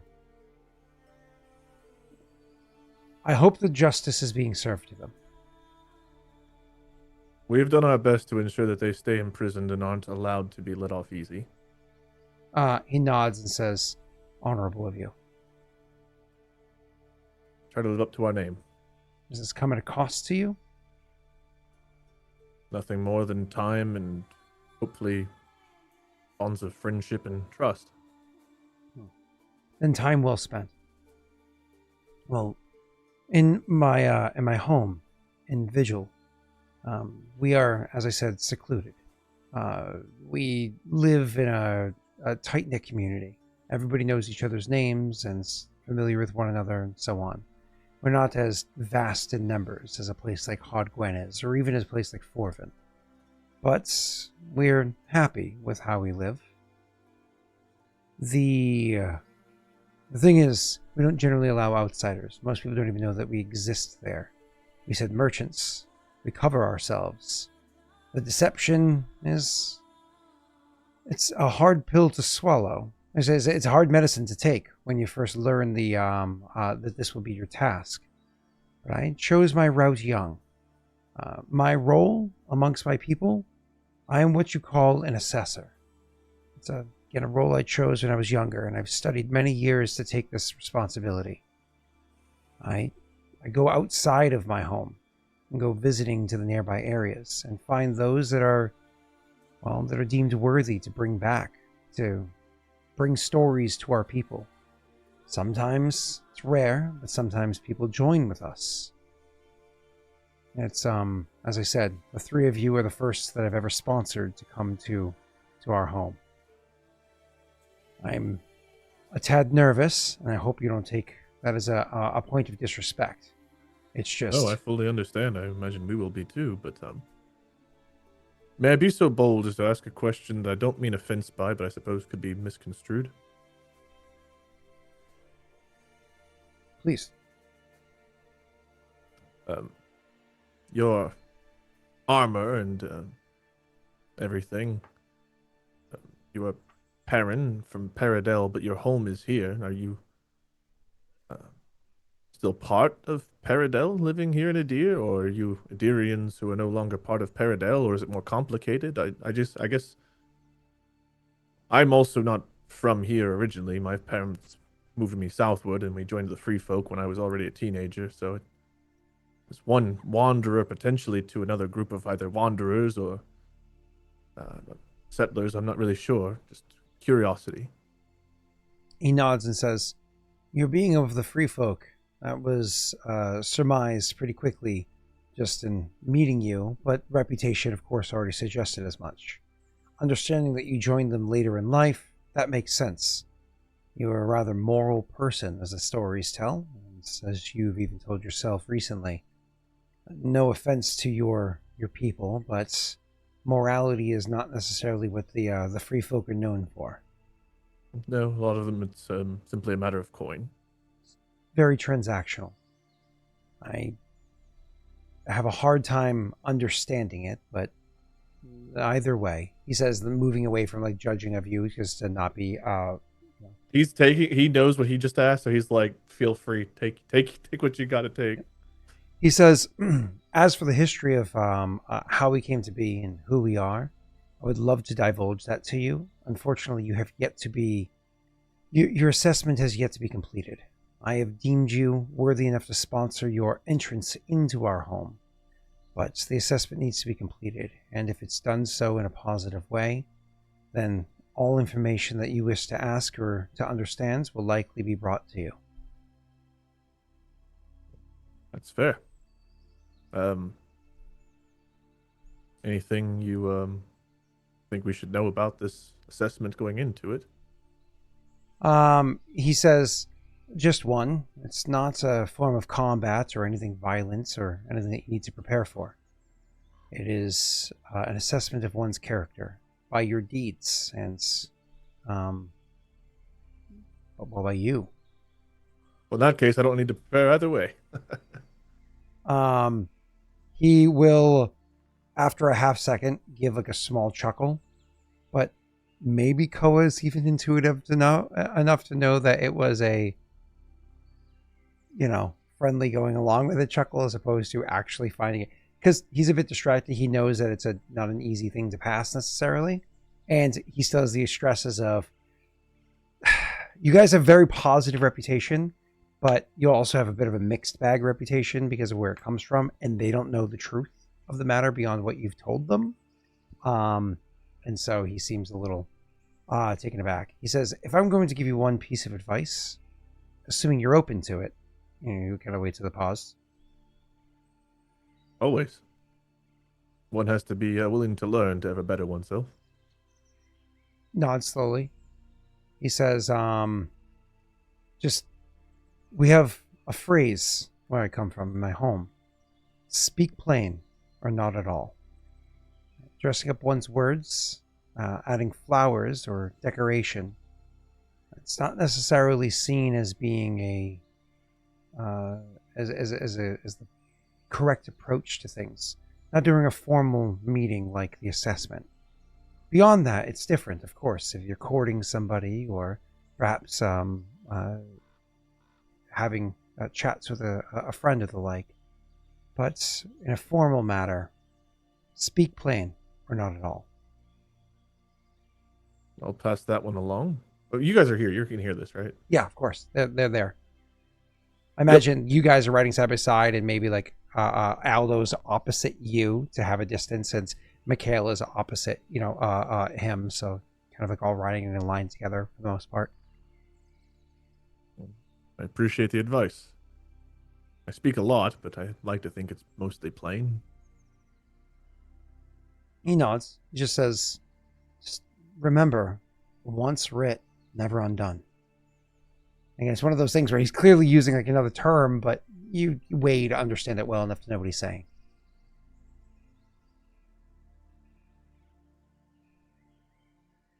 Well, I assure you, I believe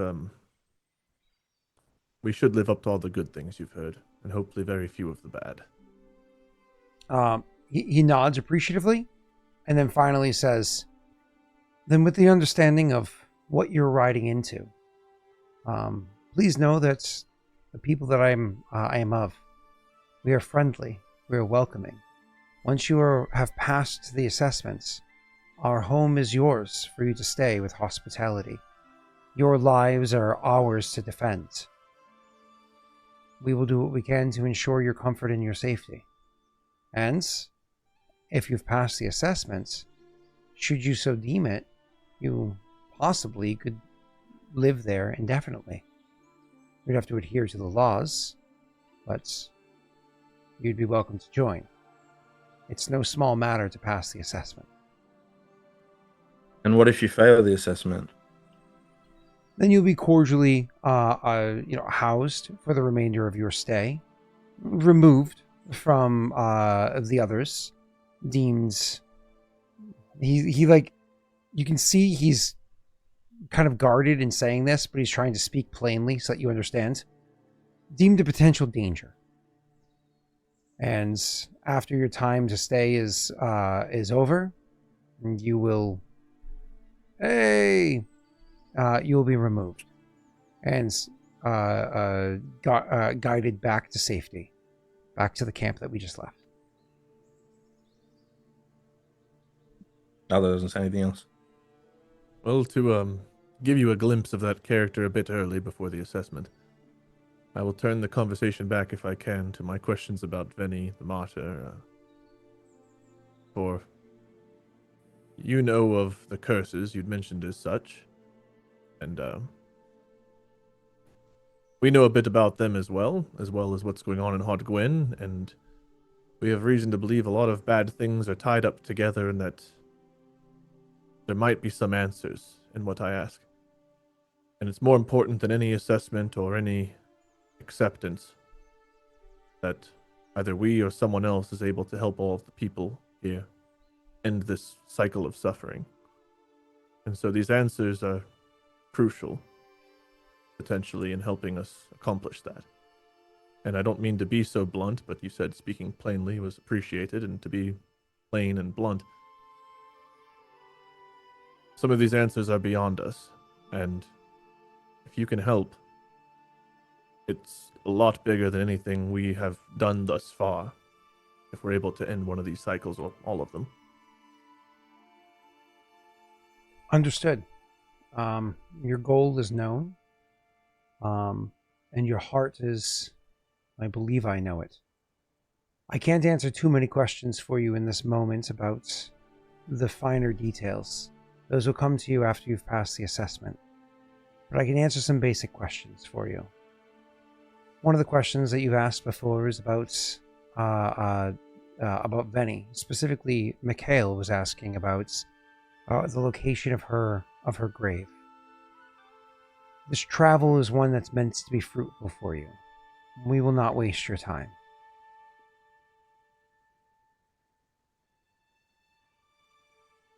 I hope it can be one that is a bit fruitful for all of us, that bonds of alliance and friendship can be formed. And perhaps we might even know a thing or two that would help you all out. I'll kind of look to the other two, but Aldo looks at you angrily. I just want you to know that, like, he's like staring daggers at you. Koa kind of like gives him like a half smile, like I'm not gonna reveal it, but like I'm gonna let him know. Mikhail just looks neutral, like trying not to give any particular expression, just sort of letting you talk. Go ahead. Nonetheless, much as we appreciate any information we're able to get, it is important. A lot of people are suffering needlessly and have been for quite a while. Nods. Says, it's unfortunate. If there was something that can be done by me and my kin, I'm sure it would have been done. But unfortunately, change cannot necessarily be done from those outside. It needs to be done from those within. That's your people now.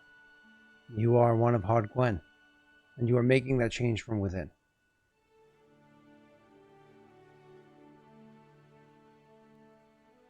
This should be a most interesting endeavor. He nods. What else? Go ahead. Other than knowing that the trip is going to be fruitful, without having to dance around it, what else can you share of Benny the martyr without me having to pry around? He nods. He says, they're one and the same, of course. Benny was her name in life, the martyr, as she rose. I only say both names as I don't want to offend her by using a name that is maybe one left behind in the mortal realm and not adopted after. So I try to give reverence and respect where it's due and not really sure which name to use. No. He nods and says, they are one and the same. They are the same individual. And to call her by her mortal name is not an insult, merely just a statement of fact. There is a name that you could say that would be insulting to her. And to refer to her that way is seen as blasphemy. It was a term that was used to refer to her, not by those who revered her, but instead by those who opposed her in her life. Aldo, you actually heard this term during your fever dream. Hearing this, Aldo's very angry at the moment, so I'll modify the DC as he's trying to see through his own anger. But why don't you go ahead and roll me an intelligence check? Intelligence check, eh? Yeah, for remember.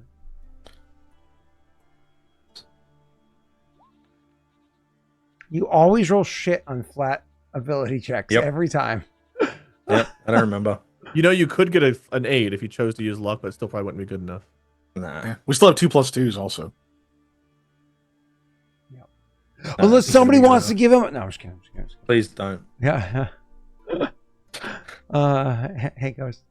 So, anyways, yeah, you are able to, so he says that, it kind of like falls flat, if you will. And so, he says, but that name I will not say here. And I do apologize for not sharing it with you. Just know that Venny is not considered, at least not by, me and my kin, to be blasphemous. It's just a different form of veneration. I don't wish to ever use the name you speak of, but I suppose it'd be a good one to learn, so that way if someone else uses it, I'll know their intent is for. He nods, but obviously that's the end of the conversation there, where it goes. He says, what questions do you have? What do you wish to know? Kind of looks to the other two here, because Aldo literally had a fucking vision about all this stuff, and he's like hoping Aldo will overcome his anger and contribute to the conversation, but doesn't really expect him to. He's so angry he didn't even remember her name. Yeah. To see if Mikhail has anything specific, because Mikhail's the one who mentioned the burial sites. Maybe Mikhail has other specific questions before he starts going into it. No, when you look at him, he says, I feel like maybe the things I want to know might be prying a bit. I think we're all in that boat. I think maybe most of your questions more a matter of faith and maybe interpreting what you believe to be the guidance you received. Mine would be more about their home, their customs, things that I don't think they want to tell us right now. He says, looking at the person, considering we haven't passed this assessment. He nods and says, I appreciate your understanding. Nods.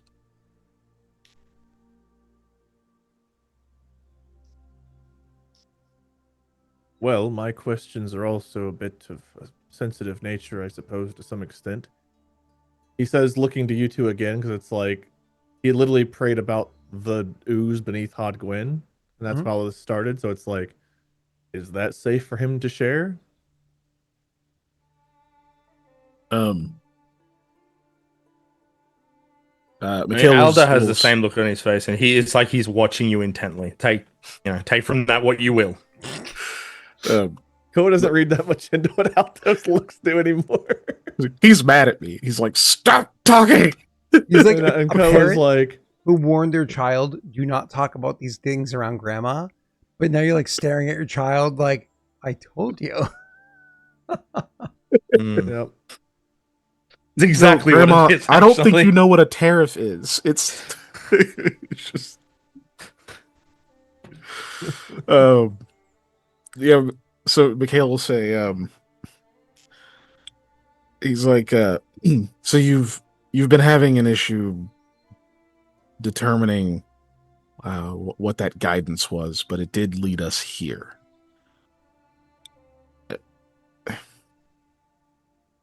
Maybe what you want to know is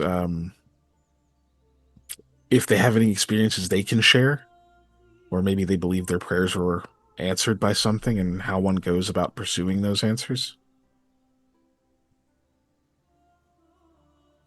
I suppose that is a good jumping off point, yes. I heard the question. He says, because you guys are all next to each other. He says, yeah. It does make sense. Your path to understand Veni, to understand her, has led you to us. Similar thing happens some time ago. Is one thing to just simply know who the martyr is and to say that you give a homage to the martyr, to say that you worship her. It's another to take her name and to use it as a reasoning, as a pinnacle example of the sacrifice one must make simply for the plans in motion. He shakes his head and says, the significance of the martyr, of Veni, it's so much further than just the sacrifice. It's what you're sacrificing for and why. Not the sacrifice in and of itself, as though sacrifice is the only option. Just the willingness to do so, if the cause is right, if it's just, and making that decision to do it. Keegan, you can go ahead and roll a religion check. Okay. The others can too, but the DC is different. I have religion. Yeah, I was gonna say you can too, but the DC is different. You're welcome to roll. Yeah, well, I don't have a good religion, but yeah, +2. I don't know. Wait, I don't think you even have a. Yeah, you don't even have a mod, do you? Oh, never mind. That's I a do. different person. You do. Okay, cool. So actually, you do pass as well. So both of you understand what he's referencing there without saying it is how Paradel worships the martyr. They reference her sacrifice as like you give what you are, like you must sacrifice yourself for the good of Paradel. Like so this is in the World Anvil page I'm building right now for Paradel. It's actually a long one, a very long one, but it is one of the things that they talk about, like one of the core aspects of that place is obviously it's Lady Arvel Dark Eyes is the predominant goddess there. So it's all about service, servitude, following rules, etc., etc. But then, the martyr is mentioned in there as well, as like not just service to the nation, but sacrificing oneself for the nation. This is why Iniktar exists. It's like, oh, you want an opportunity here. You must sacrifice to gain that opportunity. You want to grow your opportunities here. You must sacrifice. and you must serve to grow your opportunities here. The martyr is used as a pinnacle example and borderline a weapon to how somebody must raise station. I'm saying this in a negative way because that's the connotations that he has here, and so that's what he's trying to get across. If you were to ask somebody who believes in this from Paradel, I wouldn't be describing it that way, right? And so it's kind of like the vibe that he's giving, and this is understood by Mikhail and Aldo, that he's drawing these separations, that the sacrifice isn't the thing you must do to the service of your nation and so on and so forth. Sacrifice is the thing you're willing to do if the cause is just. You know, it's not something that's a requirement. It's something that hopefully you strive for the willingness to do when the time is right. You know, big difference there. Does that come across, since, I mean, Mikhail is from Paradel, so he's seen from a lot Paradel, of this but also raised outside of core Paradel culture. Yeah, continue. But around that culture, right? Sure, so it's like not in his house, but so does that come off as a fairly typical interpretation of that belief, or is it like more close to like a separatist? Oh, it is not an interpretation that the people inside of Paradel would share. That's why I'm saying it was just a negative vibe, is because somebody inside would not phrase it that way. Okay. They would talk about it from the honor of it. They would talk about like it's an honorable thing to do, to, you know, it's like the idea of like when non-Americans hear Americans talk about American culture, they're like, you realize what you're saying makes no fucking sense, right? Yeah. Like you sound like a psycho. You realize that, right? Who doesn't know 5,280 feet is a mile? It's easy conversions. Yeah, easy conversion. That's right. Absolutely. Of course you should have a gun in everybody's hands. Why wouldn't you give a gun to everybody? You learn how to use a gun when you're 5. Like, you realize what you're saying. Have you seen the Look how much this guy donated. Like, that is an orphan crushing machine. Like, it says it on the side. I forget who is it. Nate something or other. Nate Bargatze? The George Washington skits on SNL. Oh my god, so good. Yep. Yeah, that's exactly what I'm thinking of right now. Is like, what should we call those, sir? Like they're all like confused by his fucking answers to everything. I love when, what is it? Keenan asks about slavery and he just ignores the question. It's like, I think his response is he just like, you ask about such and such. No, I didn't. Don't worry, I have that answer. Damn. Yep. Those are good skits. Nate Bargatze has been amazing since he first like started, you know, hitting. Anyways, deviation here. Back to the game. There's 2 of them, Snog. There's 2 of them now. Oh, but yeah. Where were we? They just realized that he stuff was... about the martyr. Yeah. So you both of you come to this realization that he's clearly saying it in like a negative light. Okay. Mikhail wouldn't comment on it. Just, you know, now he knows. So let me ask how Koa. I failed the check. So how's Koa? It sounds like he's pro making the sacrifice to him.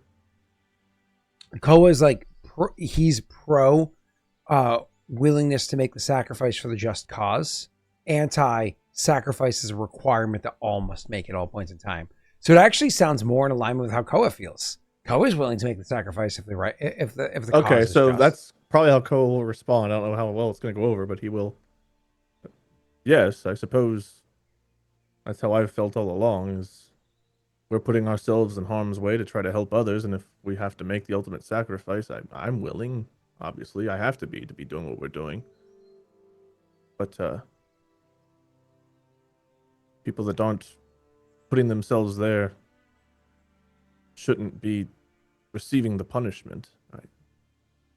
Average, normal folk trying to get by. People suffering way longer than they potentially should have without reprieve. I'm willing to do what it takes to help them. That's because that suffering, the turmoil, so many people. That's because places like Hodgwen, Forvin, Leshev, all of those towns, they are chaos. They don't have rules. They don't have laws. They have books with words written in them, that are just meant to lord over others. They're tools to control people and to squeeze them for the value that they bring to those on top. That's not order. That's not just. As long as those systems remain in place, those people will suffer. A vast majority will suffer, so a handful of people can enjoy their pickled herring and seasoned boar. I don't disagree with the sentiment, but I'm curious, I guess, what interpretation you have for the best way to justly rule. I don't need to describe it to you. You'll see it you'll see it soon. If not before the sun falls, then in the pale morning light.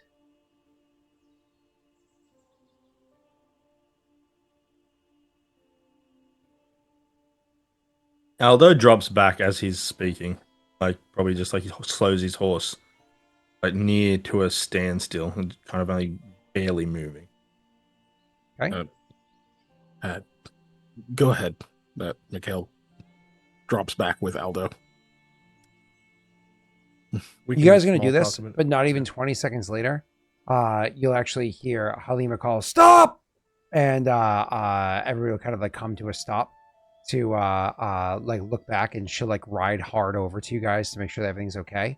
But you do have about 20 seconds of like alone time before that happens, just because she's on watch and making sure that everybody's okay during the trek. Go ahead. Oh, like she's stopping because we're slowing down? When she looks back that way and sees that you guys have like slowed down considerably or stopped, she's going to assume something's wrong from her area where she's riding and keeping an eye on things and call for a stop. And she'll immediately ride hard over to you. So maybe you have 25 seconds before she arrives to you. But anyways, go ahead. Well, Mikhail would immediately kind of do like a wave and like just keep going. He's like probably shouts back, "No, we're good. We're good." She'll still end up coming over, but you guys have those few moments before. Go ahead. I just want that out there so it draws maybe less attention. Yep. So, what's going on? This is a cult.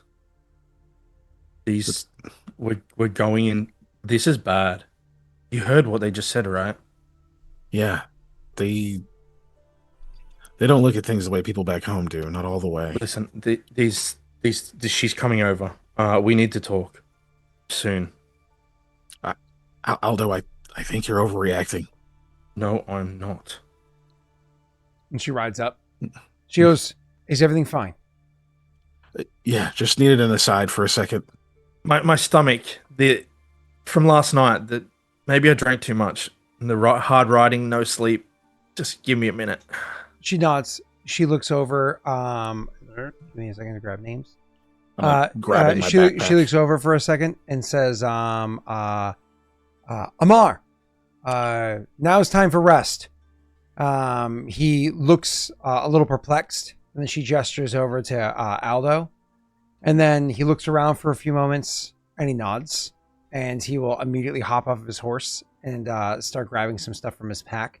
And she'll dismount as well and say, absolutely. I assume she says, "Do you need medical attention?" I've got some herbs. I'm just I'll take him over there for a moment. She stops rifling through her pack and says, "I have herbs to settle one's stomach. We can make a tea."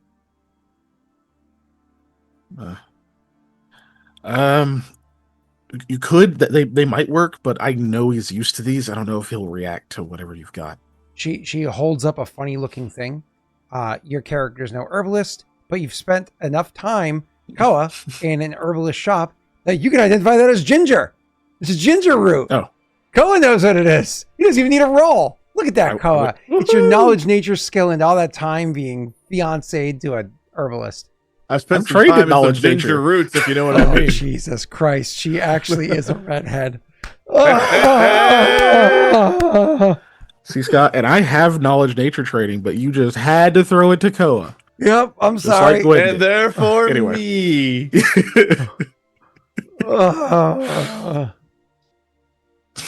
Dread it.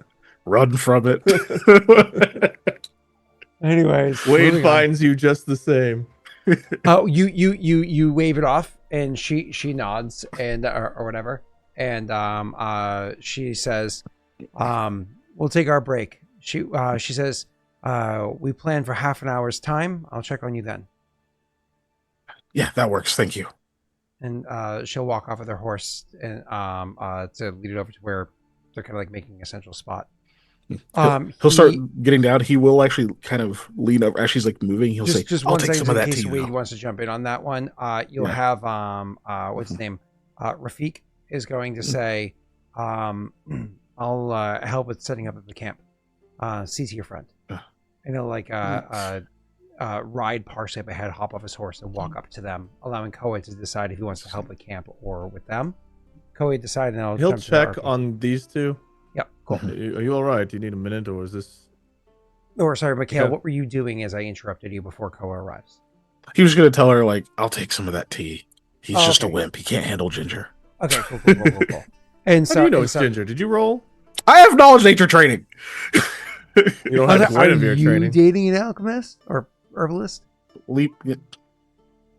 There, fuck you. Okay, well, I have to roll a goddamn die to know what ginger is. I would have told you all about it. If you rolled a 2, though, it would have still been a 9. I mean, to be fair, that is a very lucky number. That's 13 twos. Not everyone. Unnatural ones on Tuesdays. From so, anyways, you ride up. Wade, go ahead. Do you all need assistance? Are you two all right? Yeah, I do need some assistance. So he's getting off his horse. He's got his back to where the people are setting up camp. And he says, "This feels like a mistake. These people aren't just zealots; they're fanatics." I don't know that I've gotten that vibe, but I don't know exactly what we're walking into. But if we're kind and show our good character, which we do possess, I think we'll be fine. These are answers we need to seek, and this sounds a lot less terrifying than a keep or Odd Gwyn at the moment, even. What do you think the guy was lying when he said he'd take us back to safety if we failed this assessment? I don't know. This place is apparently hidden. What's to stop it from staying hidden if people that they deem undesirable are just let to go loose? That aside, you heard what he was saying about everywhere else. Like, their way is the way. Everywhere else is just chaos.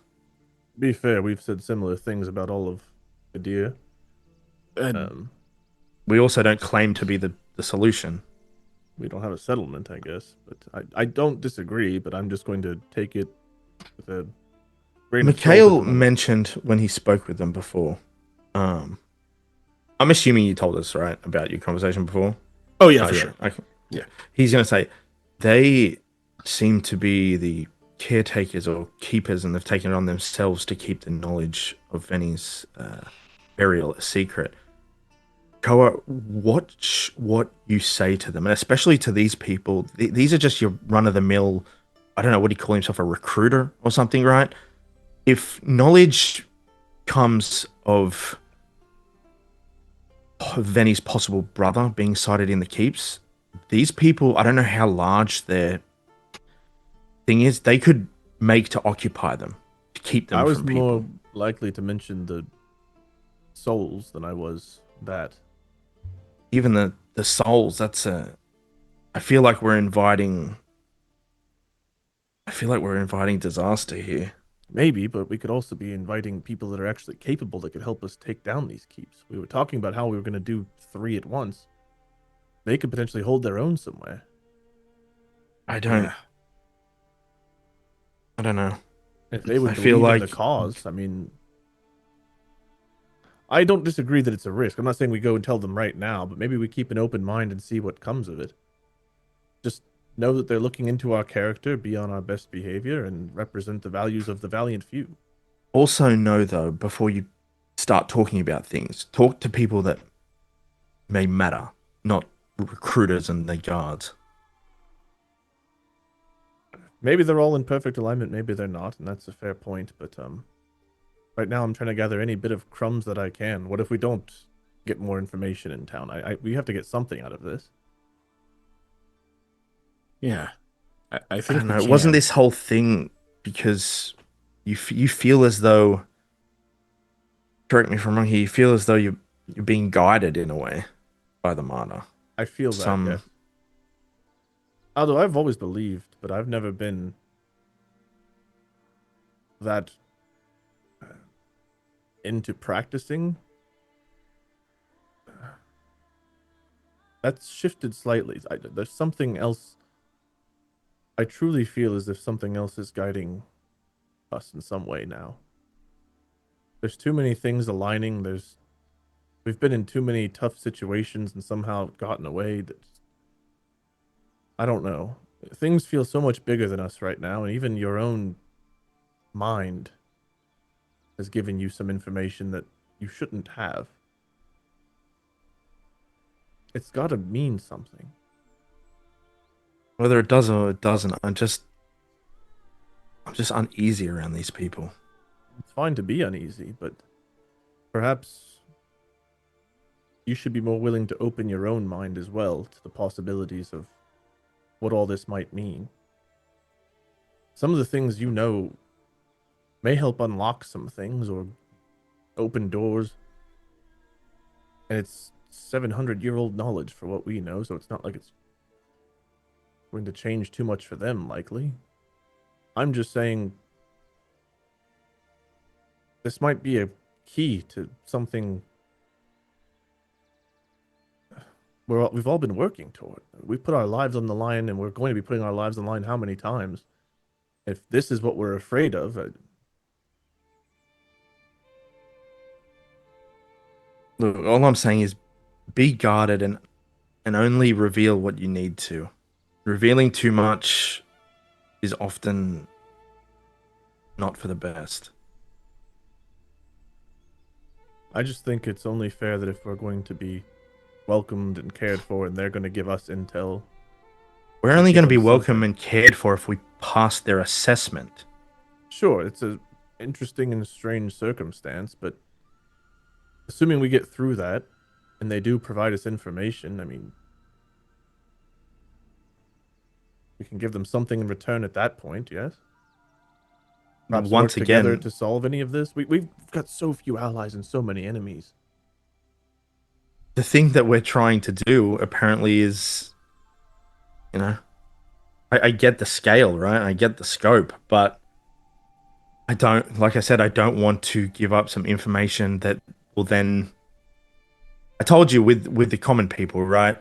You'll start a gold rush of sorts. People like going to loot keeps because the things aren't what they think and this and that. Where this one I feel like is different. It's they think there's knowledge or anything that pertains to the martyr or dare say the other. They may move to occupy. I don't think we can tell them much about the elder, but knowing his name or that we know of his existence is different than saying you can go chat with him. We can. I think maybe the solution here is be more careful for now, and maybe we revisit it if we pass the assessment. To be fair, we can have this really conversation again. Other than that, maybe we know something. Right, of course not. They're being guarded, we're being guarded, but I want them to know that we perhaps have something. Because maybe that keeps us both intrigued.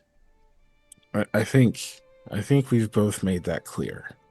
Yes. I think that's fair, and I think nothing really has been divulged on my behalf, right? No, it hasn't yet. I've seen that look you were given, though. I've seen that look before. And I was looking to see how much I should say, and you both clearly had your minds made up, so I cut it short. This is me, which I think was the good thing to do there. I'm trying to be cautious and guarded. Now, maybe I still hinted that we may know something, and maybe that was more than you wanted me to give, but again, they are hinting there's things they know that they will tell us later. I was simply trying to reciprocate that sentiment.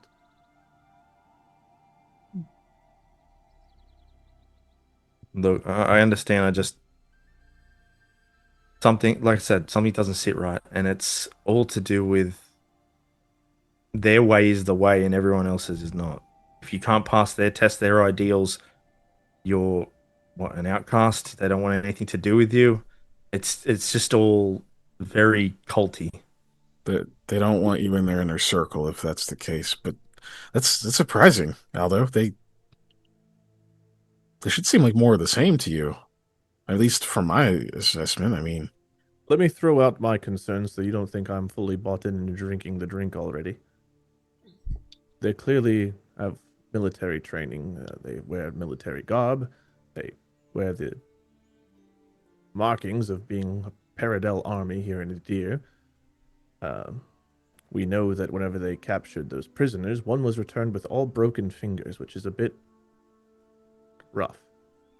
So, my concern here is that maybe it's a bit of a militaristic culture. Maybe also looking at how one figure has looked at the other two and kind of very clearly been a leader rather than an equal, a well-structured militaristic structure. And that could be a bit of a concern for us too, should we fall on the wrong side of things. I have those concerns, and I think maybe they might have a more brutal punishment system than we are used to, which is yet another concern. We will see when we get there, but I am on guard and I am trying to pay a bit of attention to things, and I don't just think that we're all best buddies, but I want to give off the what's the word I'm looking for here? I want to give off the air of friendship in hopes that it's reciprocated and well received rather than go off and look like we're looking for trouble or expecting it. Wait, so that the breaking fingers thing, that's more brutal punishment than... How do you punish people in the free folk? I'm not saying that none of the free folk would be willing to do that. I'm just saying that's more than just capturing someone. The man was a known mage. They clearly know about the Arcane Congress. They know about magic. They know he could have been dangerous without a weapon. To be fair, I've not exactly had to detain many mages over the years, so I don't know what the right way to do it is. What I'm saying is your definition of brutality might be a little broad. That was the minimum. If you want to make sure a mage can't be dangerous, there's plenty of other cultures that would have just beheaded him. Okay, well, maybe they're not as brutal as they could be, but that still came off as kind of brutal to me. It's not kind. It's a punishment, but I don't know.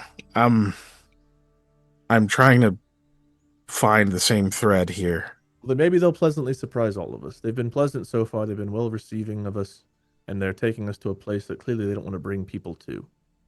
I am trying to be respectful. I'm trying to give them all of the courtesy I can, but my point is more to Aldo's that I'm not just accepting that they're great people and I can tell them everything and nothing bad could ever come of it. But I don't see a reason why we can't go there and try to make friendly and learn what they know. I've not gotten a vibe of we need to turn around immediately and leave.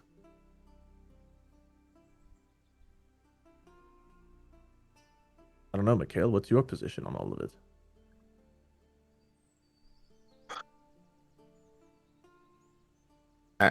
It's as I was saying.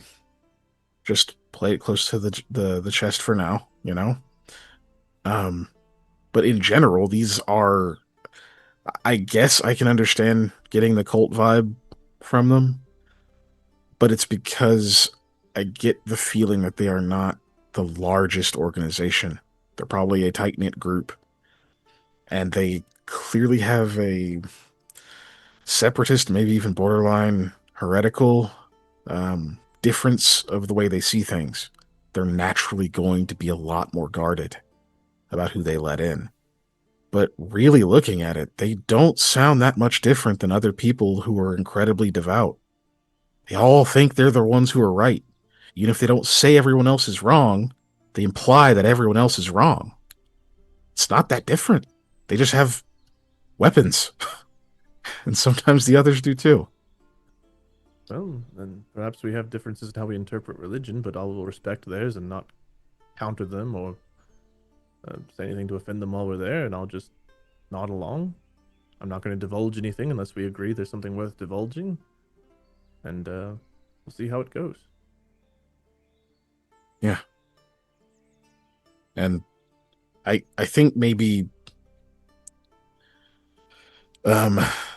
just as a in case we don't have another aside like this, when it comes to this whole assessment thing, how do you feel about, let's say, if all of us pass it, then we stick around, we investigate more, ask questions, that whole thing. But if any of us fail, we all leave. No one stays behind. None of that.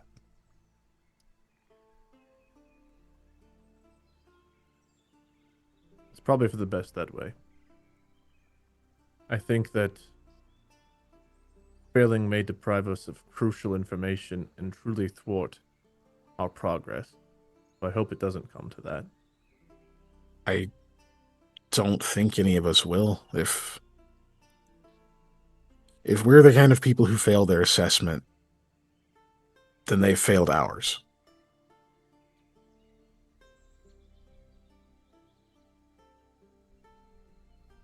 Yeah, well, I'm not worried about you two, but you're both well aware I'm not a believer.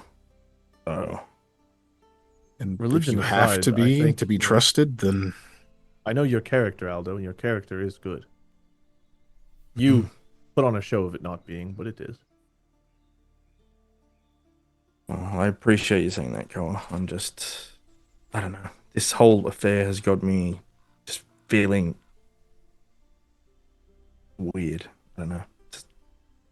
My trustworthiness has helped us in some instances, and your skepticism has helped us in others. Mikhail's knowledge, talent, even more so in others. I think we're well balanced, and we will end up better for our differences. So, yeah, stay suspicious, I'll stay friendly, and let's just all be as good as we can be and see where it takes us. Yeah, I can do that. look, if you want any advice, it's the same I was telling Koa. I think just be honest and direct. If it turns out bad, then we deal with it. We leave, whatever, the door closes. But I think we really want to know if we're the type of people who will be accepted here.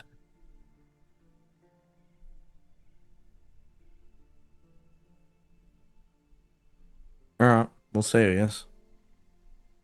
Look, I think Aldo, this is bad. Wait till we try to fit it in Drazstone. I mean it. If they don't accept you, then he looks around a second. Fuck them. Aldo smiles. That's the spirit, boys. Okay. All right, my stomach seems to have settled.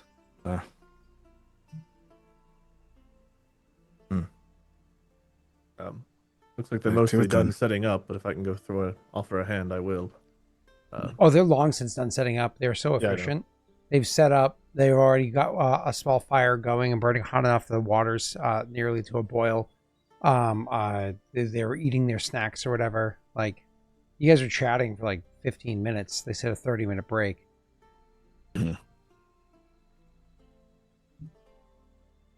Yep. So, all right, I guess we rejoin. Yeah. Okay. You walk over. As you're walking up, you'll see that the leader of the group, who you just heard the name was Amar, he'll stand up and start walking in your direction, just a few steps. And as you guys are close enough, he says, have you settled well enough? Can you eat? We'll see. He nods. That's fine. We have the right meal for an upset stomach. Please, have a seat, he says, gesturing. And then we'll just kind of like nod over to the one that's been friendly the whole time, which is Rafik. Rafik? And he will go and he's actually going to give you, it's a meal of unseasoned, unflavored, very, very, very bland porridge and a ginger root tea. It is probably the worst meal that Aldo has had in a very, very long time. It is what it is. Yeah. Needless to say, he's committed to the bit. It settles your stomach. Yeah. Still better than prison food and Lachef. Oh. The rest of you guys, however, whatever leftover meats they have, and lamb. Yeah, right. Like there's proper food here, and so we're sitting there and working through it. Cool. Once it's done, you guys able to get back on the horses, and what's his name? Rafik will say, perhaps it's best we focus on the road. That way, nobody else is brought to discomfort. All questions will be answered soon, or at least we can pray to be. We can pray for it to be the case.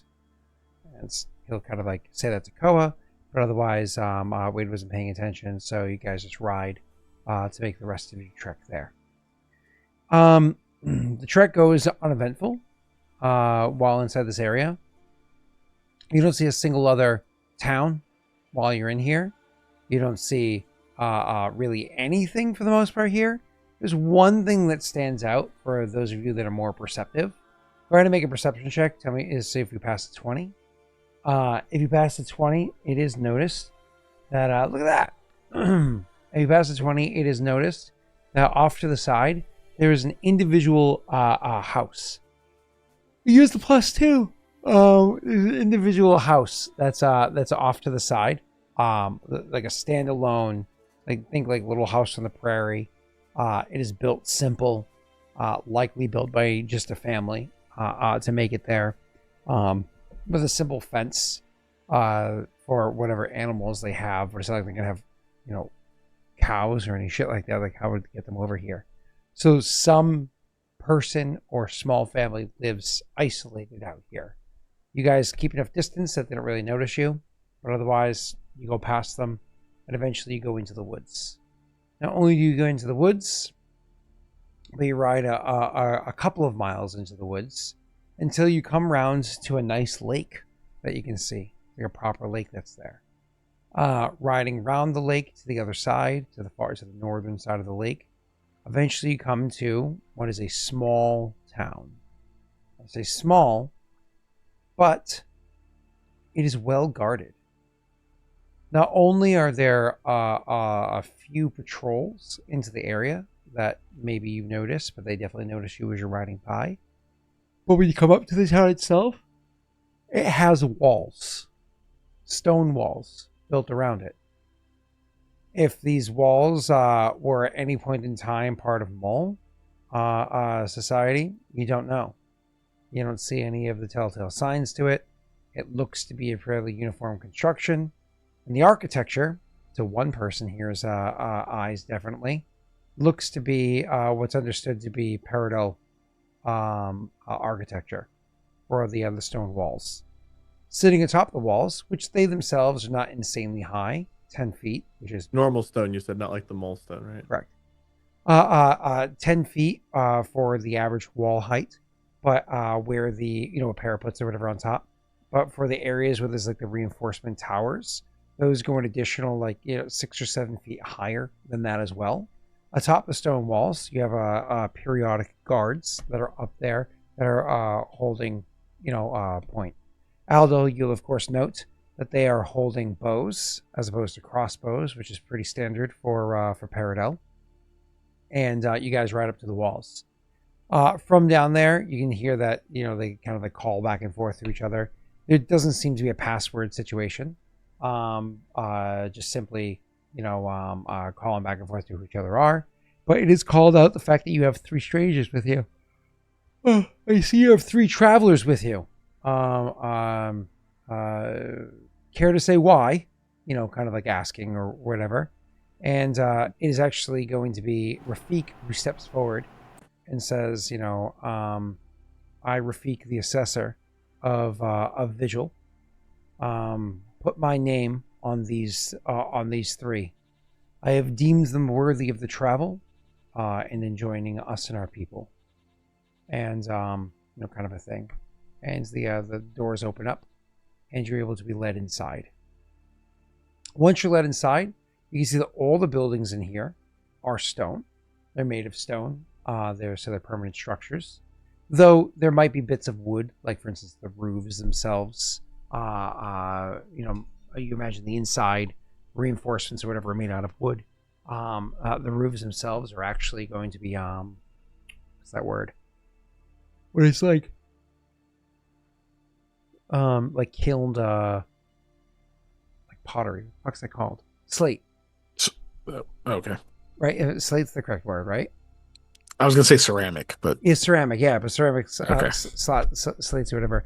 That are going to be, on top of the roof. So like this is all like a well-made place. Like you're not throwing no torch inside here or Sugo. You know what I mean? Like it is a well-made place. You also notice inside of here that while there are many buildings for like homes, it's not huge inside of here.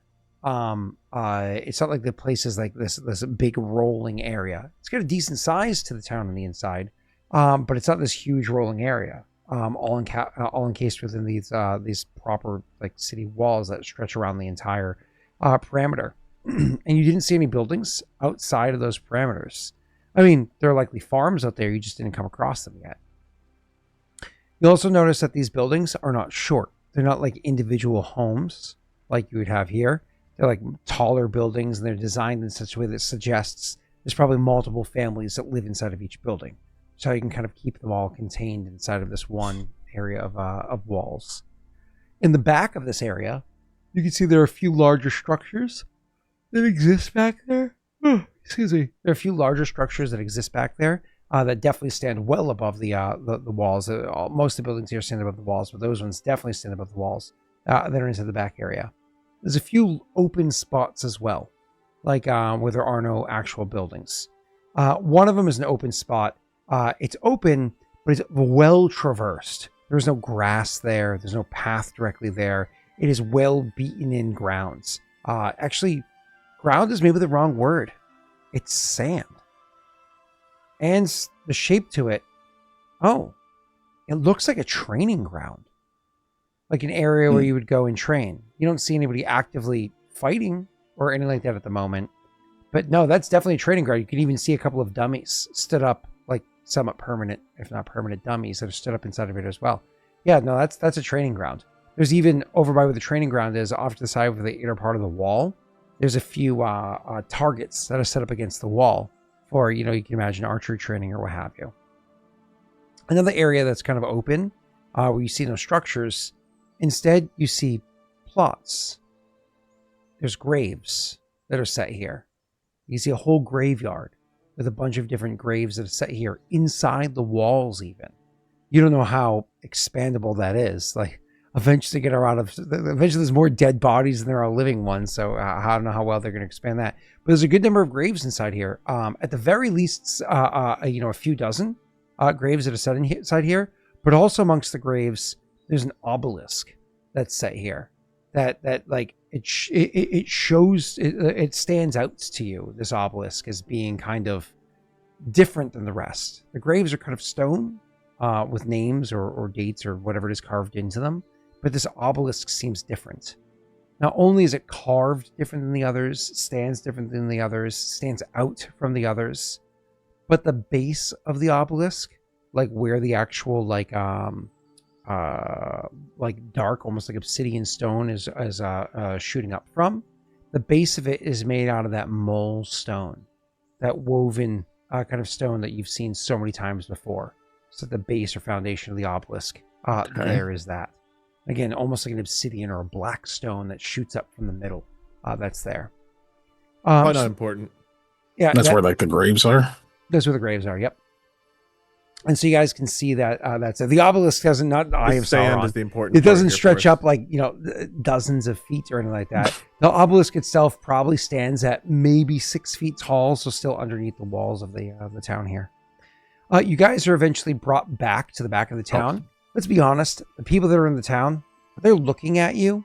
They're not like gawking or anything like that, but you definitely get an occasional glance from probably everybody inside of this place. Yes, Wade? What is the vibe of like the town? Does it feel militaristic? Does it feel like more casual? Does it like, because I don't know, my vision based on how everyone was acting so far was I was expecting a certain thing, but like now there's a training ground, the inside the wall cemetery. Are the people kind of like roaming like they're happy, free, enjoying themselves, or is it very kind of like orderly, hushed?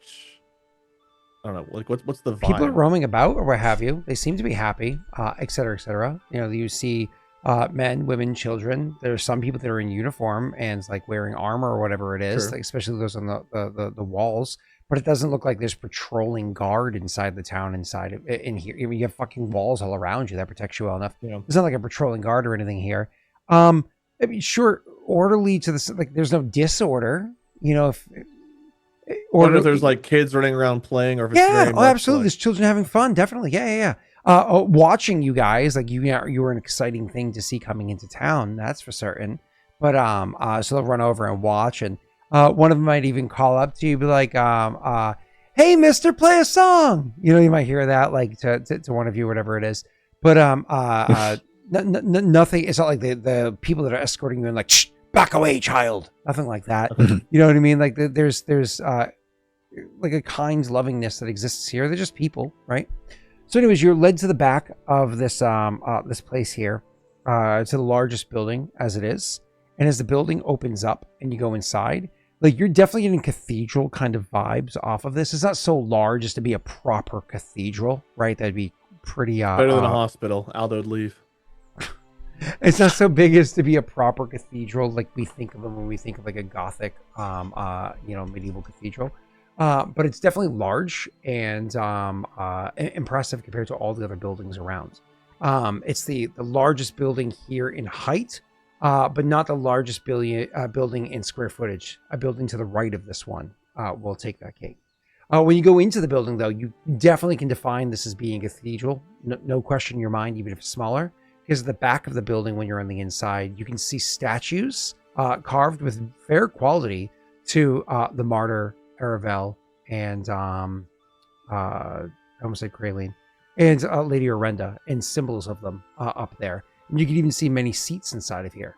It doesn't take a longer than several moments being inside here. You can see this doesn't just act as a cathedral, place of worship, but it probably also acts as like a town hall and various other responsibilities as well.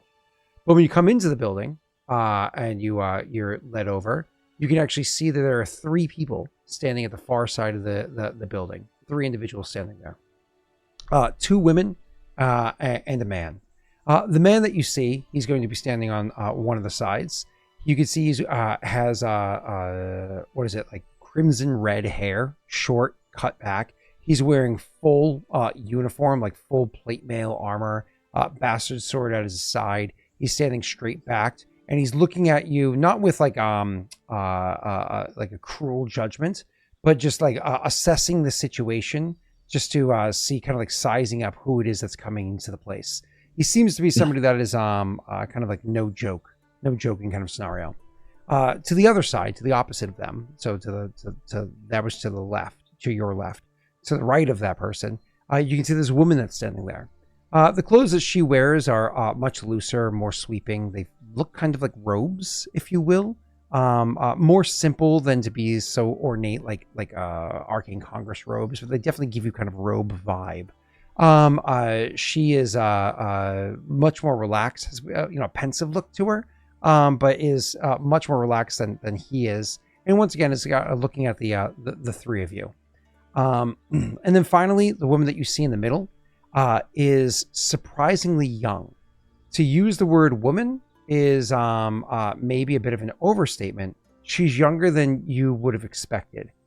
She stands there with a light brown hair that kind of falls down the backside, wearing armor that's definitely fitted to her, but she doesn't fill it in quite well enough yet. She's looking at you with what looks to be a practiced like an assessing look. It's meant to be kind of like stern and assessing, but you can also kind of get the impression of just where that comes to mind is nubile, but it's like inexperience. You can kind of like she's kind of green. Yeah. You can get it almost immediately. No checks even need to be made. You can clearly see that on her. The 2 of them are just so. Is she young enough where she doesn't even look like an adult yet? Like, are we getting like teenager vibes? So since they're all Perrin, she could be 20 years old or older, which in a human's mind, that's definitely an adult. But to a Perrin, 20 is like when you just hit adulthood, whereas human is closer. Okay, to she doesn't look like 15 or she's 16. like she's not like Philomena or whatever, right? She's not like 15, 16 or whatever. No, she's probably 19, 22, somewhere in that range. Okay, Which so around Koa's age or a little bit older, maybe. Okay, cool. But for what's likely, I was thinking this is like a kid wearing like the robes, like I'm in charge. Yeah, like a bowl cut. Yeah. Harper comes up to the blankie in one hand, thumb in the other, like I'm the boss. The armor is clearly made for her. But for like this level of responsibility position, whatever it is, she seems very young, even if she is technically an adult, right? Gotcha. So older than Koa, but younger than Koa when you look at what races they are. All right. Anyways, so she stands there in the middle, and as you guys are approached, as it approached, their names are going to be announced for you, and so it is stated that there is you have Casimir Kasun, you have Vanessa Hasek, so that's the two on the outside, and the one standing in the middle is going to be Teresa Saros. And with that, we will end the session since it's already 1:27. I was supposed to end at 1:27. Teresa's the older woman. Teresa is the younger woman who's standing in the middle. Got it. All right, we'll take a 20-minute break. We'll be back for the rest of the session. Halfway point, boys. All right. We will be returning with 5.5 more hours on August 20th. Or today or Friday or Saturday, maybe, right? Oh, no, definitely not. Okay. Oh, yeah. Crazy part at work, too, is like we are such a slim already crew, bored. A slim crew. And I don't know if we could have lost a single person on our team. Oh, man. But one of our senior engineers just put in his 2 weeks notice. That's crazy.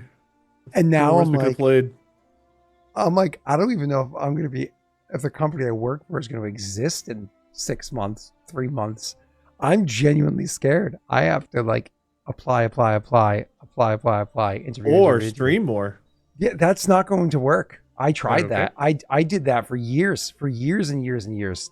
That's but like not try going to and do work. better is what I had to work a full-time job and do that for years and years and years. It ain't gonna work. That's not true. Streamers are all millionaires. I know that. Yes, 100%. The moment you do your first gaming stream, you're officially rich and famous. Yes. Oh shit. As soon as it's not the first gaming stream. It's the first time somebody in chat says hi or hey or answers a question. That can't be true. All right. I'm out of skips. It didn't work because you gave up, Scott. Yes. That is after how many years was it? If you just rolled the dice one more time, you would have won. Yeah. Yep. You know that stupid picture of like the dude's like underground with the pickaxes, like, and one of them has turned back and there's like a thin sliver before they get to the diamonds, and the other guy's just like going. Yeah, Scott's the dude at the bottom. This October makes 9 years since the Lost Initiative was started. Yeah, it's not going. It's not that. If the sails were going to be filled with wind, it would have happened years ago. So, cool.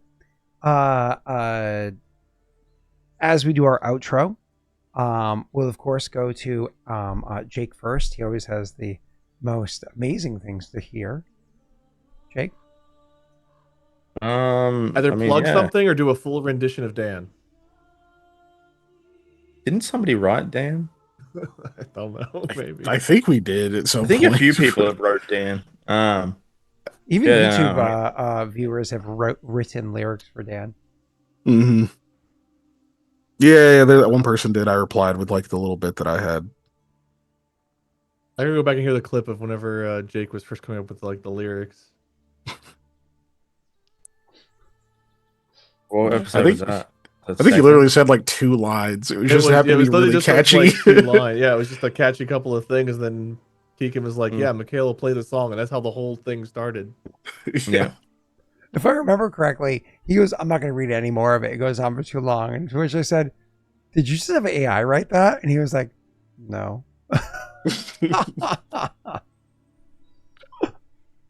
Not for Dan. For I had a AI write the pissing the piss tree song. one. That's right. Yeah, It was the piss tree. one. That's right, because it was a joke in the moment. I didn't think there was time to write Yeah. Dan. That was just like on the spot. That was just a... Yeah, no, that was Yeah. Yeah, so Ninja like 2 Sub-Zero's got it lines, right. He's got it right. I think it was literally just Dan, you've been caught again. Yeah. That started the whole thing. Scott has to use a lot more AI before Mark and I are willing to stand behind him. Wait, what? What did he say? It's a joke about interesting how flip. you have to use a lot more AI before Mark is willing to stand behind you. Oh man. Oh. Sorry. I saw you had to go live to talk about this. Like, God damn it. That's got to be annoying. Oh well. Wait, did he really? Yeah, he did a live stream. You had to explain the situation? I didn't like sit there and watch the whole thing. I can't believe Mark used ChatGPT as a joke in this video to Mark's entire movie. I think all of his thumbnails are AI. I think Mark has been using AI for everything. Are those even real video games he's playing? Ballistic. Oh Yeah. God. Yeah. I was like, I became a know thing of it like- was used. God. Yeah, no, it just became a thing of like, I think Mark has burned down the Amazon himself just using it. Dude, Like, It was in everyone's a skit. story Like, became a like, I heard it just kept escalating. I remember there was a skit like it was I think crazy. It was like 6+ months, over a year ago, maybe. You guys did a skit where he literally made it talk as though it was him, as like a funny thing, and he read. That wasn't even wrote. AI. That was just someone that had. That was just a shitty website where someone like half roboted a voice, and we used him for an ad read because we found it hilarious. That wasn't even AI. Oh no! You know what? You might be right. Actually, I might be Okay. conflating two separate things. So Yeah, because there were AI voice things, but this was where someone had gone through and just had like a library of people's voices that they'd kind of like shittily. If that was AI, man, then that one wasn't burning down rainforest. That one maybe like melted an ice cube because that was such a shitty voice mod. Have you ever heard of the ship of Theseus? Oh my God, is Mark in the room? It was very bad. How much energy is that process using? Because the ice is refreezing that we brought in here next to the server. It's kind of crazy. Yeah, no, people were acting like I know you said it was getting overblown, but like, damn. Well, we don't need to. I got a tweet. I this. had a few tweets at me. I didn't know what was going on. So like, Bob and Mark and I were talking, and at one point I was like, I got some really mean tweets at me that were like, I can't believe you all, like, I used to look up to you, but you've betrayed me, and you all are AI sellouts. And it's like, I've not gotten a fucking AI dime. What the fuck am I sold out? What have I done? You ruined their childhood. I did. Right? According to accountability. one of the messages, I did. Yeah. I don't know what the fuck you're talking about. Yeah. So I don't know. It got to the point where I was being dragged in. I was like, oh, I at least need to know what's happening now. It's pretty easy to get dragged no matter what. Scott, can you get us out of here before we say something mildly annoying to someone about AI? You don't have to talk about this. Like, this doesn't have to be the conversation. Dude, we talk about it on a podcast. Mark did a whole stream about it. Like, at this point, it's a public conversation. So That's fine. I just don't want anybody to feel like they have to talk about whatever. I brought it up. I can't believe AI Wade is ruining this stream. Yeah. Oh my God, Wade is AI. So I'm not even joking. I had to do one of those video interviews recently, like the screening interview to prove like some more or less you answer questions. And I opened the interview with, "Hi, my name's Scott. I'm excited to answer your questions. In case you're wondering, I am real." And I did it as like a joke because like there's a thing where people use AI video things or whatever it is, and then recruiters literally have to say, "Can you do me a favor? Can you pass your hand over your face so that they know you don't like glitch out because you're fake?" You know, like you don't suddenly eat your entire arm. yeah. It's not. It's so weird applying for shit nowadays, man. The world is so.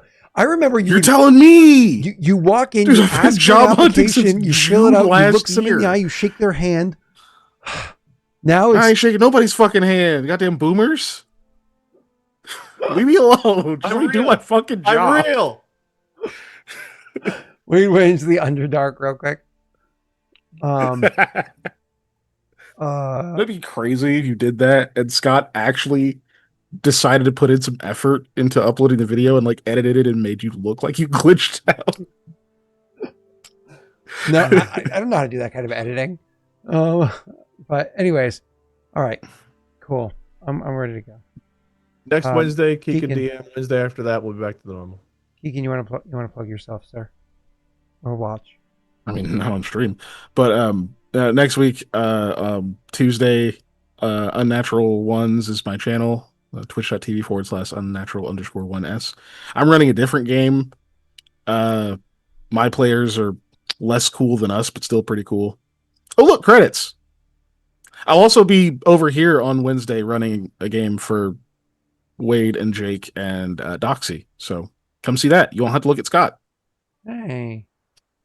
You get to see that guy cry himself to sleep. That was what was happening, right? Oh, yeah. No, Jake, you saved him from that embarrassment. You may him. say I saved the stream. I can't wait to see Varlin be the one who Doxy gets next. No comment. Interesting. I guess we'll find out. Yeah. Fortune's favor that. On Cage the Jake. Enemy lines. Enemy lines. Yeah. Sorry. Mine's went elsewhere for a second. Clearly. Yep.